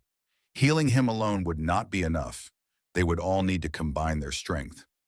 Yet amid the devastation, one detail stood out. Despite the sheer scale of the battle, no one had died. White breathed a heavy sigh of relief. For a battle of this magnitude, this outcome was as good as they could have hoped for. But then, an agent called his attention to something nearby. When they arrived, they found a lifeless body lying in the rubble. It was Hunter Hwang Dong-soo, and Sung Jin-woo was nowhere to be found. Back in Korea, Sung Jin-woo sat quietly atop a tall building. Through shadow exchange, he had returned instantly from America, switching places with Baru immediately after his battle with Thomas Andre. Another presence lingered beside him. Jin Woo turned to it and remarked that it had been a long time since it had set foot in Korea. Elsewhere, Baru appeared in a hospital room, using his healing abilities to treat Jin-ho's injuries. Not long after, a shadow knelt before Jin Woo and asked to be given a name. This was the shadow born from Hunter Hwang Dong-soo. Jin Woo considered him for a moment, then decided, since he had lost his life to greed, his name would be Greed. After naming him, Jin Woo ordered him to bow his head to the ground, establishing the shadow's loyalty. The following day, back in the United States, Jin Woo made his way to the International Guild Conference. Outside the venue, large crowds of reporters gathered. Jin Woo asked Adam White about the attention, and Adam explained that the media had likely caught word of his clash with Thomas Andre. As Jin Woo entered the building, he thought to himself that he no longer wished to dwell on Hwang Dong-soo. His purpose in America was singular. Once his questions were answered, he would have no more reason to remain. Inside the conference hall, the world's leading guild representatives had gathered. The moment Jin Woo stepped into the room, the atmosphere shifted. All eyes turned toward him. Whispers spread quickly through the crowd. People murmured about the man who had stood against Thomas Andre and nearly killed him, the same hunter who had also played a decisive role during the Tokyo Gate crisis. Soon after, the presentation began. A scientist walked up to the stage and introduced himself as Dr. Belzer. He addressed the assembly, reminding them that gates were appearing with increasing frequency across the world. But there was something else, something less known. Strange activity had also been detected high above the skies. He explained that magical energy in the atmosphere was growing thicker and denser than ever before. To describe this new phenomenon, he introduced a term, the Magisphere. A map lit up on the screen behind him, displaying 9 specific locations where the Magisphere had formed. Out of all of them, the highest concentration of magical energy had been recorded above Seoul, South Korea. The revelation caused the entire hall to shift their gaze toward Jin Woo, their suspicion clear. Sensing the tension, Dr. Belzer quickly reassured them. There was no reason to believe that Sung Jin Woo was controlling the Magisphere. If he truly wielded such overwhelming power, he would already be something beyond hunters entirely. Meanwhile, Jin Woo silently considered the strange phenomenon. He wondered if the 9 locations that had appeared might somehow be connected to the number of rulers and monarchs. The doctor on stage concluded his report. He admitted that the cause of the disturbances remained unknown, and at the moment, there was nothing humanity could do to stop it. Still, he insisted that this uncertainty should not lead to inaction. The world, he warned, might soon face another great upheaval. When the doctor stepped aside, director David Brennan walked to the center of the stage. He asked the doctor if the presentation was finished. Once the man confirmed, David told the audience that he would continue from there. With a heavy tone, David began to address the hunters gathered before him. He revealed tragic news. Christopher Reed, one of the world's most powerful national-level hunters, had been assassinated 2 weeks ago. Shock rippled through the assembly. Murmurs spread across the room. Hunters whispered in disbelief. How could someone as strong as Christopher have been killed? Who could possibly overpower him? Some even speculated whether the mysterious man who fought Thomas Andre the previous day might be involved.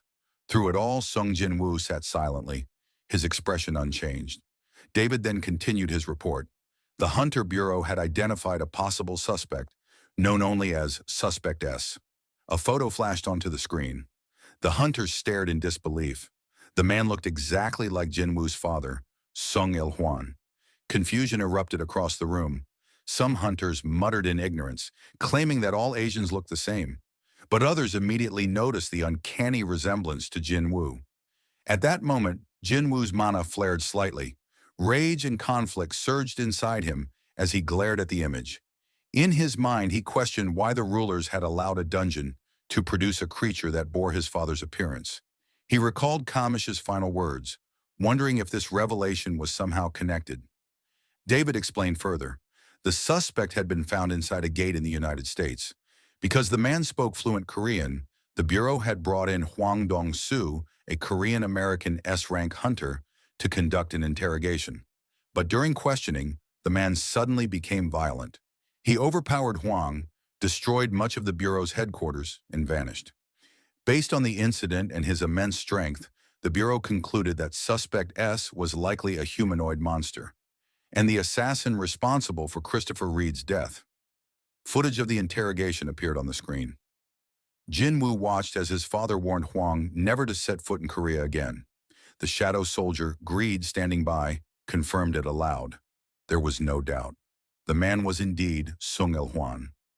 David finished by announcing that the Hunter Bureau would request cooperation from guilds worldwide to capture Suspect S. He urged everyone to report sightings immediately.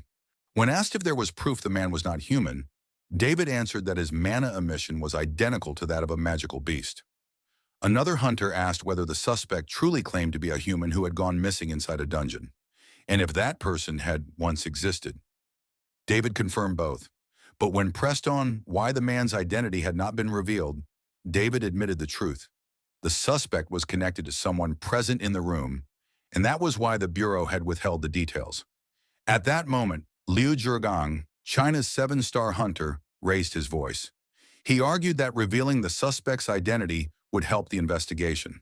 Looking directly at Jin Woo, Liu demanded to know what connection the monster had to him.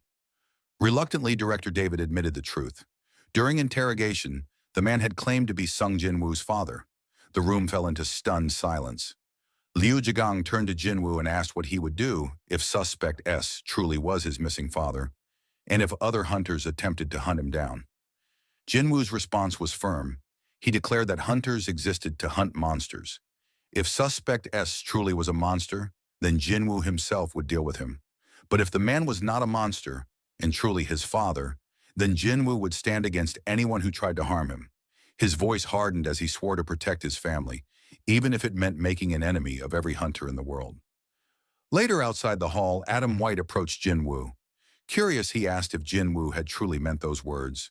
Jin Woo answered without hesitation. He did. Adam remarked that there were perhaps only 2 hunters in the entire world bold enough to speak in such a way before hundreds of the strongest hunters from over 120 nations. When Jin Woo asked who the other was, Adam replied that it was Thomas Andre, currently recovering in the hospital.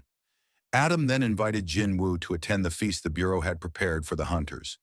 But before Jin Woo could answer, Liu Zhigang and several Chinese hunters approached. Liu spoke in Chinese, and Adam translated. Liu was telling Jin Woo that he had once caught a giant monster on the coast, the same creature that Jin Woo had let slip away.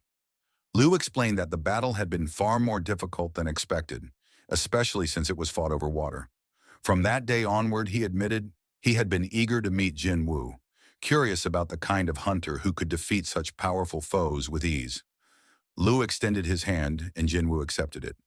As he watched Liu walk away, Jin Woo thought to himself that his first impression of the man had been wrong. Beneath his gruff exterior, Liu Zhigang was actually an interesting person. Adam then explained that Liu had also expressed hope that Suspect S was not truly part of Jin Woo's family. Jin Woo replied calmly that it was all right. He understood. Soon after, director David approached Jin Woo and asked if he had a moment to talk. The scene shifted, showing Jin Woo seated across from Miss Sellner. She greeted him politely, remarking that it had been some time since they last met. Jin Woo studied her carefully, wondering what the upgrader wanted with him now. He replied that he had never expected her to come find him again. Sellner's expression turned serious. She confessed that she had been haunted by the same recurring dream every night. In that dream, the world's top-ranked hunters were hunted down one after another by a mysterious figure. A few days later, the dreams that Mrs. Sellner spoke of began to come true. Jin Woo questioned her carefully, wondering if she had meant Christopher Reed. Director David Brennan answered in her place. He explained that the Bureau had indeed warned Christopher, but the man had refused to listen, and the result was already known. Sellner continued her explanation. She trembled as she described how the world's strongest hunters, the very people who had been supporting humanity, were destined to be hunted one after another. She insisted that the pursuers would not stop until all had fallen. Jin Woo wanted to know if her reason for visiting was to warn him personally. Sellner shook her head. Instead, she explained that she had come to ask him to protect the hunters themselves. She admitted that she had tried countless times to recall the faces of those being killed in her dreams but failed each time. In an attempt to uncover their identities, she had used her unique ability within the dream itself. But when she came into direct contact with the endless power that surrounded them, she was forced awake. Even so, she remembered something vividly, the voice she had heard when her eyes met that overwhelming force. Jin Woo asked what that voice had said. Sellner recounted how it had ordered her to go back and prepare for war. Hearing this, Jin Woo realized the truth.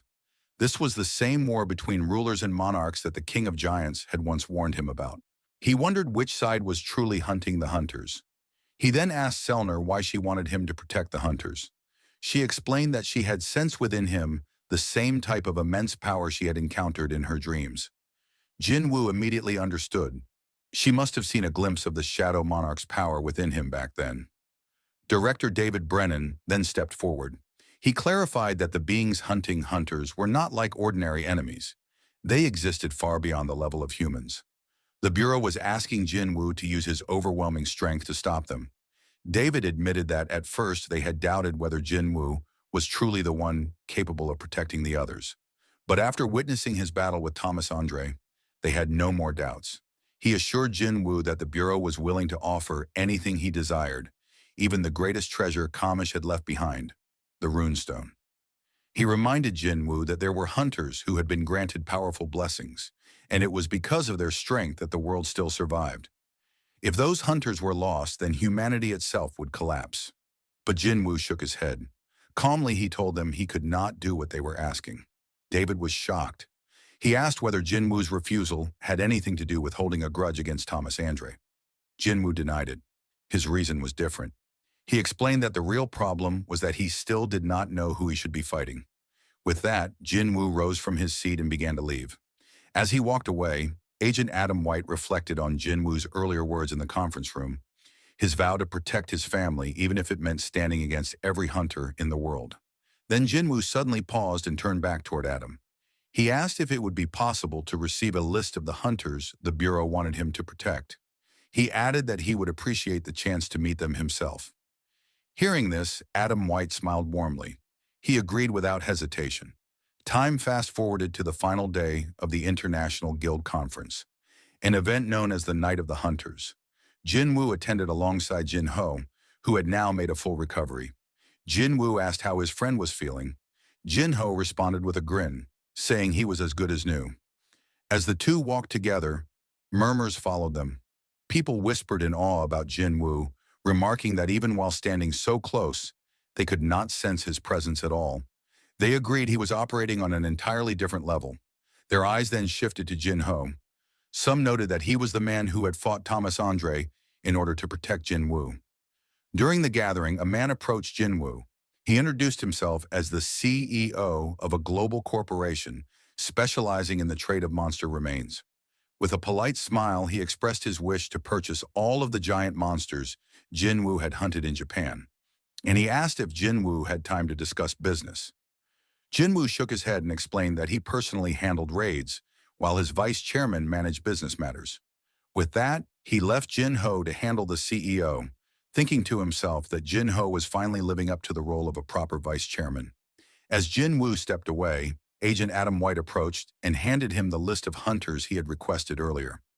Adam explained that the list ranked hunters according to their activity and contributions. Curious, Jin Woo asked where he ranked. Adam replied that considering his defeat of the giants, he would likely fall in third or fourth place. Jin Woo glanced at the names, thinking to himself that it was tedious to memorize them all. Instead, he considered simply placing shadow soldiers on each one. That way he could track allies, identify enemies, and even reach the rulers through these connections if necessary. While he was deep in thought, he sensed a presence approaching. Hunter Wu urged him to be cautious. Jin Woo reassured him that there was no need to worry.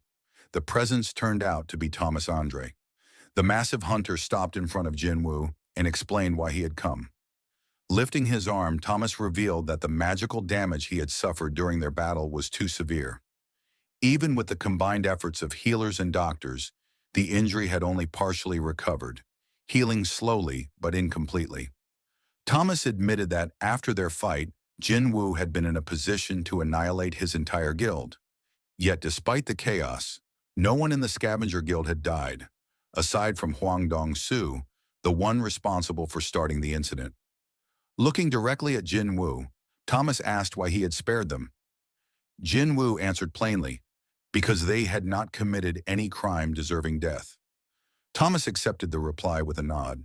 As he began to walk away, he mentioned his intention to give Huang a proper funeral. Though Huang had committed sins deserving death, Thomas still wanted him to have dignity in the end. Raising his hand slightly, Thomas added that once his arm healed, he hoped to share a meal with Jin Woo. He suggested that Jin Woo give his contact information to his secretary so they could reach out later. Soon after, Laura, Thomas's secretary, approached Jin Woo. She explained that her master had just shown gratitude in the only way he knew, roughly but sincerely. She admitted Thomas was actually quite shy. Then on his behalf, she asked for Jin Woo's contact information. She explained that Thomas wanted to send a gift of thanks and asked if there was anything specific Jin Woo might want. Jin Woo considered it briefly before answering. A useful dagger would suffice. After Laura left, Adam White suggested guiding Jin Woo to greet the hunters on the list. But Jin Woo declined, saying there was no need. Instead, his eyes scanned the list carefully. Something was missing. He noticed that rank 6 was not included. When he asked about it, Adam explained that contact with the 6th-ranked hunter had been lost a few days before the conference.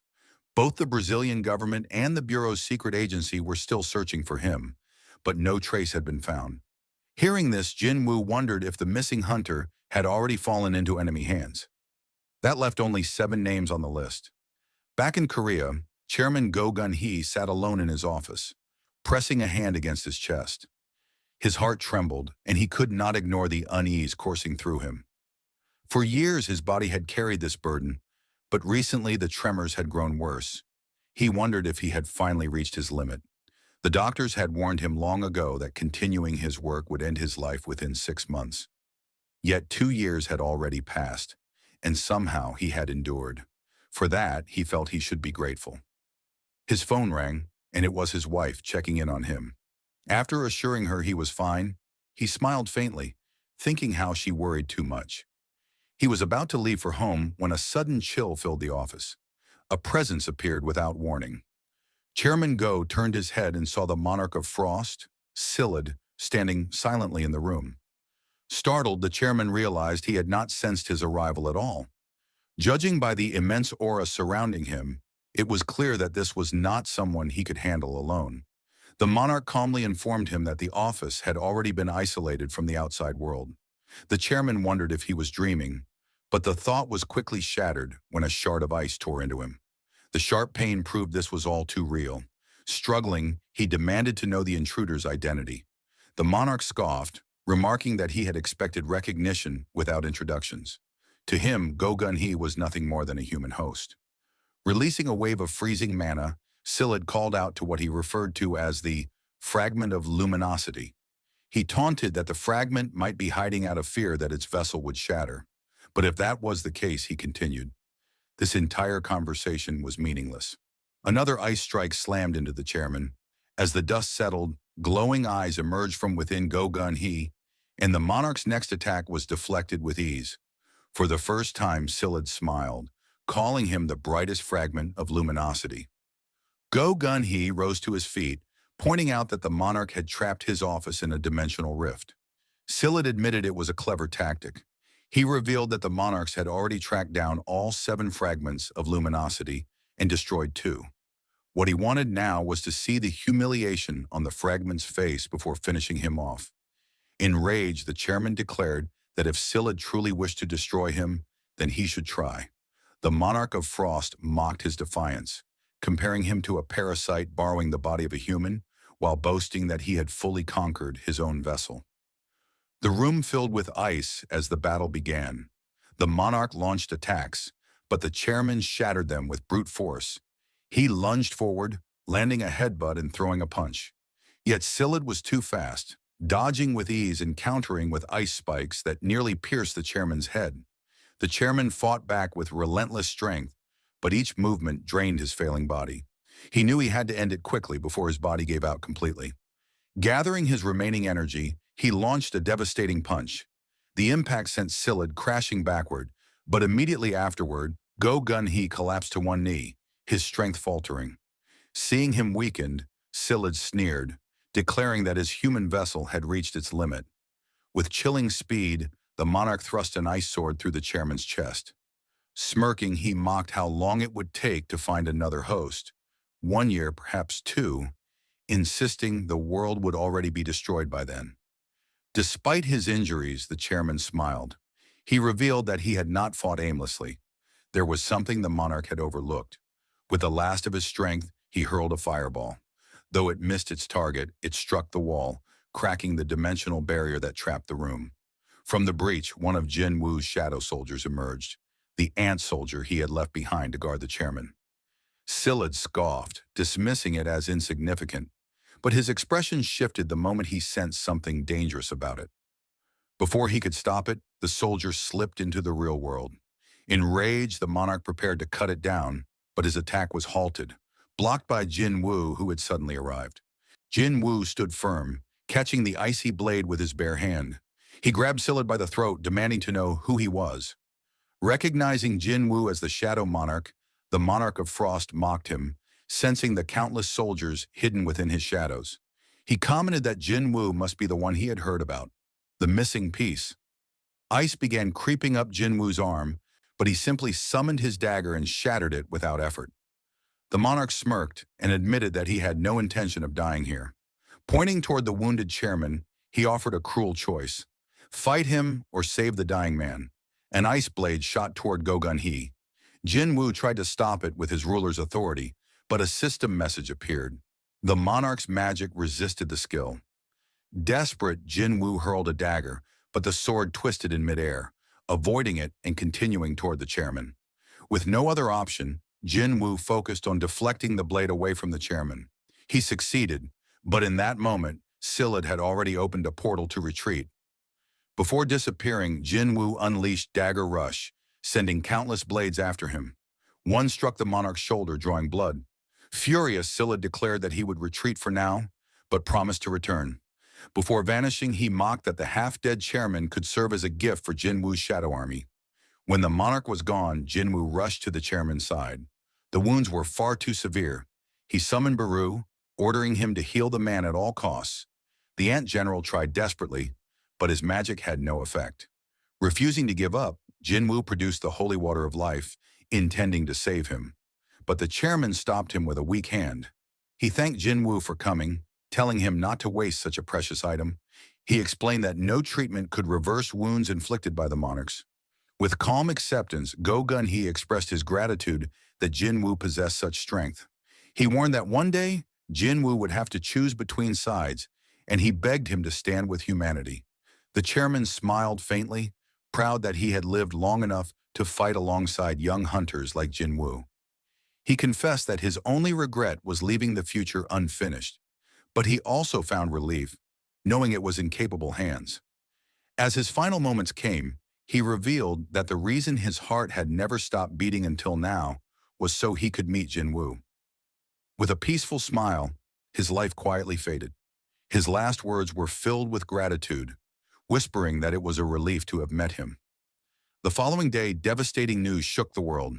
Brazil's strongest hunter, Jonas, was discovered dead in a nearby river. At the same time, reports confirmed that Korea's Hunter Association chairman, Go Gun-hee, had been brutally murdered, his heart pierced in the attack. The shocking announcement spread like wildfire across global media. Headlines blared the deaths of high-ranking hunters, sending the entire world into panic. News outlets everywhere focused on this unprecedented tragedy. Even the United States Hunter Bureau released a joint statement. They emphasized that hunters were humanity's protectors, but posed a sobering question: who would protect the hunters themselves? The deaths of world-class hunters signaled a threat unlike anything seen before. Amid this turmoil, Sung Jin-woo attended the funeral of Chairman Go Gun-hee. Standing beside him was Hunter Woo Jin-chul, grief-stricken and barely able to contain his sorrow. Jin-woo quietly asked if he was holding up. Woo Jin-chul admitted he had not been himself since the chairman's passing. He then asked about the creature responsible, wondering if it had been so powerful that even Jin-woo's strength could not prevail. Jin-woo solemnly explained that when he arrived, it had already been too late. Still in disbelief, Woo Jin-chul confessed that the loss felt unreal. Only the day before, the chairman had spoken with him, asking about his stay in America and urging him to return quickly. Now that voice was gone forever. Fighting back tears, he thanked Jin-woo for trying to save his leader during his final moments. But Jin-woo's eyes burned with fury. He declared that he would not accept gratitude until he avenged the chairman. He swore on his life that he would hunt down and kill the monster responsible. With resolve hardening inside him, Jin-woo turned to Woo Jin-chul and instructed him to call in the reporters. Soon after, a press conference was held. Standing before the world, Sung Jin-woo addressed the rising threat. He revealed that a colony of monsters with extraordinary intelligence was specifically targeting the world's strongest hunters. These creatures were far beyond the capabilities of ordinary hunters. They cared nothing for weapons or tactics. Instead, they excelled at sealing off spaces with powerful magic, isolating their prey, and striking with terrifying precision. Jin-woo warned that hunters who believed themselves potential targets should never stand alone. They needed comrades willing to protect them, or else they would not survive. He recalled the terrifying enemy who had introduced himself as the Monarch of Frost before vanishing. Facing such a being had felt impossible, even for the strongest among them. Finishing his address, Jin-woo delivered a final message to the world. Any hunter without comrades to stand by their side should reach out directly through the Korean Hunter Association. The scene shifts deep inside a hidden cave, where the monarchs have gathered to discuss their next move. The Monarch of Frost, Quarisha, spoke first. He informed the others that the Shadow Monarch had finally appeared on the surface of the human world. Hearing this, the Monarch of Transfiguration, the King of Demonic Specters, voiced his doubts. He questioned whether it was even possible for a human vessel to contain the full power of the Shadow Monarch. After all, wasn't that the very reason the Dragon King, Monarch of Destruction, could not freely remain in the human realm. But the Monarch of Frost countered that the Shadow Monarch had become a greater threat than even the fragment of brilliant light. He made it clear that he intended to deal with Sung Jinwoo himself, and he demanded to know if the others would lend him their support. The Monarch of the Iron Body, Tarnak, quickly dismissed the idea. He warned that picking a fight with the Shadow Monarch was nothing short of suicide. Among the 9 monarchs, Jinwoo now stood as one of the strongest, and Tarnak insisted they should instead wait for the Dragon King's return. The Monarch of Frost rejected this suggestion. He reminded them that they were monarchs, beings born of destruction. Even if they were scattered and on the run, their duty was to fight. Their only chance to kill the Shadow Monarch was now, while his power was still tied to a fragile human vessel. He promised that he would take full responsibility and erase Jinwoo from existence. But Tarnak, along with the Monarch of Transfiguration, both refused. They reminded him of what happened to the Monarch of White Flames. At that moment, the Monarch of Beasts, Rakan, stepped forward. Unlike the others, he agreed to side with the Monarch of Frost. Tarnak immediately warned him that if they failed, the Shadow Monarch would enslave them, just as he had enslaved the fallen monarch before. Rakan dismissed the warning, insisting that the Shadow Monarch could not transform them into shadow soldiers in their original forms, but Tarnak then revealed the truth. Jinwoo was not fighting alone. He had joined forces with the Architect, the system's administrator.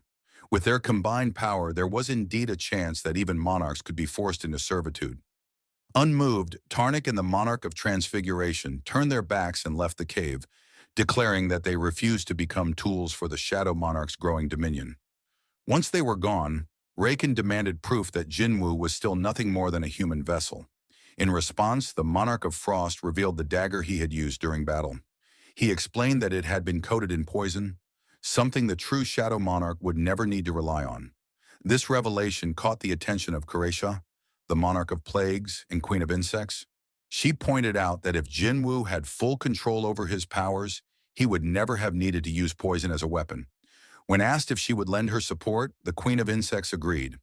Together, they vowed to hunt down and kill the Shadow Monarch. Meanwhile, Sung Jinwoo stood high above the city, gazing from the rooftop of a tall building.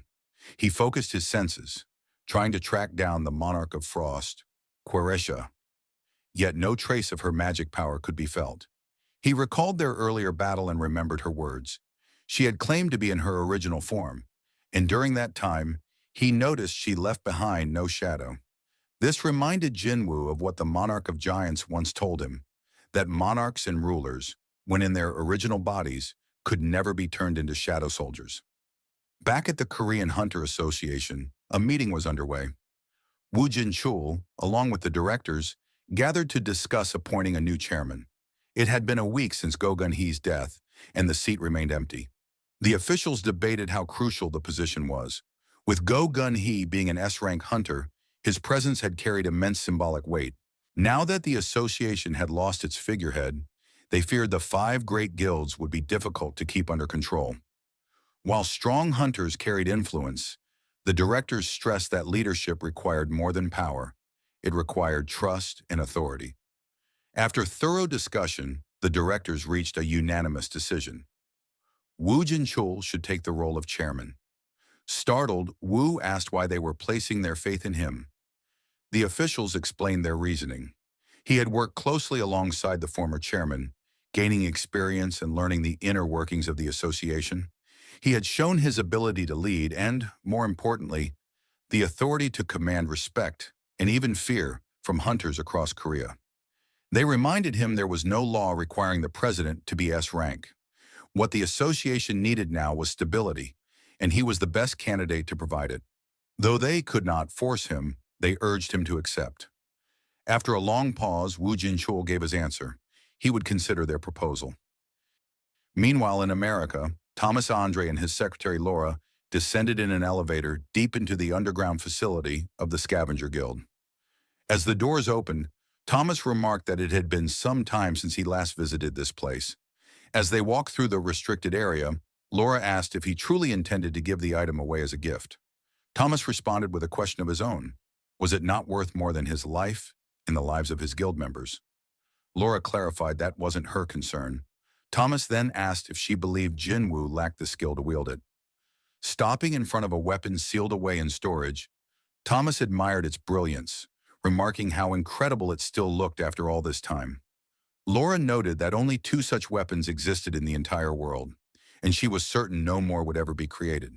Thomas agreed, and when asked again if he truly planned to part with it, he confirmed. A weapon of such power deserved to be wielded, not left to collect dust underground. Back in Korea, Jinwoo's younger sister Gina was watching television. The news was reporting on the appointment of Woo Jin-chul as the new chairman of the Hunter Association. Shaking her head, Gina muttered that the previous chairman had been murdered, and now a younger, more handsome man had stepped in to take his place. She sighed at how unstable not just Korea, but the entire world had become. She turned to her mother, who was quietly washing dishes, and hugged her from behind. Her mother, smiling faintly, asked her to take out the trash if she had nothing better to do. Gina groaned, admitting she was too lazy, and instead suggested they move to a new place. But her mother firmly replied that she liked this house. Curious, Gina asked what exactly she liked about their old apartment. Changing the subject, her mother simply asked her to bring in the laundry. With a shrug, Gina went to fetch it. But as she opened the door, her expression froze. A wave of terror washed over her, and without thinking, she sprinted back, shouting for her mother. Outside the Ajin Guild headquarters, crowds of reporters had gathered after hearing that Thomas Andre was inside the building. Inside, Yujin Ho was doing his best to stay calm. With both Thomas Andre and Leonard Neumann, the strongest hunter in Germany, waiting in the office, the pressure was overwhelming. He kept glancing at his phone, frustrated that Sung Jin Woo hadn't answered a single call. Nearly 2 hours had passed, and still no sign of him. Leonard sat quietly, unease etched on his face. He knew why Thomas had come to Korea. He was searching for Sung Jin Woo. Leonard wondered if today might finally be the day he met the man himself. Breaking the silence, Thomas asked a question in English, which Laura translated. He wanted to know whether Sung Jin Woo was currently in a raid. His absence from the office seemed unusual. With a shaky voice, Jin Ho confirmed it, saying Jin Woo often didn't come in regularly because of constant gate activity. Just then, the office doors opened. Sung Jin Woo stepped inside. A wave of relief swept over the room. Jin Ho nearly burst into tears as he asked where Jin Woo had been and why he hadn't answered his phone. Seeing the dust on his clothes, he suspected Jin Woo had been handling gate outbreaks. Jin Woo simply replied that there had been too many to ignore, and he couldn't afford to rest. Thomas rose from his seat and greeted him. Jin Ho's heart pounded, wondering if the two titans were about to clash right there in the office. But Jin Woo calmly asked why Thomas had come all the way to Korea. Thomas reminded him of a promise, that once his arm healed, they would share a meal together. He also mentioned that he had brought a special gift, something far too dangerous to reveal in the guild office. Hearing this, Jin Woo frowned, half joking to himself that Thomas hadn't brought a bomb. Jin Ho remained deeply suspicious, thinking it could easily be a trap. Turning to the second guest, Jin Woo asked about his identity. The man introduced himself as Leonard Neumann from Germany. Jin Woo immediately guessed he was here to request a protection commission, but before he could say more, Thomas interrupted, urging them to leave for another location. Leonard tried to join them, insisting that after waiting more than 2 hours, he had earned the right to be part of the meeting. Thomas shot him down sharply, saying that what they were about to discuss was top secret and not something Leonard could intrude upon. The dismissal stung.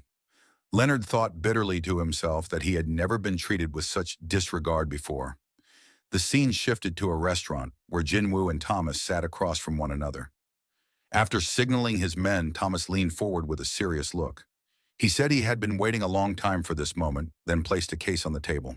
Jin Woo's eyes narrowed. He could sense the immense power radiating from within the case. Thomas explained that it was a gift, a token of gratitude for saving his guild members. When the lid opened, Jin Woo was left speechless. Inside rested a pair of daggers, forged from Kamish's fang. Jin Woo immediately recognized them. He asked if they had truly been made from the corpse of Kamish, the legendary dragon whose body was under the control of the Hunter Bureau. Thomas clarified. Back then, the U.S. government had ordered the Scavenger Guild to comply with the Bureau's request. But during the battle, when Kamish had bitten him, Thomas had one of its largest canines extracted as a personal keepsake. The fang had been too short to make a sword, so he had it crafted into twin daggers. And now he was offering them to Jinwoo. Jinwoo inspected the blades and was stunned. Their attack power far surpassed that of the Demon King's dagger, which had once been one of his best weapons. He tested the new daggers in his hand, feeling how they resonated with his magic.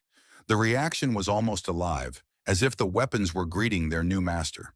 The overwhelming mana pouring from the blades caused everyone nearby to break into a sweat.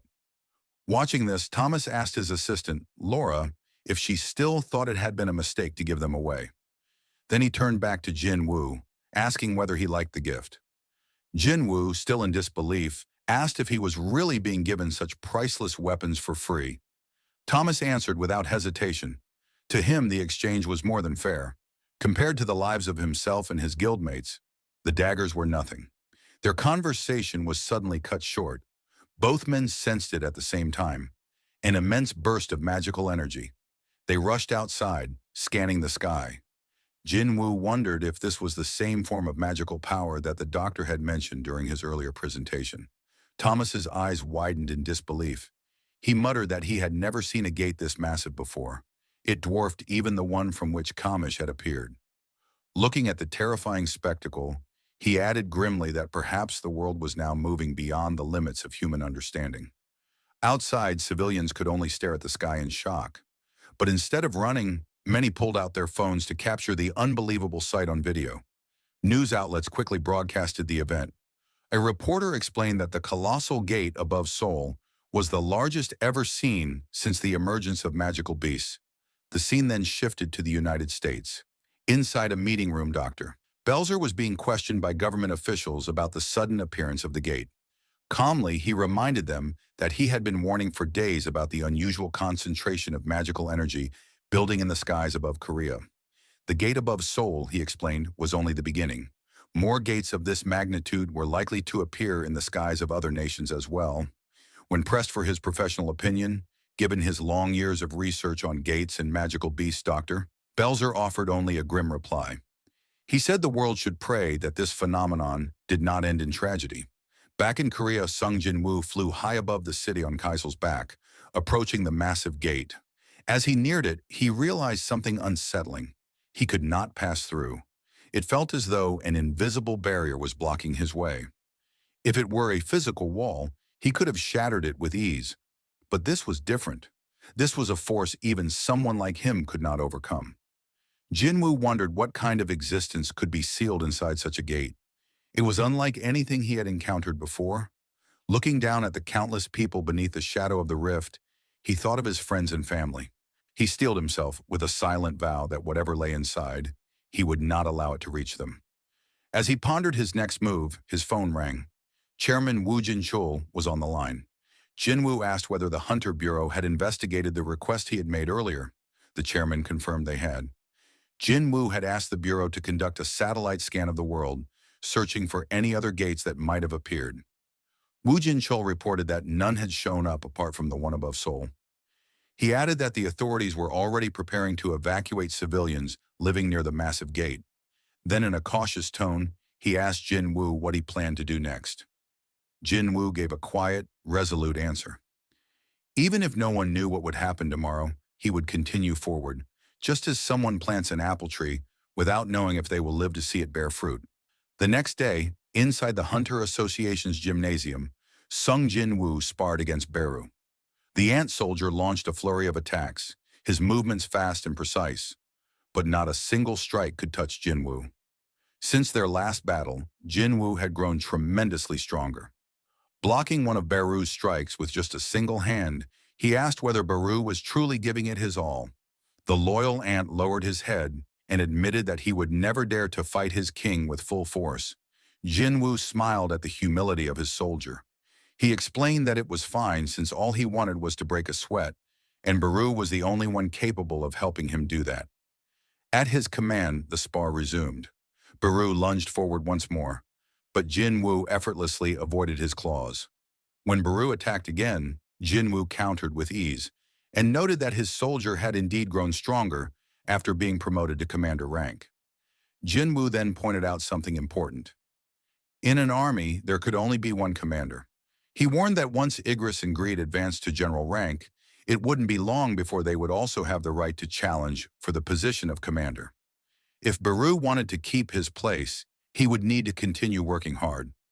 Motivated by his king's words, Baru pushed himself to the limit, striking with all the strength he could muster. But Jin Wu quietly thought to himself, it was still not enough. Even though Baru was the strongest among his shadow soldiers, he was still not strong enough to face the enemies that were coming.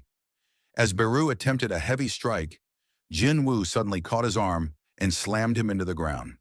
While the ant struggled to rise, Jin Wu followed with a devastating punch to his ribs, sending him crashing into a nearby wall. Baru staggered back to his feet and humbly praised his master, expressing his amazement at Jin Wu's overwhelming strength.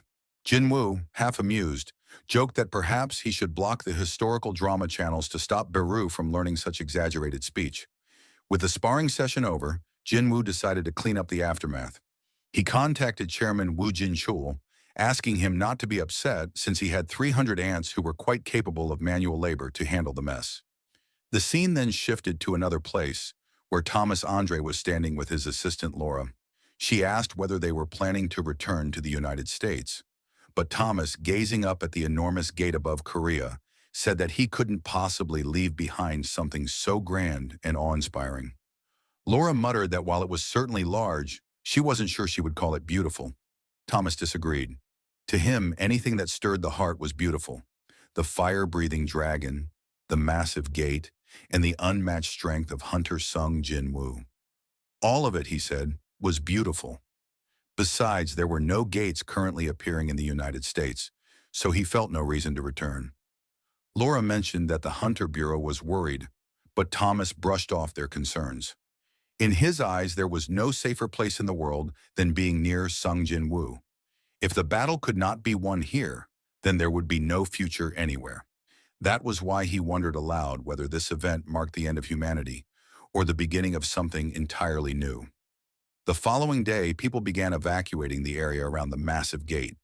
Meanwhile, at Jin Woo's home, his younger sister Jin A asked their mother why they were not leaving like everyone else. Their mother calmly explained that if this place was destined to become a battlefield, then it was better to choose where they would stay rather than flee aimlessly. Besides, their home did not fall within the official evacuation zone. Upset, Jenna protested. She argued that she was about to enter college, that she had looked forward to drinking freely, enjoying campus life, and living independently. Her life was only just beginning, and she did not want it to end so suddenly. Her mother smiled warmly at her frustration. She admitted that Jenna had a fair point, but assured her daughter that there was no need to worry. Sung Jin Woo would protect them, just as their father once had. The scene shifted back to Sung Jin Woo, who sat silently atop a tall building, gazing up at the colossal gate hanging in the sky. His thoughts grew heavy. Could he really close something like this without anyone getting hurt? He pulled out his phone, wondering who he would want to spend his final moments with if this battle truly became his last. Far away inside a quiet dojo, Cha Hai-in was training under the watchful eyes of her master. As she practiced her sword forms, the old instructor observed a slight hesitation in her movements. He voiced his concern, noting that fear seemed to be growing inside her strikes. Just as he was about to continue, her phone began to ring. She quickly went to answer it, and her master smiled, telling her that a hunter should never ignore their calls. After speaking briefly on the line, Cha turned back and explained that something urgent had come up. She bowed respectfully before leaving. Left alone, her master smiled knowingly to himself. Time passed, and the next scene showed Jin Woo and Hei-in walking side by side through an amusement park. The crowd buzzed with excitement at the sight of the two famous hunters together. Jin Woo, looking around at the lively atmosphere, commented that there were more people than he had expected, given the looming threat of the gate. Hei-in asked whether he liked places like this. Jin Woo admitted that he didn't particularly enjoy amusement parks, but he had always wanted to visit at least once. Curious, she asked why he chose to bring her here of all places. His answer was simple, because she was the only friend he had. Hei-in stopped for a moment, taken aback by his words. Jin Woo reminded her of the time inside the double dungeon, when she had called them friends in front of the architect. With a faint smirk, he mentioned that he had excellent hearing and caught every word back then. As she thought about it, Hyen realized how quickly 2 years had passed since she first awakened as a hunter. For the first time in a long while, she felt lighthearted, enjoying a simple moment outside of battle. When she glanced at Jinwoo, she sensed something different, a presence, a scent, something uniquely his that set him apart from anyone else. Soon after, Jinwoo asked if she wanted to try everything the park had to offer. Smiling, she agreed. Seeing her expression, Jinwoo thought that perhaps he wasn't the only one who had always wanted to visit a place like this. But despite their efforts, the rides weren't as thrilling as they had hoped. Even the fake monsters scattered around the park trembled in fear at their overwhelming auras, ruining the experience. Eventually, they sat down to eat. Jinwoo noticed her quiet demeanor and asked if she was truly having fun. She insisted that she was, but he pressed further, pointing out that she hadn't screamed even once. Realizing that the rides must have felt too tame for an S-rank hunter, Jinwoo teased her, asking if it had all been boring. Hyen reluctantly agreed. With a grin, Jinwoo suggested they try something truly exciting. Moments later, Kazel soared through the open sky with Jinwoo and Hyen riding on his back. The wind rushed against them as the dragon cut through the clouds. Jinwoo asked how this compared. Hyen's face lit up as she admitted it was fast, high, and breathtakingly beautiful. She laughed and wondered aloud why he had even bothered with the amusement park when he had such a magnificent ride at his disposal. Jinwoo's eyes softened as he explained that the park had been built on the very spot where his father had disappeared. He had wanted to visit it at least once, not for the rides, but to properly say goodbye. Hyen looked at him warmly, touched by the depth of his words. She thanked him, telling him he had done nothing but show her kindness since the day they met. Jinwoo responded quietly that there was still one more thing he wanted to show her. The final scene revealed the two of them sitting beneath the open night sky, side by side as stars glittered above them. A shooting star streaked across the heavens, and in that fleeting moment, the world's chaos faded into silence. For a brief while, they shared peace together, an unspoken bond forming beneath the endless sky. The next day, a hunter walked down the street, lost in thought. He reminded himself that a massive gate was set to open within a few days. As a newly promoted B-rank hunter, he felt he couldn't afford to let his guard down. But as he walked, he bumped into a stranger. Irritated, he demanded the man stop.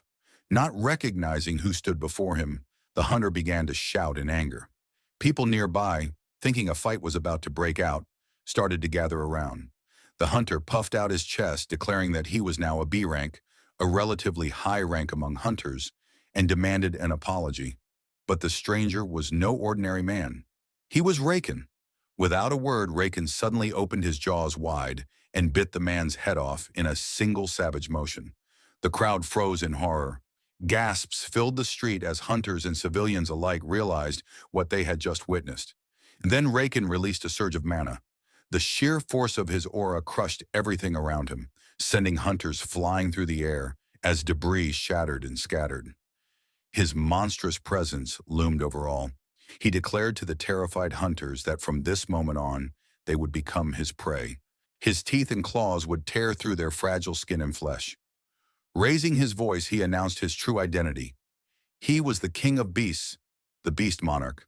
With arrogance, he dared anyone to try and stop him if they could. Meanwhile, in a quiet forest, Cha Hyen bent down to drink water from a lake. She looked up as Sung Jin-woo approached her.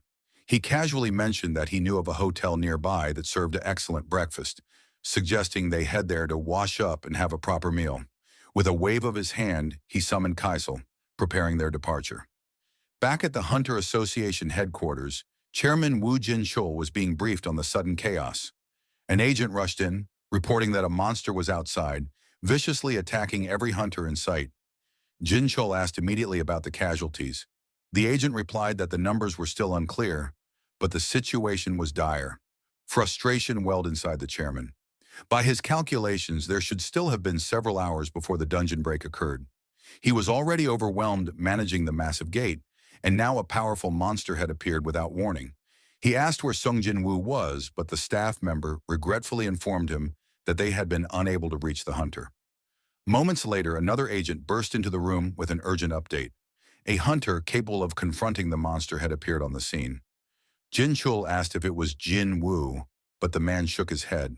Instead, he explained that it was a world-class hunter who had happened to be nearby. At the scene, Leonard Neumann stood face-to-face with the beast monarch. The German hunter narrowed his eyes, unsure if he could truly stand against such an enemy. Still, he thought perhaps fate had kept him in Seoul for this very reason, to challenge this monster. But before he could act, a massive hand grabbed his head and shoved him backward. It was Thomas Andre.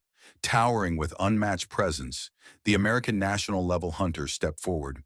He told Leonard bluntly to stay out of the way, otherwise he would only become a burden. Back at a quiet restaurant, Sung Jin Woo was sharing a meal with Cha Hai-in when his phone began to ring. It was Chairman Woo Jin-chul, finally able to reach him after repeated attempts. The chairman asked urgently where he had been, explaining that no one had been able to contact him until now. Jin Woo replied calmly that he had been outside the service zone. Without delay, Jin Chul briefed him on the situation unfolding in the city. A powerful monster was rampaging in the middle of Seoul. Jin Woo asked how many enemies there were. The chairman answered, "Only one." That answer unsettled Jin Woo. He thought to himself that nearly every hunter in Korea was currently gathered in Seoul, preparing for the dungeon break of the gigantic gate. Yet all of them were being overwhelmed by a single magical beast that had suddenly appeared out of nowhere.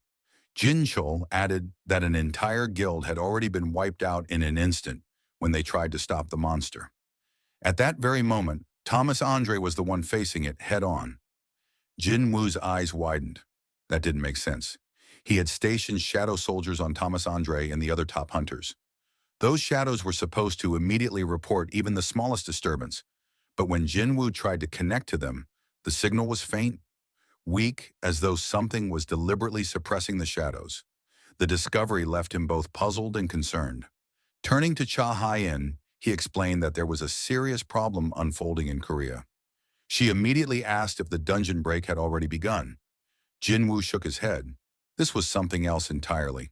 He quickly asked Chairman Woo for confirmation. They needed to know if the monster had a shadow. He stressed how important it was to confirm, because if it did, it could mean a colossal beast hidden within invisible shadows, something far worse than it appeared. Meanwhile, at the battlefield, Leonard Neumann called out nervously to Thomas Andre. Around them, hunters cheered with relief, shouting that the Goliath had arrived. Thomas, however, was irritated. He snapped at the hunters, ordering them not to waste time watching, but to focus on evacuating civilians. His eyes locked onto the beast before him. To Thomas, it looked like a wild animal that didn't understand its place. Both he and Rakan released immense amounts of mana, the clash of their auras shaking the air as the battle began. Rakan lunged at Thomas, but his attack had no effect. The American national-level hunter retaliated with a devastating punch, sending the beast monarch flying back. Thomas followed up with another heavy strike, but this time Rakan dodged. Just as the monarch prepared to counterattack, Thomas seized him and slammed him brutally into the ground. Elsewhere, Hunter Choi Jong-in arrived on the scene. He quickly asked for a status update, and another hunter explained that evacuation efforts were still underway. Both the Fiend Guild and the White Tiger Guild had already been dispatched to assist. As Choi sensed the battle raging nearby, his expression grew tense. Thomas Andre was holding back a mysterious magic beast, yet the aura radiating from the creature, it was even heavier, even more suffocating than the mana he had once felt during the Jeju Island raid. He couldn't help but wonder, what kind of monster could even the Goliath be fighting against? Back in the fight, Rakan was sent flying through the air, crashing violently into a nearby building after receiving a heavy blow from Thomas Andre. But that strike wasn't enough to put him down. The beast leapt back toward Thomas with frightening speed and landed a solid hit to his chest. The impact was powerful, yet Thomas managed to block it. Without hesitation, Thomas grabbed Rakan and slammed him into the ground. For a moment, it seemed the battle was over, until Rakan twisted his body and kicked Thomas in the face, launching him into the air. Thomas quickly regained his footing and began reinforcing his body with mana. The scene then shifted to the White Tiger Guild, who had just arrived at the battlefield. Guildmaster Baek Yoon-ho commanded his members to stay sharp and be ready for anything. But before he could finish, Something massive flew past him and crashed into a building with thunderous force. As the dust cleared, Beck finally laid eyes on the magic beast that had been terrorizing the city. At the same time, Thomas had completely transformed into his reinforced state. He shouted to the White Tiger Guild, urging them to retreat and take cover. Beck studied the creature carefully. It was unlike any monster he had ever seen, clearly no ordinary beast. He considered transforming himself, but before he could act, Riken suddenly appeared right in front of him. The pressure was suffocating. Instinct warned Bach not to move, not to draw attention, as if even being noticed would make him pray. Riken ignored him and continued forward. With a flick of his power, he lifted dozens of cars into the air and hurled them at Thomas. But then something strange happened. Instead of being overwhelmed, Riken felt himself being pulled closer. It was Thomas, dragging the beast toward him with sheer force. As Riken closed in, Thomas slammed him into the ground and unleashed a relentless flurry of punches.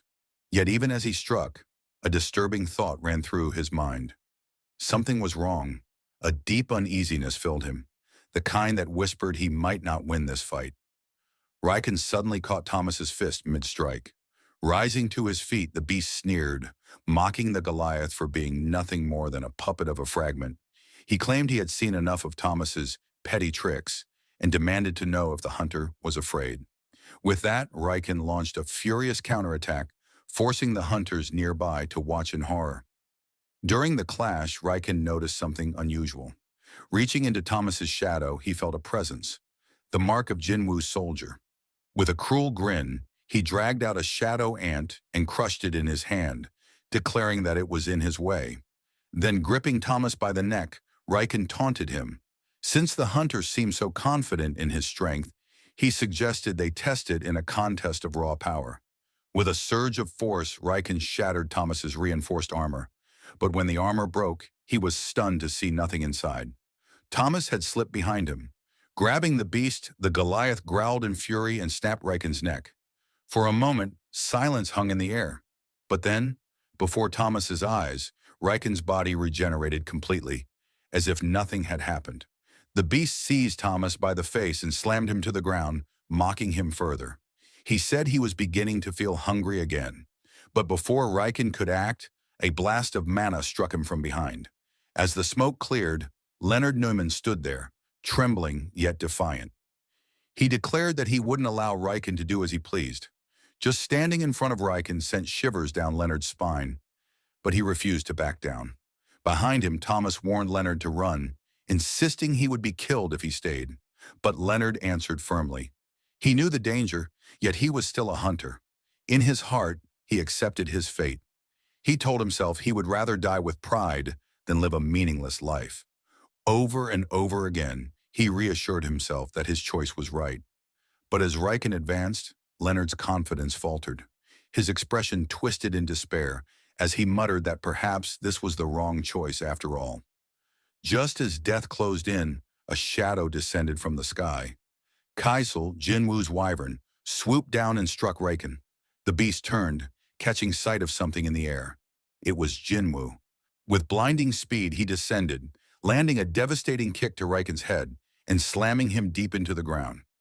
Jinwoo ordered Leonard to take Thomas to safety. Riken slowly rose from the rubble, his eyes locking onto Jinwoo. With a grin, he remarked that the scent of the Shadow Monarch lingered on this human. Jinwoo studied him carefully. The killing intent rolling off Riken was immense, but he wasn't alone. Behind Jinwoo, another presence materialized. It was Queresha, the Monarch of Plagues, who licked her lips and spoke eagerly. She wondered aloud what it would taste like to devour the body of another monarch. And then Psychos, the Monarch of Frost, emerged as well. The monarchs closed in, surrounding Jinwoo on all sides. Their combined mana could be felt from miles away, but Jinwoo did not back down. With a command, he summoned his entire army of shadow soldiers to charge. Psychos released a freezing breath, instantly trapping the soldiers in ice. He mocked Jinwoo, saying that his army couldn't even take a single step within this prison. Queresha sneered, accusing him of overstepping by daring to use such forces against monarchs. Psychos added that Jinwoo had yet to fully absorb Ashbourne's power. He admitted the original Shadow Monarch had been the greatest of them all, but reminded him not to underestimate the other monarchs. But in the next moment, Jinwu shattered the ice, imprisoning his soldiers. The Frost Monarch's expression twisted in rage. Jinwu pointed at him with burning determination and declared that no matter what happened, he would kill at least him. The battle escalated as the Frost Monarch, Silid, summoned towering ice golems to the field. Beside him, Quretia, the Monarch of Plagues, unleashed her own twisted powers, raising fallen hunters and forcing their corpses to march against Jinwu.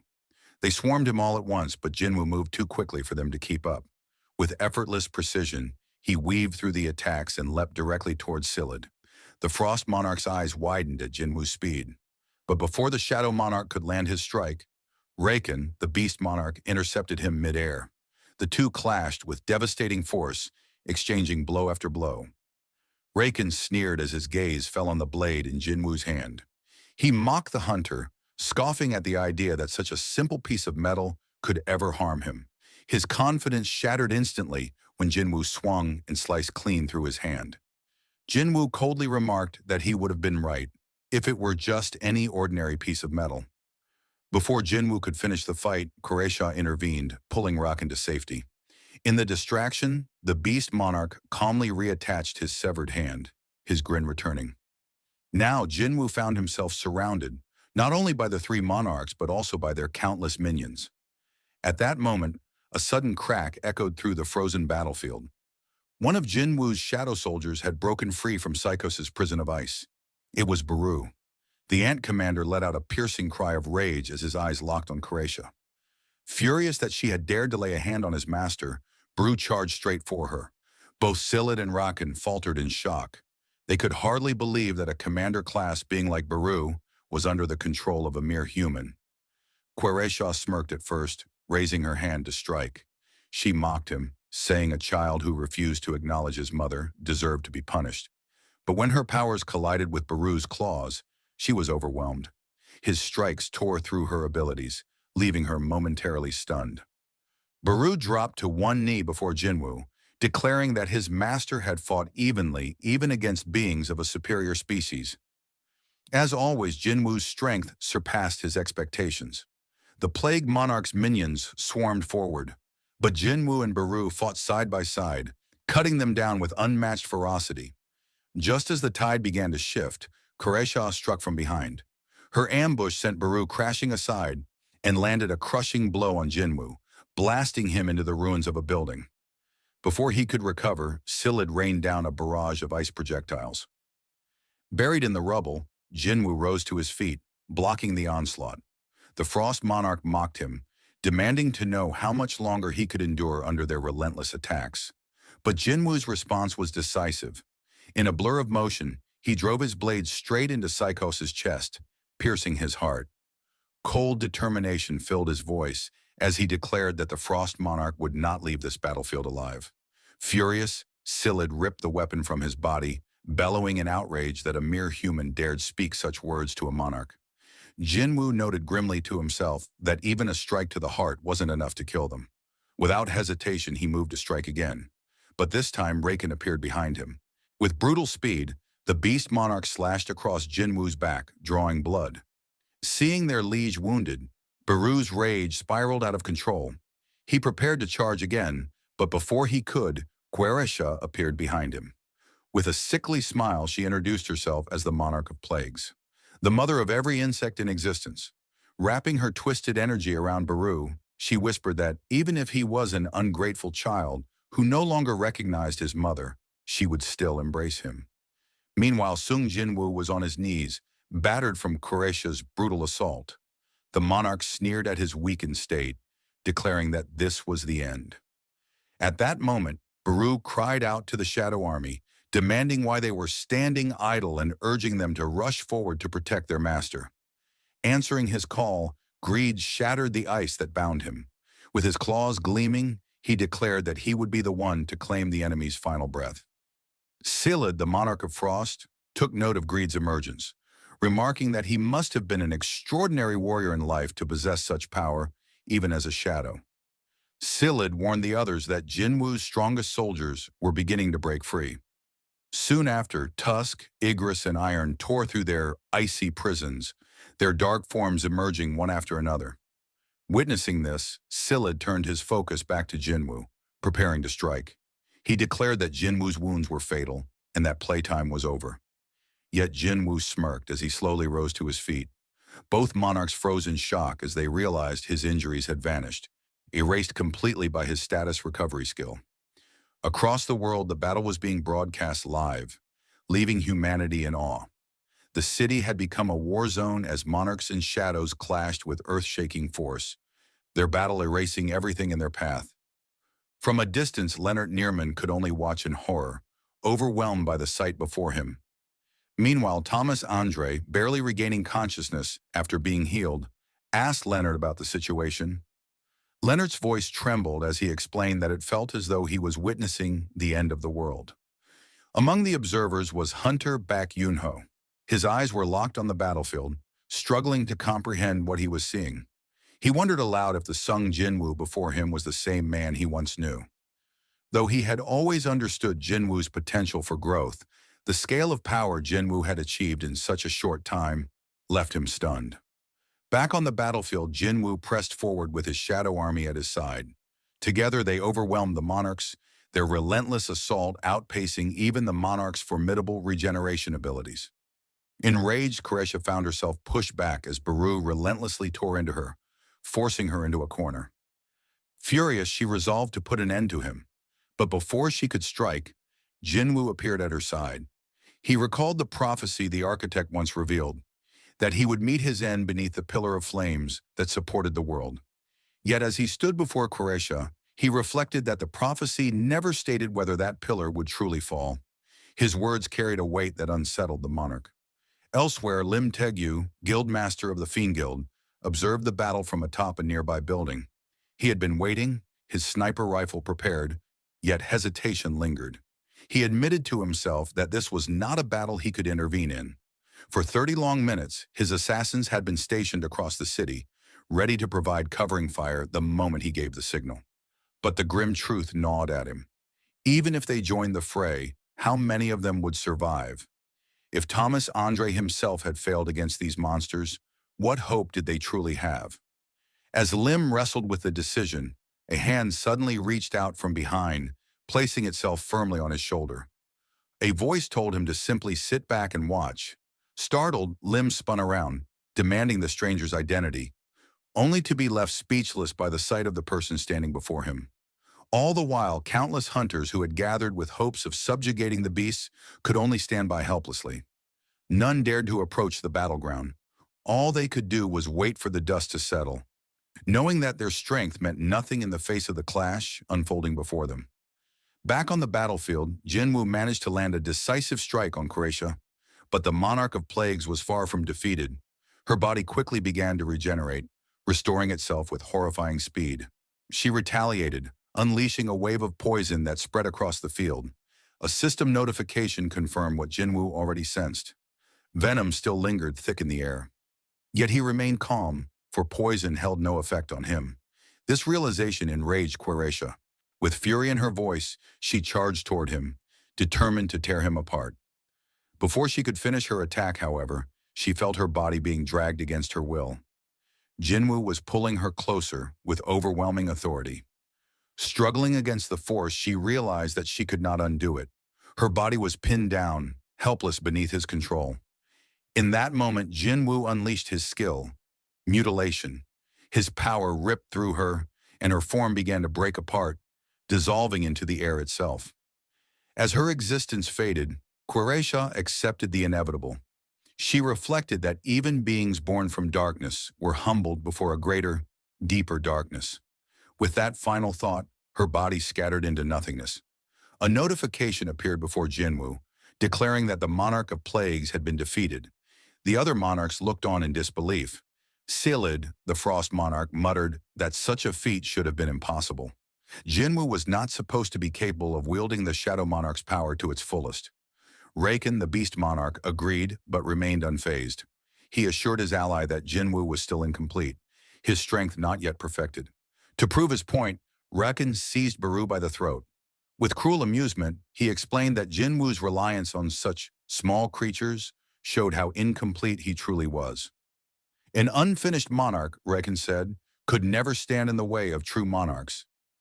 Baru's body began to break apart, his existence crumbling under the beast monarch's grasp. Jinwoo realized in horror that Reckon was severing the connection between him and his shadow, the same way he had once removed the shadow binding Thomas Andre. Desperate, Jinwoo attempted to cancel the summon, commanding Baru to return. But a chilling notification appeared before him. The subject could not be retracted. Acting instantly, Jinwoo struck at Reckon, forcing him to release Baru. He quickly recalled his soldier, relieved to have prevented Baru's complete erasure. But his relief was short-lived. The Frost Monarch stepped forward, his body shifting as he transformed into his true form. Scylla declared that Jinwoo's ability to control shadows meant nothing if the connection could be cut. His plan was to trap Jinwoo's soldiers beneath layers of ice, forcing them into a cycle of destruction and regeneration. By doing so, they would become nothing more than parasites, draining Jinwoo's mana until he was powerless. He unleashed his authority, encasing the battlefield in ice and preparing his assault. Jinwoo braced himself, but Scylla was merciless. He slashed at Jinwoo, wounding his arm, then lifted him and slammed him into the ground with crushing force. Yet Jinwoo endured. He burst from the rubble and retaliated, striking at the monarch. Scylla dodged and countered with terrifying speed, launching Jinwoo backward. Jinwoo steadied himself, but he quickly realized how fast his opponent was. The Frost Monarch studied him carefully, noting that his stealth ability must burn through enormous amounts of mana. With cold certainty, he lunged forward, vowing to end the battle quickly. Their clash shook the air. Jinwoo analyzed every movement, thinking that he could read Yogamon's attacks but lacked just enough speed to close the gap. Determined, he pushed harder. The monarch scoffed, dismissing Jinwoo's efforts, and summoned waves of ice magic. But by then, Jinwoo had already slipped behind him. For a moment, Jinwoo believed he had finally gained the upper hand, but Scylla only smirked. Something was wrong. Observers all around the battlefield froze in shock, their eyes widening in horror. Even Leonard Neerman could hardly believe what he was witnessing. Behind Jinwoo, the beast monarch had appeared. Reckon struck with ruthless precision, driving his massive claws through Jinwoo's chest. Mocking him, Reckon declared that Jinwoo was nothing without the speed he so relied on. Jinwoo looked down at the claws piercing his body as his daggers slipped from his grasp, clattering to the ground. Yet even in this dire state, his thoughts remained defiant. His level had risen again, he reminded himself. Compared to that growth, such wounds were nothing. The Frost Monarch picked up one of Jinwoo's fallen daggers. With icy cruelty, he plunged it back into Jinwoo, mocking him as he asked whether Jinwoo could heal as he had before. He reminded him that he was still incomplete, not yet a true monarch, and demanded to know if this was as far as he could go. With the entire world watching the broadcast, Scylla proclaimed what awaited humanity. Once the monarch army set foot in this world, human corpses would rise in mountains, and rivers of blood would flow endlessly. Yet he had a different fate planned for Korea, the land Jinwoo called home.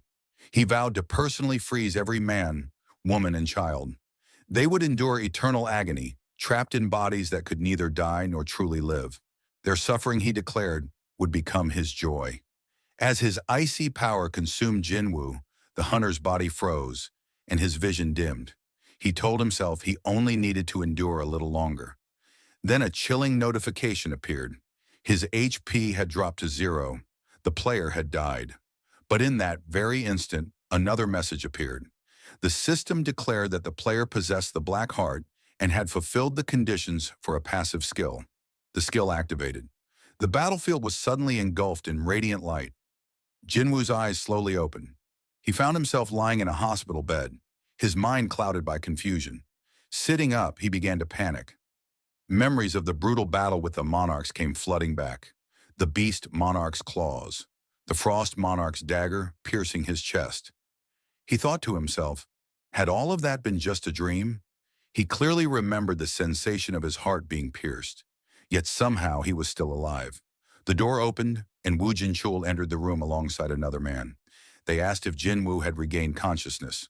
Startled, Jinwoo looked at them and immediately asked what had happened to the monarchs. He even called him Chairman Wu, demanding to know how he had survived. Wu Jinchul froze at the words. He calmly corrected Jinwoo, explaining three things. First, he was not the chairman, but the chief inspector of the surveillance team. Second, he needed to ask Jinwoo about the strange moving statues. And third, he wanted to know how Jinwoo already knew his name. Jinwoo was stunned. None of this made sense. Wu Jinchul continued, saying that when they had arrived at the scene alongside the White Tiger Guild, everything was already over. But Jinwoo shook his head. This wasn't what he was talking about. The more he listened, the more Jinwoo realized something impossible had happened. Somehow he had traveled back in time. Wu Jinchul, sensing his confusion, asked if he was all right. Jinwoo told him he simply needed time to process everything.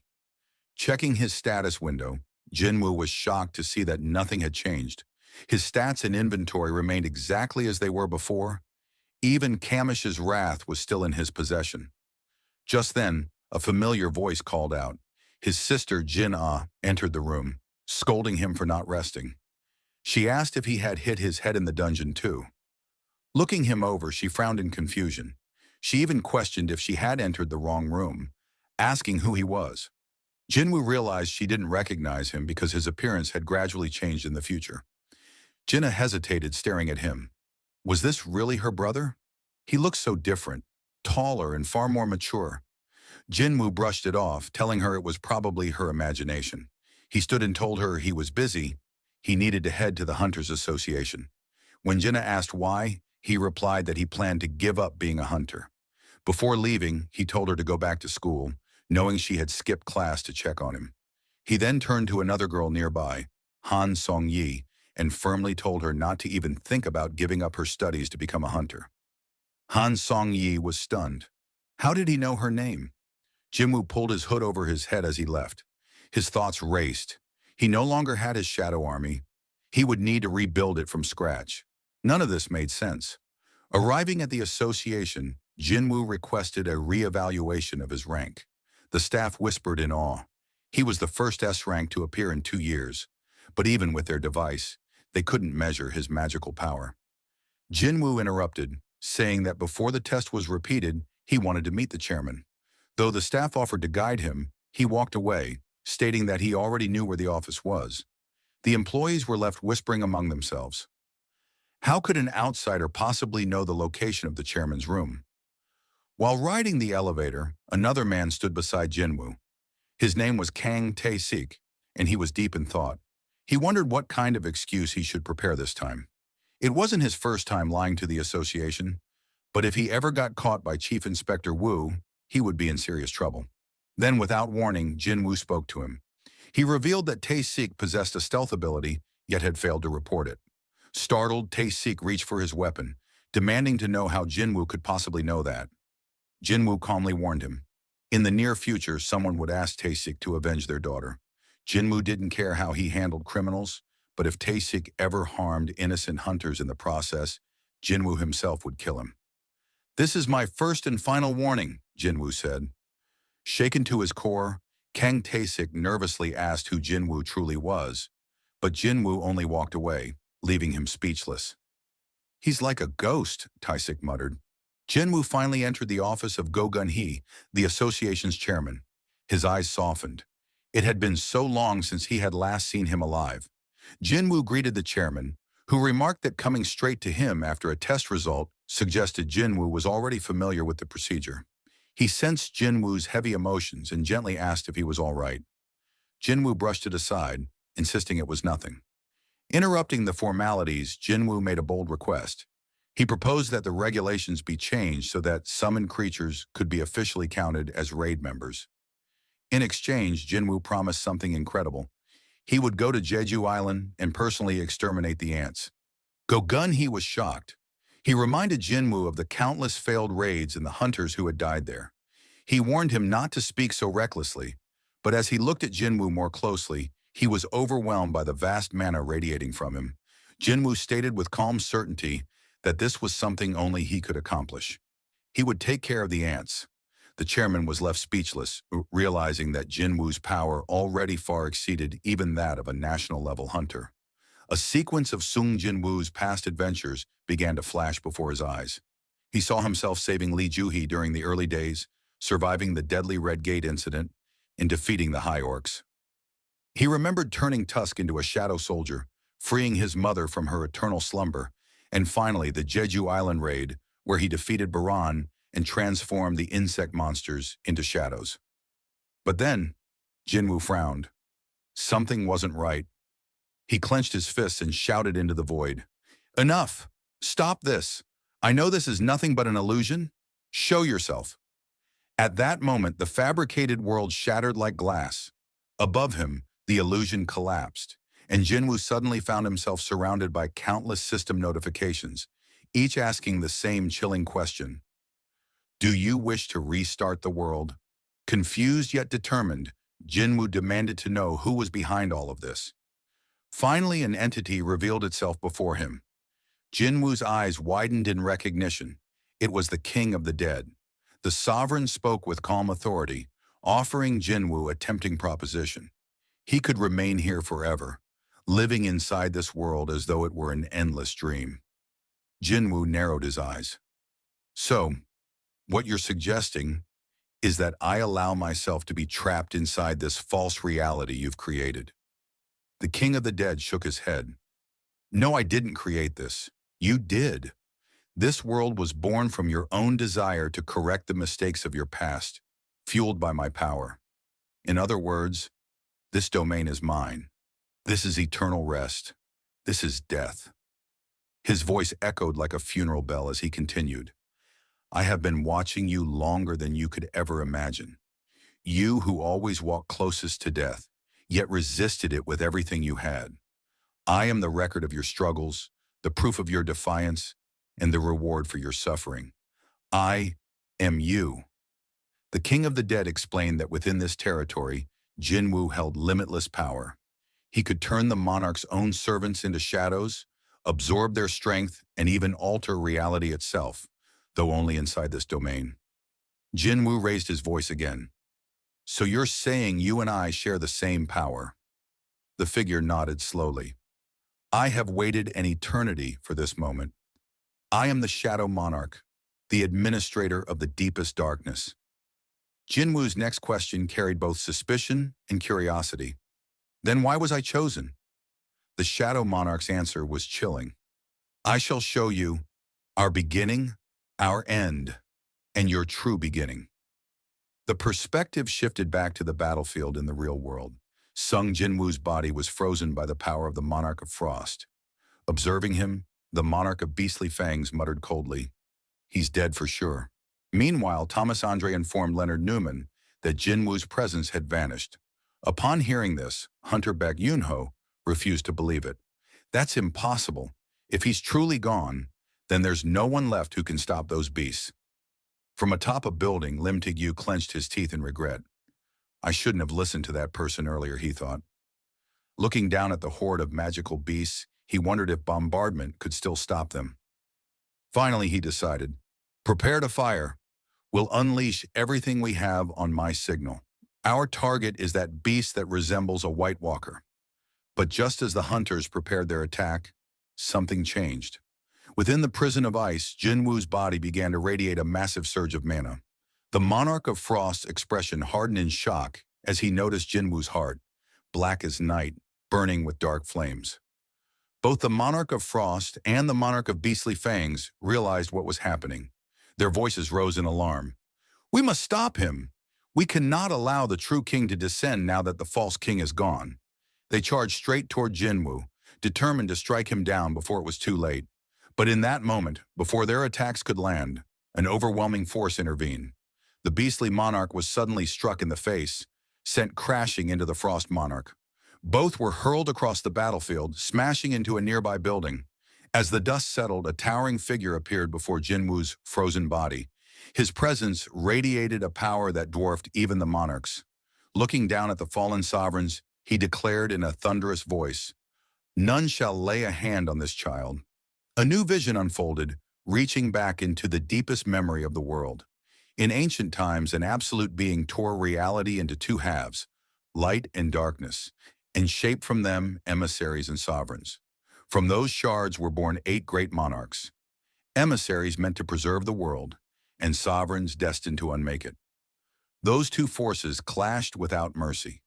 Whole armies bled away as emissaries and sovereigns slaughtered each other in an unrelenting war. Exhaustion and despair settled over the battlefield, and at last the brightest of the light fragments could no longer remain silent. It stepped forward to the Absolute and demanded an answer. Why did the Absolute ignore the screams of the countless soldiers who died for its purpose? It begged the Absolute to lend its strength so they might fight on in the Absolute's name. The Absolute did not answer. That silence revealed the truth. To the Absolute, the war was merely sport, something to watch, not to stop.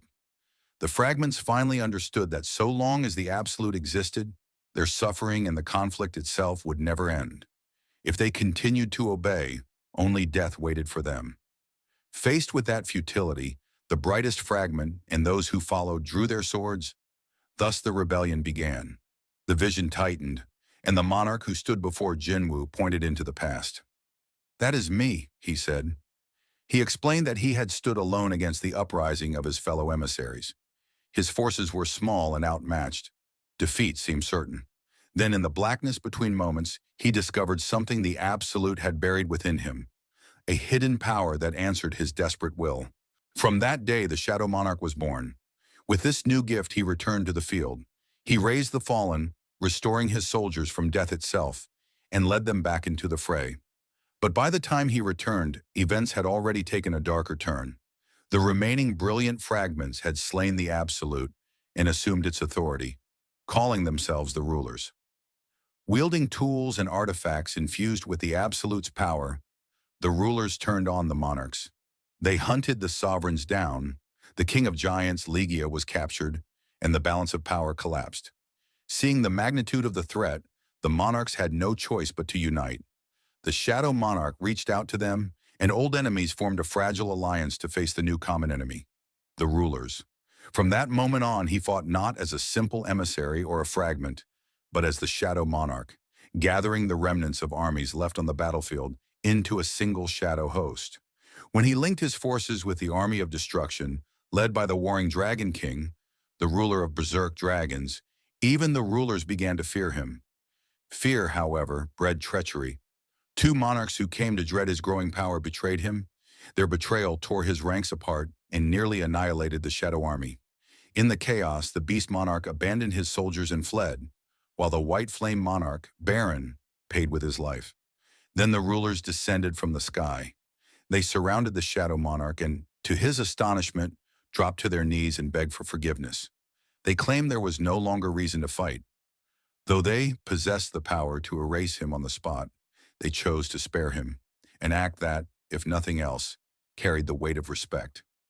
He had stood at their side on the front lines, fighting while commanding the army of brilliant light. But the Shadow Monarch could not forget what had happened. Turning to those who now begged him, he asked in a voice that hardly concealed his pain, had they not once raised their blades against his liege? Their answer was blunt. The slain had been their master as well. Anger flared in the Shadow Monarch. If their former lord had been master to them too, then their betrayal was all the more unforgivable. One of the fragments tried to explain. They had rebelled because they wanted to end the war, to stop the endless slaughter. They pleaded that they had acted for a higher purpose. The Shadow Monarch did not soften. He challenged them with one final terrible proposal. If they truly desired the end they had sought, then finish it. Pierce his heart with their spears and claim the conclusion they begged for. Let him be the end that would make them victors at last. But the fragments recoiled from such a fate. Instead of driving their spears home, they dropped their weapons and fell before him, begging for mercy and surrounding him in a show of contrition. They bowed and offered their respect, asking him to forgive what they had done. The Shadow Monarch told Sung Jinwoo that he had been overwhelmed and found no way to break the cycle, so he chose to withdraw and bide his time for vengeance. While hiding, he carried within himself the Monarch of White Flames, a sealed power he intended to unleash once he had recovered enough strength to strike back at the Beast Monarch's forces. But things had not gone as he planned. The other monarchs, already weakened from endless war, were crushed by the rulers while he lay in hiding.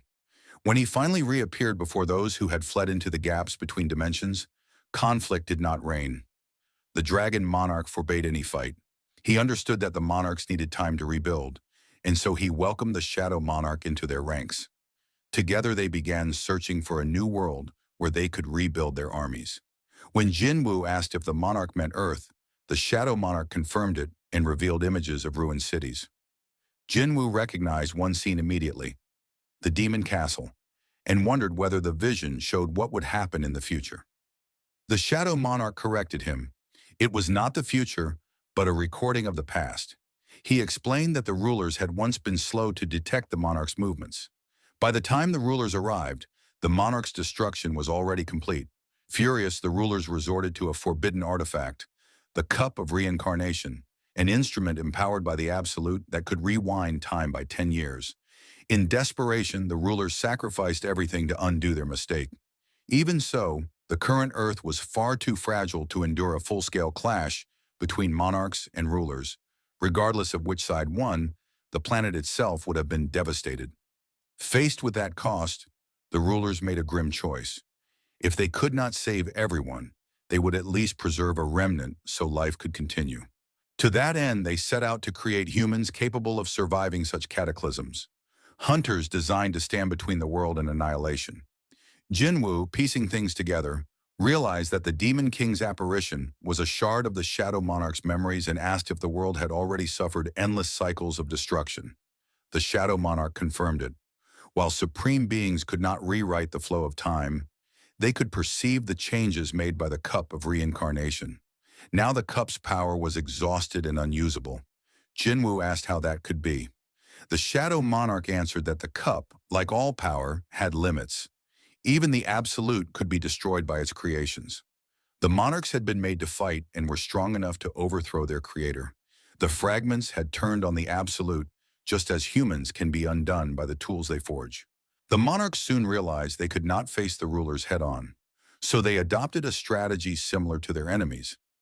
Just as the rulers had bestowed fragments of their strength upon humans to fight against magical beasts, the monarchs devised their own plan. They would descend into the human world by borrowing mortal bodies as vessels. Through this method, they could appear much earlier than the rulers had anticipated, bringing their armies with them. Their ultimate goal was to transform Earth itself, now overflowing with magical energy spread by the rulers, into a colossal battlefield and trap.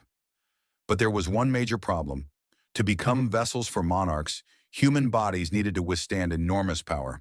And among all mankind at that time, there were none capable of containing the might of the Shadow Monarch or the Monarch of Destruction.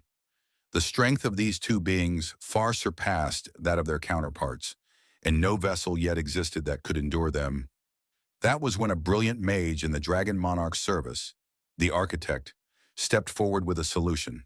He offered to find a suitable host, but in return demanded a perfect, imperishable vessel. Because no natural body could hold death, the Architect designed a system to search the human race for an individual with a rare combination of traits: a keen sense for magic, exceptional physical potential, indomitable spirit, and iron mental resilience. He built games and simulations to probe human limits and discover the one person who could match a monarch's power.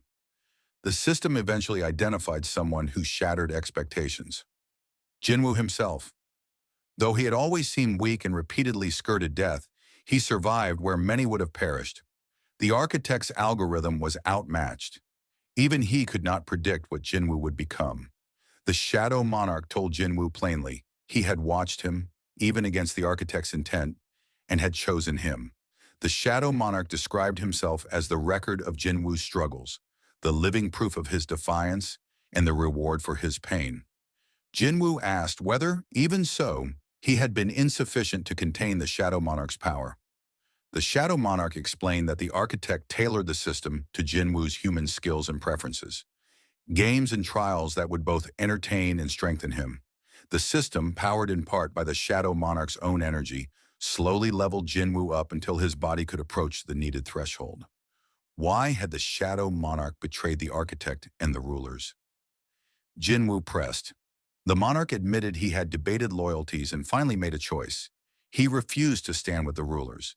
He had hidden instead because he could not bear to lose what he had found in Jinwu. Over time, their identities had fused. The Shadow Monarch became Jinwu, and Jinwu became the Shadow Monarch. Ownership of the body, the monarch said, had become irrelevant. They had become one. He then gave Jinwu a choice. He could remain inside the domain of death, an eternal dreamscape crafted from Jinwu's desires, and live forever in that endless reverie. Or he could return to reality, to a world where enemies still waited and battles were not yet finished. Jinwu answered without hesitation. This place was not where he belonged. The Shadow Monarch smiled and began to walk away. When Jinwu asked if this would be their last meeting, the monarch replied that he would return to his rest. Jinwu, now the new Shadow Monarch in truth, would live on in an imperishable state. The chances of their paths crossing again were slim. The monarch added that, with Jinwu's death, his power had become absolute. And then Jinwu cut him off, saying simply he already understood. The Shadow Monarch gave a final, knowing smile and told him the truth plainly. Because I am you. Meanwhile, the Frost Monarch Salad and the Beast Monarch Raken stood frozen as they witnessed Sung Jinwu's rebirth. Before them appeared a glowing entity, one of the fragments of brilliant light, protecting the human vessel at the center of this catastrophe. The monarchs demanded answers. Was the fragment truly willing to bring disaster upon this world with his own hands? Was he risking everything to help the Shadow Monarch return? But with no time left, Raken urged Scylla to act. They moved to strike, while the fragment readied himself to buy Jinwu just enough time to awaken. In a flash, battle erupted. Scylla lunged forward with his trident, but the fragment slipped aside with ease. Raken dove down from above, claws outstretched, yet his target vanished again, reappearing behind Scylla to drive a blade into his shoulder. Shocked, Scylla realized their opponent was reading his movements, adapting to his attacks in real time. Raken noticed it too. The fragment fought like a veteran of countless wars, avoiding every frost technique while parrying each of his assaults. As Raken pressed forward, Scylla attempted to freeze their enemy in place, but once again the fragment proved faster. With a brutal kick to the chin, he sent the Frost Monarch crashing into a nearby building. Raken seized the opening, charging with jaws wide to rip the fragment apart, but instead pain exploded through him as the light pierced his face. An elbow followed, slamming into his ribs and hurling him backward. Roaring in fury, Raken ripped the weapon free, vowing to tear the fragment apart. But even as he spoke, his body trembled. The reason became clear. From behind them surged an overwhelming tide of mana, terrifying in its weight. Raken instinctively leapt back, putting distance between himself and that unfathomable power. Recovering, Scylla declared the fragment's tricks would not work again, then ordered Raken to continue attacking. But Raken refused. The air itself was crying, he said. The Shadow Monarch was coming. Opening a portal, he announced he would go no further. Scylla shouted in disbelief, accusing him of cowardice and betrayal. But Raken answered coldly. His promise was only valid while Jinwu remained human. With the true monarch awakening, he had no reason to stay. As he vanished through the portal, he left Scylla with one final remark, that he could never understand the terror of facing the Shadow Monarch's real power. Enraged and abandoned, Scylla chose to fight alone. Slamming his trident into the ground, he unleashed his full strength. A monstrous storm of frost tore across the battlefield, forcing even the human hunters to retreat under Limtigu's command. Spears of ice rained down, driving the fragment into desperate dodges while Scylla conjured an attack of apocalyptic scale. High above, an enormous glacier formed, swelling larger and larger until it blotted out the sky. With a roar, Scylla vowed to bury both the fragment and the monarch inside an eternal void of ice. The fragment's eyes widened in horror as one of the frozen lances pierced him, severing his arm. He braced himself for the mountain of ice that was about to fall. But before it could strike, a shadow soldier leapt into the sky and shattered it in midair. Baru had returned, stronger than ever. From the ground, the Shadow Monarch emerged in his true form, shielding the fragment from harm.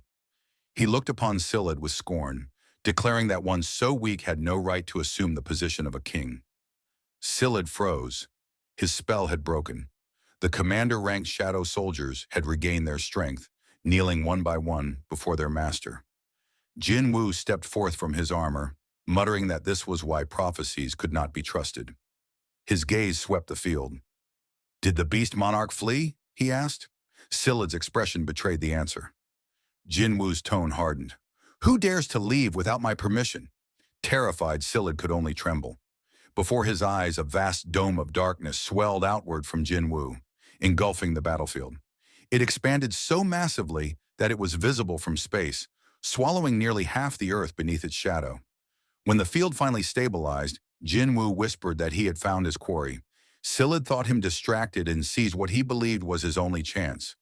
Gathering every ounce of mana, he hurled his trident in a desperate strike meant to end everything in one blow. But Jin Wu caught the weapon with a single hand and crushed it into shards.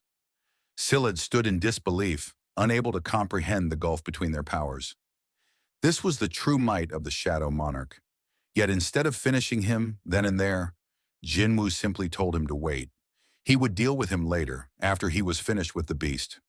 Deep inside the forest, a portal opened, and the beast monarch Rakan stepped through. He felt an oppressive aura of death closing in, and chastised himself for wasting time arguing with the frost monarch Silid. That delay had forced his retreat too late. Rakan resolved to hide until the Dragon King returned. As he plotted his next move, a shadow fell behind him. He spun around alarmed. The sensation confirmed his worst fear. The aura was unmistakable. Frozen by terror, he sank to his knees. From his battle instincts came another realization. The scent of death was suffocating. He could neither stand and fight nor flee. He bowed his head, admitting the truth to himself. The gap in strength was hopeless. Humbling himself, the King of Beasts pleaded to Sung Jin Wu, asking forgiveness for his past sins and begging to be accepted as an ally. He promised that when the Dragon King descended with his army, he and his beast legions would aid Jin Wu. Jin Wu agreed to spare him. Privately, Rakan allowed himself a smug thought. He believed Jin Wu had fallen for the ruse. Rakan convinced himself the monarch before him was not the true force. If Jin Wu truly were the Shadow Monarch, there was no way he would forgive a betrayer, especially one who had tried to kill his vessel. Confident that the human's mercy had bought him time, Rakan planned to wait for the Dragon King and vowed that when that day came, he would tear Jin Wu's corpse apart. Outwardly, however, Rakan declared loyalty and pledged to serve. Jin Wu accepted the pledge but set a condition. He still bore 5 scars from Rakan's claws, and if Rakan could survive 5 of Jin Wu's attacks, then Jin Wu would grant forgiveness. Rakan's composed mask shattered. Enraged, he unleashed his full form and roared, refusing to be mocked. Even if he died, he vowed, Jin Wu would not walk away unscathed. Towering in monstrous form, Rakan charged. Jin Wu drew a dagger and moved like a streak of light, flashing past Rakan in an instant. Rakan barely registered the movement until warm blood began to drip, and he realized a limb had been severed. Calmly, Jin Wu informed him that 4 strikes remained. Back in Korea, Baruch carefully tended to the wounded hunters, channeling his healing energy to stabilize them. Watching from above, the frost monarch Silid sneered. He cared nothing for the insect's compassion toward humans, but the presence of another shadow soldier troubled him deeply. From the darkness emerged a knight clad in black armor. Silid's eyes narrowed in recognition. It was Igris, the Knight of Death, one of the 2 wings of the Shadow Army. Silid knew the danger. With their master restored, these soldiers could now unleash their full strength, regenerating endlessly so long as the Shadow Monarch's mana remained. Unlike them, Silid had already exhausted much of his own mana and could not recover what he had used in his transformation. Landing before Igris, he issued a cold warning. "Don't waste your time with something meaningless. Do you really think you can stand against me?" Igris did not answer. Instead, he silently drove his sword into the ground. From the depths of his cloak, a familiar figure began to emerge. Sung Jin Wu stepped forward, tossing 2 bloody beast fangs onto the battlefield. His words cut through the frozen air. The beast monarch was dead. Silid's eyes widened. To think that Jin Wu had slain the beast monarch in the short span he had been absent. Jin Wu's voice was resolute as he declared, The Plague Monarch, the Beast Monarch, and the Frost Monarch. Your deaths will serve as a warning to all the others. Enraged, Scyld summoned shards of ice, preparing to strike. But before his attack could be released, two daggers pierced him, one driving deep into his chest, the other into his shoulder. Desperate, he tried to conjure what little mana he still possessed. Yet Jin Woo closed the distance instantly, seizing the Frost Monarch by the mouth and slashing him apart. His voice was like ice. The Beast Monarch died on the fourth strike. I wonder, how many will it take for you? Scyld screamed as his form collapsed. His monstrous body shattered, reverting to human shape before breaking apart into icy fragments that scattered on the wind. With the battlefield now silent, Jin Woo turned toward Baru. Where is the man who was protecting me earlier? Baru lowered his head. He disappeared all of a sudden, my king. Elsewhere, that same man staggered away from the battlefield. His body was failing, his hand breaking apart into fragments of light. He understood the truth. This was the cost of wielding such power within a human vessel. Yet he accepted it calmly. This, he thought, was how it should end. A dagger suddenly landed in the ground beside him. He froze as a familiar voice reached his ears. Did you really think I wouldn't notice if you slipped away?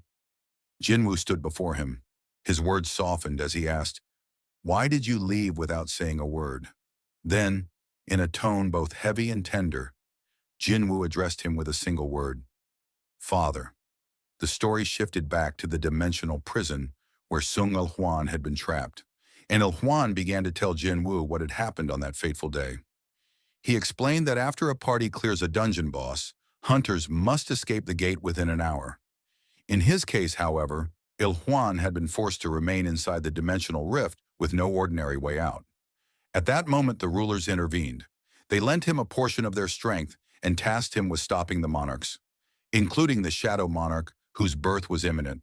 With no other choice, Il-hwan accepted the ruler's offer and returned to Earth as their emissary. The responsibility weighed heavily on him, and he confessed that he had ultimately failed. Although he realized that the gravest threat to humanity lay inside Jinwoo's body, he could only watch from afar and could not fully prevent the calamity. Over time, the ruler's priorities shifted. Their original aim had been to prevent the Shadow Monarch's full awakening, but they concluded that to halt the Monarch's plan, they might need the Shadow Monarch's own power. The brightest fragment of brilliant light eventually gave Il-hwan a new order: protect the Shadow Monarch. The rulers reasoned that only the Shadow Monarch's army could stand a chance against the Dragon Monarch, who would arrive before the ruler's forces. It was a desperate gamble, uncertain whether the Shadow Monarch would side with humans or monsters. In the end, the rulers received their answer, and that was why Il-hwan had aided Jinwoo. He had chosen the path the rulers set before him. Il-hwan admitted he had never wanted to reveal this side of himself. Hearing the confession, Jinwoo's eyes filled with tears. Il-hwan tentatively asked if Jinwoo had hated him. Jinwoo answered that he had at times and apologized. Jinwoo recalled his early days as a hunter. When death had been near and his only thought was getting back to his mother, resentment toward his father had been strongest. But so had longing. He asked his father if he had missed them. Overcome with emotion, Il-hwan replied that he had missed them constantly. Il-hwan told Jinwoo that even when he could not be seen, he took comfort simply in watching them from afar. He rose, embraced his son, and said that Jinwoo had grown well. Jinwoo then asked whether the rulers had controlled Il-hwan and planned to discard him afterward. Il-hwan explained that the rulers had given him a choice, and he had chosen to protect Jinwoo. He did not regret that choice. He said he wished only to speak a little longer and to stay, apologizing for not being a better father. After those words, Sung Il-hwan dissolved into the air, vanishing and leaving Jinwoo alone. Jinwoo let out a raw, anguished scream. The scene cut to his mother and sister. His mother, staring out the window, called to Jana and urged her that it was time to move, repeating through tears that they could leave now. Fueled by rage and loss, Jinwoo shouted at the remaining monarchs that they would surely pay for what had transpired. The Shadow Monarch's cry had echoed across the world. The day it shook the planet marked the true beginning of war. We then see a drone flying over the ruined city. A report comes in confirming that Hunter Thomas Andre is no longer in life-threatening condition. Emergency crews are on site, and ambulances rush the injured to nearby hospitals. For the moment, the chaos had finally begun to settle. Chairman Wu Jincheol stood silently, gazing at the devastation left behind by the battle between monarchs.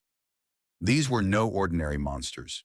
He recalled what Sung Jin Woo had once told him at the funeral of Chairman Go Gun Hee, that he would personally bring down those responsible. Remembering those words, tears welled up in Wu Jincheol's eyes. To him, this was proof that the Frost monarch had paid the price, and with quiet gratitude, he thanked Jin Woo for avenging the late chairman. Meanwhile, the Hunters Association released a statement, declaring the monsters unidentifiable. The destruction they had caused was staggering, leaving both citizens and hunters shaken. Yet this was only a brief calm. In just a few days, another disaster would shake the world. Time passed, and soon hunters from every corner of the globe gathered beneath the gigantic gate still suspended in the skies. Among them was China's strongest hunter, the seven-star Liu Zhigang. Looking up, he remarked on the overwhelming size of the gate. It was even more massive than he had heard. In his eyes, it was large enough to swallow every hunter on Earth without a trace. Thomas Andre, now fully recovered, stood among the elite hunters. He declared that everything would soon begin. His voice carried a mix of resolve and anticipation. Chairman Wu Jincheol looked across the gathering and thought deeply. Never before had so many hunters from across the world been brought together in one place. But as he watched their faces, a grim thought lingered in his heart. How many of them would actually survive? Meanwhile, Jin Woo stood silently, his gaze fixed on the enormous gate, waiting for the inevitable moment when it would break open. Cha Haiyan walked to his side and quietly admitted she had never seen him this nervous before. The tension on the battlefield was overwhelming as the gate began to crack. With a thunderous rumble, it finally split open, and the hunters prepared for the horde of monsters that would surely follow. But what stepped out stunned them all, most of all Jin Woo. From the gate did not emerge monsters, but shadow soldiers. The dark army poured into the world in waves, their ranks endless. The hunters instinctively raised their weapons, ready to fight, but before they could strike, a commanding voice rang out across the field, ordering them to stop. Confused murmurs spread. Why were they being told to halt? Chairman Wu Jincheol turned toward Jin Woo, demanding an explanation. Jin Woo, calm and steady, reassured him that everything was fine. The hunters froze, watching as the vast army descended and gathered before Jin Woo. Shadows filled the earth and sky, stretching farther than anyone could see. Then from within the formation, a massive figure emerged. With a ground-shaking thud, the enormous soldier dropped to one knee before Jin Woo. He introduced himself as the Grand Marshal of the Shadow Army, Bellion. One by one, every soldier followed. Dragons, beasts, and warriors alike lowered themselves in reverence. Bellion bowed deeply and addressed Jin Woo as their rightful liege. Behind Jin Woo, the hunters could only stare in disbelief. Thomas Andre leaned toward Leonard Newman, asking if he could see the creatures clearly. His gaze settled on the dragons, and he muttered that even a single one of them could pose a grave threat to humanity. Yet here, 3 dragons stood gathered at once. Jin Woo understood then. This was the true Shadow Army, the force Ashbourne had left behind for him. And as he took in the sight of his endless soldiers kneeling before him, he thought to himself, now the real war begins. Days later, inside the Korean Hunters Association headquarters, Chairman Wu Jincheol sat with officials in a conference room. The foreign press was demanding an explanation, while the American Hunter Bureau pressed for Sung Jin Woo's location. Wu Jincheol considered the situation. Hundreds of thousands of demonic beasts had poured from the colossal gate, yet all of them had been absorbed into Jin Woo's army. Who could have imagined such an outcome? He addressed the room firmly, acknowledging everyone's confusion about Jin Woo's disappearance. But this wasn't the first time Jin Woo had vanished. They would have to get used to it. If even the association couldn't understand the burdens Jin Woo carried, then who could? Elsewhere, signs of battle stretched across a vast field. Jin Woo stood atop Tusk's massive hand, overseeing his soldiers as they clashed in mock combat. Grand Marshal Bellion stood nearby, observing. He remarked that dividing the army and holding practice battles was something he had never imagined as military training. Jin Woo replied with a faint smile. After all, his soldiers couldn't die. At that moment, Baru approached. Kneeling before Jin Woo, he requested permission to test his qualifications for the role of Grand Marshal. Rising, he turned toward Bellion and declared his challenge. Excited to see the outcome, Jin Woo granted permission. The soldiers quickly gathered to watch. As the duel began, Baru let out a piercing shriek, charging forward with ferocity. Bellion remained calm, unsheathing his greatsword. Jin Woo observed closely. Bellion's weapon resembled Igris's sword, though on a far greater scale. Bellion clearly leaned on raw strength rather than speed. That meant Baru might still have a chance. But as Baru closed the gap, Bellion's blade suddenly unraveled into a whip, striking in multiple directions at once. Baru dodged nimbly and tried to leap in, but the whip coiled around him, trapping him midair. Jinwoo's eyes narrowed. Is it already over? To neutralize Baru so quickly, Bellion's reflexes were beyond what Jinwoo had expected. Each strike carried enough force to shatter the earth itself. There was no question why this warrior held the title of Grand Marshal. Yet Jinwoo also knew one thing. Baru's greatest weapon was not strength, but his relentless tenacity. The scene shifted to China. At Beijing International Airport, Liu Zhigang and a small group of Chinese hunters, men and women who had rushed to help during the colossal gate crisis, stepped off the plane. The press swarmed them, praising them as brave representatives of China for coming to South Korea's aid. As Liu moved through the crowd, a reporter pressed him about critics at home who said China had no reason to intervene and asked for his view. Liu bristled at the suggestion. He told the reporter that anyone who thought China should have stayed out was ignoring geography and the threat on their doorstep. Liu explains his reasoning. He admitted that he was not confident enough that he alone could stop the disaster if Sung Jinwoo failed. That uncertainty is why he chose to go and assist.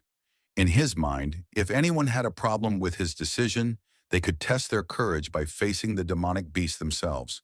But before the media could press him further, the returning hunters entered the city. What awaited them there froze them in shock. Rising above the skyline, a horrifying sight loomed over Beijing. Liu Zhigang looked up in disbelief, his voice tight with shock as he muttered that such a thing was impossible. Overhead, a gigantic gate hung ominously in the skies of China.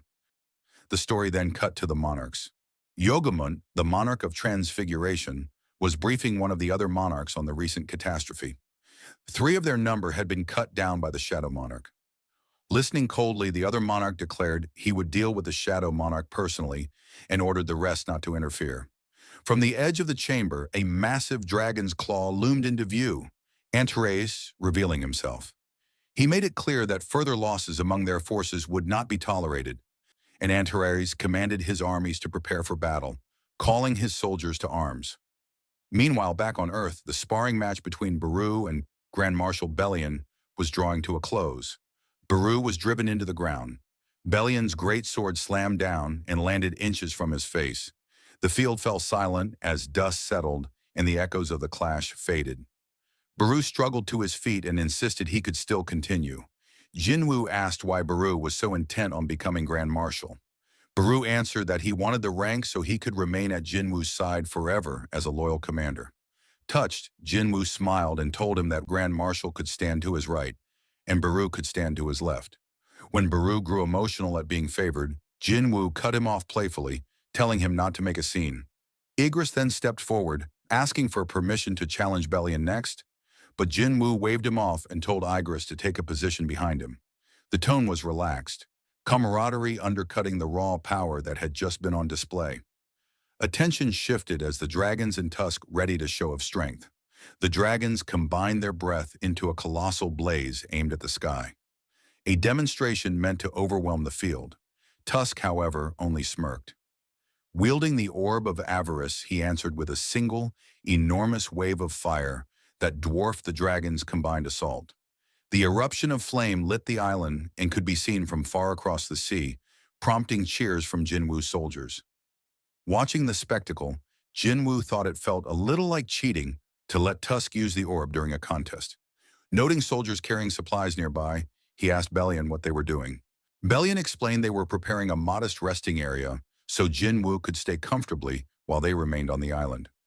Bellion then asked why Jinwoo had not recalled his shadow soldiers back into his own shadow. Jinwoo replied that he wanted to give them time to relax after being trapped in the dimensional rift for so long. Jinwoo turned the conversation toward a more personal question. Didn't Bellion miss Ashbourne, the former Shadow Monarch? Bellion answered solemnly that he had stood beside Ashbourne when the old monarch battled the rulers who opposed the absolute being. He said he had proclaimed himself Ashbourne's first soldier when Ashbourne gained the power of the Shadow Monarch, and that he had remained loyal for what felt like an eternity, never once doubting his master's decisions. Moved by Bellion's account, Jinwoo asked him to tell the story of his time with Ashbourne. Bellion warned that it might be a long tale, then began at the beginning, when he was born as a fruit of the World Tree. He explained that many of the soldiers of the heavens originated from the World Tree's branches, first manifesting as fruits that later became the mighty warriors who filled the sky. The World Tree, Bellion said, was so vast its limbs spread across the heavens themselves. Meanwhile, Sung Jin Woo stood at his kitchen counter, quietly preparing a meal for his family, while a heavy thought pressed at the back of his mind. He told himself the world had to know about the 8 armies, that those forces could appear at any moment. A war was coming, and he could not promise everyone's safety. The memory of the Dragon King's power had shown him how catastrophic the threat truly was. At the table, Gina praised Jinwoo's cooking to their mother, surprised that her brother could cook so well. Jinwoo smiled thinly, but could not shake the image of the Dragon King, entire lands reduced to ash by a single breath. Everyone needed to prepare for what was coming. His mother sensed the change in him and asked if something was wrong. She mentioned warmly that his father had always cooked before doing something dangerous, a habit Jinwoo apparently inherited. Jinwoo brushed it off and rose to answer the door, telling them there might be a visitor. No doorbell had sounded, but when he opened the door, he found Yu Myung-han, Jinho's father, standing on the doorstep. Yu apologized for arriving unannounced and asked if he could speak with Jinwoo. As they walked, Yu explained that after waking from an eternal sleep, he had at first felt special, but then realized miracles like that were rare. Because only Jinwoo's mother and Yu himself had awakened before, Yu had suspected Jinwoo might be involved. Yu asked why Jinwoo had helped him. Jinwoo said he had acted because he judged Yu to be trustworthy. If Yu had been someone who chased power at all costs, Jinwoo would not have risked himself to save him. Deeply grateful, Yu offered to repay the favor and asked if Jinwoo needed anything. Jinwoo declined, but quietly requested one thing. Should anything happen to him, would Yu look after his mother and sister? Later, Chairman Wu Jinchou brought Jinwoo footage of a colossal gate hovering over Shanghai. He told Jinwoo it wasn't isolated. 8 other colossal gates had appeared across the globe. Wu asked whether those forces were Jinwoo's soldiers, but Jinwoo shook his head. These were enemies. Jinwoo then asked the chairman for one simple thing: trust. Without hesitation, Wu said he did. Jinwoo placed a finger on Wu Jinchou's temple and poured a flood of memory into him. Visions of the Dragon Monarch, the ruler's armies, ancient wars and dungeons, and the sheer terrifying scale of power Jinwoo had faced. The images overwhelmed Wu.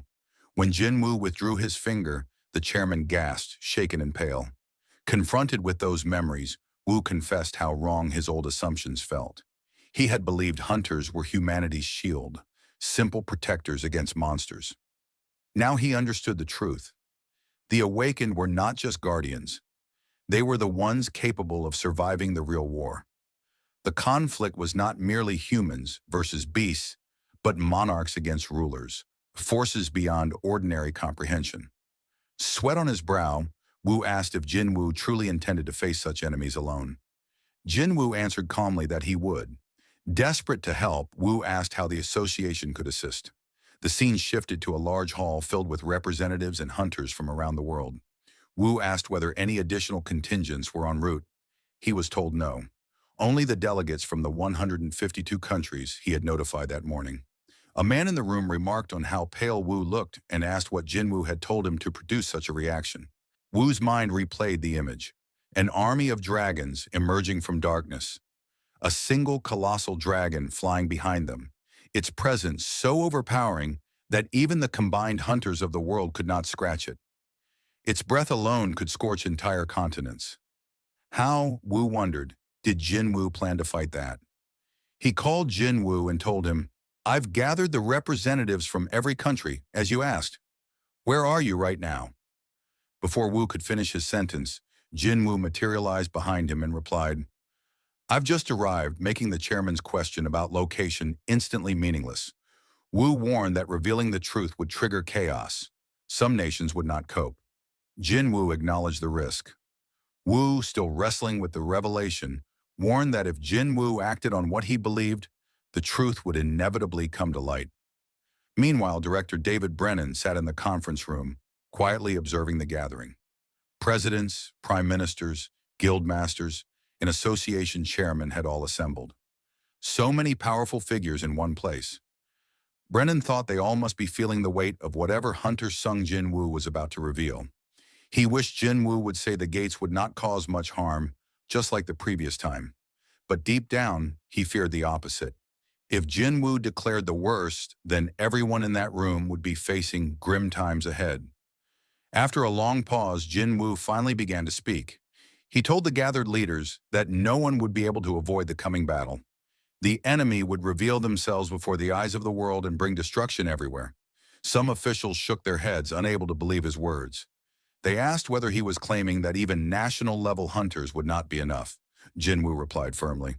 At least a few hundred demonic beasts would appear, and each one would be on par with Kamish, the greatest disaster in human history. Against such a force, not even national-level hunters would be able to stop them. The crowd grew restless and demanded proof. Without proof, they said, they could not believe him. In response, Jin Wu raised his hand. Gasps of terror erupted across the room as multiple gates suddenly appeared behind him. Panic broke out. Officials assumed Jin Wu had gained the terrifying ability to create gates at will, but he calmly explained that it was not his own power. Their true enemy could create gates whenever and wherever they desired, just as he had demonstrated. The only reason they had not yet acted was because their army was too large to mobilize all at once. A man sitting beside Director Brennan suddenly shouted in fear. He accused Jin Wu of being one of the enemy. He asked if the soldiers Jin Wu had brought from the last gate were meant to kill them. But as the words left his lips, he trembled, realizing what he had just said. Shaking, he corrected himself immediately, declaring that of course he trusted Hunter Sung Jin Wu. Director Brennan, gathering his composure, asked Jin Wu the crucial question. "Now that we know what will emerge from the gates, what must we do?" Jin Wu's answer was clear. He told them, "Stay away from the gates. Get as far away as you can." The scene fast forwards.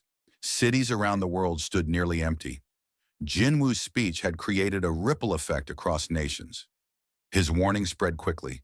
Humanity could not withstand the flood of demonic beasts that would come through the gates. People did everything they could to put distance between themselves and those portals. The narrative cuts back to Sung Jin Wu, who orders his shadow lieutenant Beru to land. Beru obeys instantly and sits down beside him, calm and attentive. As Jin Wu surveys the colossal fortress around them, he wonders aloud whether a place so vast and imposing could truly be meant for him to live in. The scale and atmosphere make the idea feel surreal. Beru answers with a simple confidence. Anything less would not suit Jin Wu, his liege. Jin Wu notices a flag aloft and questions why it had been raised. In that moment, Belian collapses to the ground nearby, drawing Jin Wu's attention. Jin Wu asks whether Belian had engineered the display, then turns the conversation to a more troubling question. What would happen to the Shadow Army if the Shadow Monarch himself were to die? Would Belian assume command? Belian explains plainly that the Shadow's existence is bound to the Shadow Monarch. The instant Jin Wu dies, their lives would be extinguished as well. They are not independent beings but extensions of the Monarch's life force. Jin Wu discussed the upcoming war with Igris. The knight spoke with brutal honesty, telling his master that they did not stand a chance in an all-out war. On the ground nearby stood Beru and Belian. Jin Wu turned to Belian and asked how much larger he believed the enemy's army would be compared to their own. Belian answered without hesitation. Their numbers would be at least 100 times greater. The realization hit Jin Wu hard. If Belian was correct, then they would be facing an enemy force of at least 10 million soldiers. The scene opens in Canada, S-rank hunter J. Mills stands for an on-camera interview and dismisses the warnings that had been raised by Sung Jin-woo at the recent gathering of world leaders. The interviewer points out that Sung Jin-woo is widely regarded as one of the greatest hunters alive and asks whether it wouldn't be prudent to take his warnings seriously. J. Mills shrugs off the suggestion, insisting that even the greatest hunters do not always speak the truth and that caution should be applied to every claim. Later, Woo Jin-chul shows Jin-woo a television interview with J. Mills. On screen, Mills dismisses Jin-woo's warning and vows that Canadian hunters will stand and fight whatever emerges from the gates. Woo explains that hunters have been convening in Canada under J. Mills's leadership, and that elite forces from other countries are also positioning themselves for a major raid. Woo asks Jin-woo what his plan will be. Jin-woo replies that he will first travel to China to assist with a dungeon break there. Inwardly, Jin-woo acknowledges the harsh reality. He cannot possibly confront all 8 monarch armies at once. He must prioritize. His first duty is to protect Korea and his family, so he will eliminate the nearest threat before turning to the others. Jin-woo reasons that prolonging the conflict on favorable terms will increase humanity's odds. The longer the battle can be fought with careful strategy, the better the chance for Jin-woo and humankind to prevail. Time jumps forward. Jin-woo arrives in China and is greeted on the tarmac by hunter Liu Zhigang. Jin-woo asks why Liu, rather than government officials, is meeting him. Liu admits the officials had been occupied with pomp and ceremony, the trivial placards and formalities. So Liu came personally to escort Jin-woo. As they move toward the staging area, Jin-woo notices the gate looming on the horizon. So enormous it can be seen even from the airport. At the gate, Liu shows Jin-woo the assembled force gathered for the raid. He proudly describes the contingent as China's army of 100,000 hunters. Jin-woo takes in the vast numbers and allows himself a rare flicker of hope. With this many fighters, perhaps humanity has a fighting chance in the war to come. Liu stresses that the strength isn't only in numbers. These are China's elites, the most skilled hunters drawn from every province and division, gathered for a single decisive operation. When preparations finish, Liu tells Jin-woo the raid will begin soon. Jin-woo nods and begins summoning his shadow army. The sheer volume of shadows that answer Jin-woo's call leaves Liu speechless. It becomes clear that Jin-woo operates on an entirely different level. Baru steps forward among the summoned shadows and makes his presence known, asserting aloud that the king's left flank belongs to him. Jin-woo quickly quiets the tension. The gate begins to crack and fissure as everyone braces for monsters to pour forth from the sky. Jin-woo steels himself, ready for the storm. For a moment, nothing erupts. Balian approaches Jin-woo and reports that he senses no life or presence within the gate. The emptiness is not limited to this site. Jin-woo asks Balian about the other colossal gates that had appeared worldwide. Balian replies that from the reports gathered by the shadow soldiers, every gate around the globe appears the same, silent and empty. Jin-woo's mind works quickly. He deduces the enemy's strategy. The multiple gates were a diversion, designed to split humanity's forces. The true threat, Jin-woo realizes, is concentrated in a single gate, the one farthest from his current position, where the enemy has amassed the bulk of its army, while the world's hunters were pulled thin by false alarms. The scene shifts back to Canada, where countless hunters have gathered, preparing to defend against the looming monster outbreak. At the very front stands J. Mills. He scoffs at the thought that everyone seems to be placing their hopes solely on Sung Jin-woo. Nearby, a crowd of citizens rallies with passion, shouting that they would never surrender their homeland, that Canadian hunters would protect their people and land no matter what. But suddenly, the colossal gate begins to crack open. Everyone braces for monsters to pour out, yet nothing emerges. Hunters stand frozen in confusion. Whispers ripple through the ranks. Some begin to doubt, wondering if Jin-woo had been exaggerating the threat. Then, a humanoid figure slowly emerges, hovering in the air before descending. At first, the hunters think it might be just an ordinary human. The figure lands directly in front of J. Mills and asks whether he is the king of this place. Mills, caught off guard, hesitates. Another hunter quickly explains that demonic beasts are capable of crafting their own weapons, using rune-like symbols, and organizing themselves into strict hierarchies. Their intelligence rivals that of humans. They had merely chosen not to communicate until now. Hearing this, J. Mills smirks. In his mind, this must have been Jinwoo's secret all along, subjugating monsters through communication rather than pure force. Feeling bold, Mills declares that he could be their king. But the entity ignores him. It mutters instead that the one it seeks is not present. Just 10 minutes earlier, far away in China, Sung Jin-woo was questioning officials, asking if there was any way to confirm what was happening at Canada's Colossal Gate. One official promised to attempt something. Meanwhile, Jin-woo reached out to Adam White of the Hunter Bureau to ask directly about the Canadian Gate. Through the call, Jin-woo could hear the noise of a crowd behind Adam. He realized instantly that Adam wasn't in a safe office. He was on site in Canada. Jin-woo demanded to know why he was there. Adam explained that the Bureau could not simply sit back and watch the crisis unfold. Many of their agents, including himself, had been dispatched to the site. Jin-woo frowned, realizing they still didn't grasp the true scale of the enemy army. He asked about the gate's condition. Adam reported that so far the gate was empty, silent like the other colossal gates that had appeared before. Relieved, Jin-woo exhaled, but almost immediately Adam's voice changed. He reported that something was emerging, not a beast, but a person. Jin-woo's eyes widened in shock. He shouted through the call, ordering Adam to run, to flee as far as possible. But the warning came too late.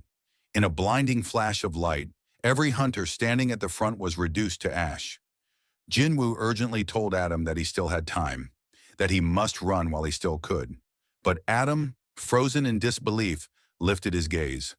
From above, endless dragons began descending from the sky. An army of dragons, followed by all manner of demonic beasts, poured from the colossal gate. Adam stammered in horror, unable to comprehend how every type of creature could gather in one place. Jin-woo clenched his fists. It had finally begun, but he still had to save Adam White. Thankfully, he had already planted a shadow on Adam in the past, a safeguard for just such a moment. He prepared to use it to teleport Adam away from the battlefield. Just then, a massive high orc appeared before Adam. Jin-woo quickly told Adam that he would pull him out at once. But before he could act, a powerful entity approached Adam and demanded to know where he thought he was going.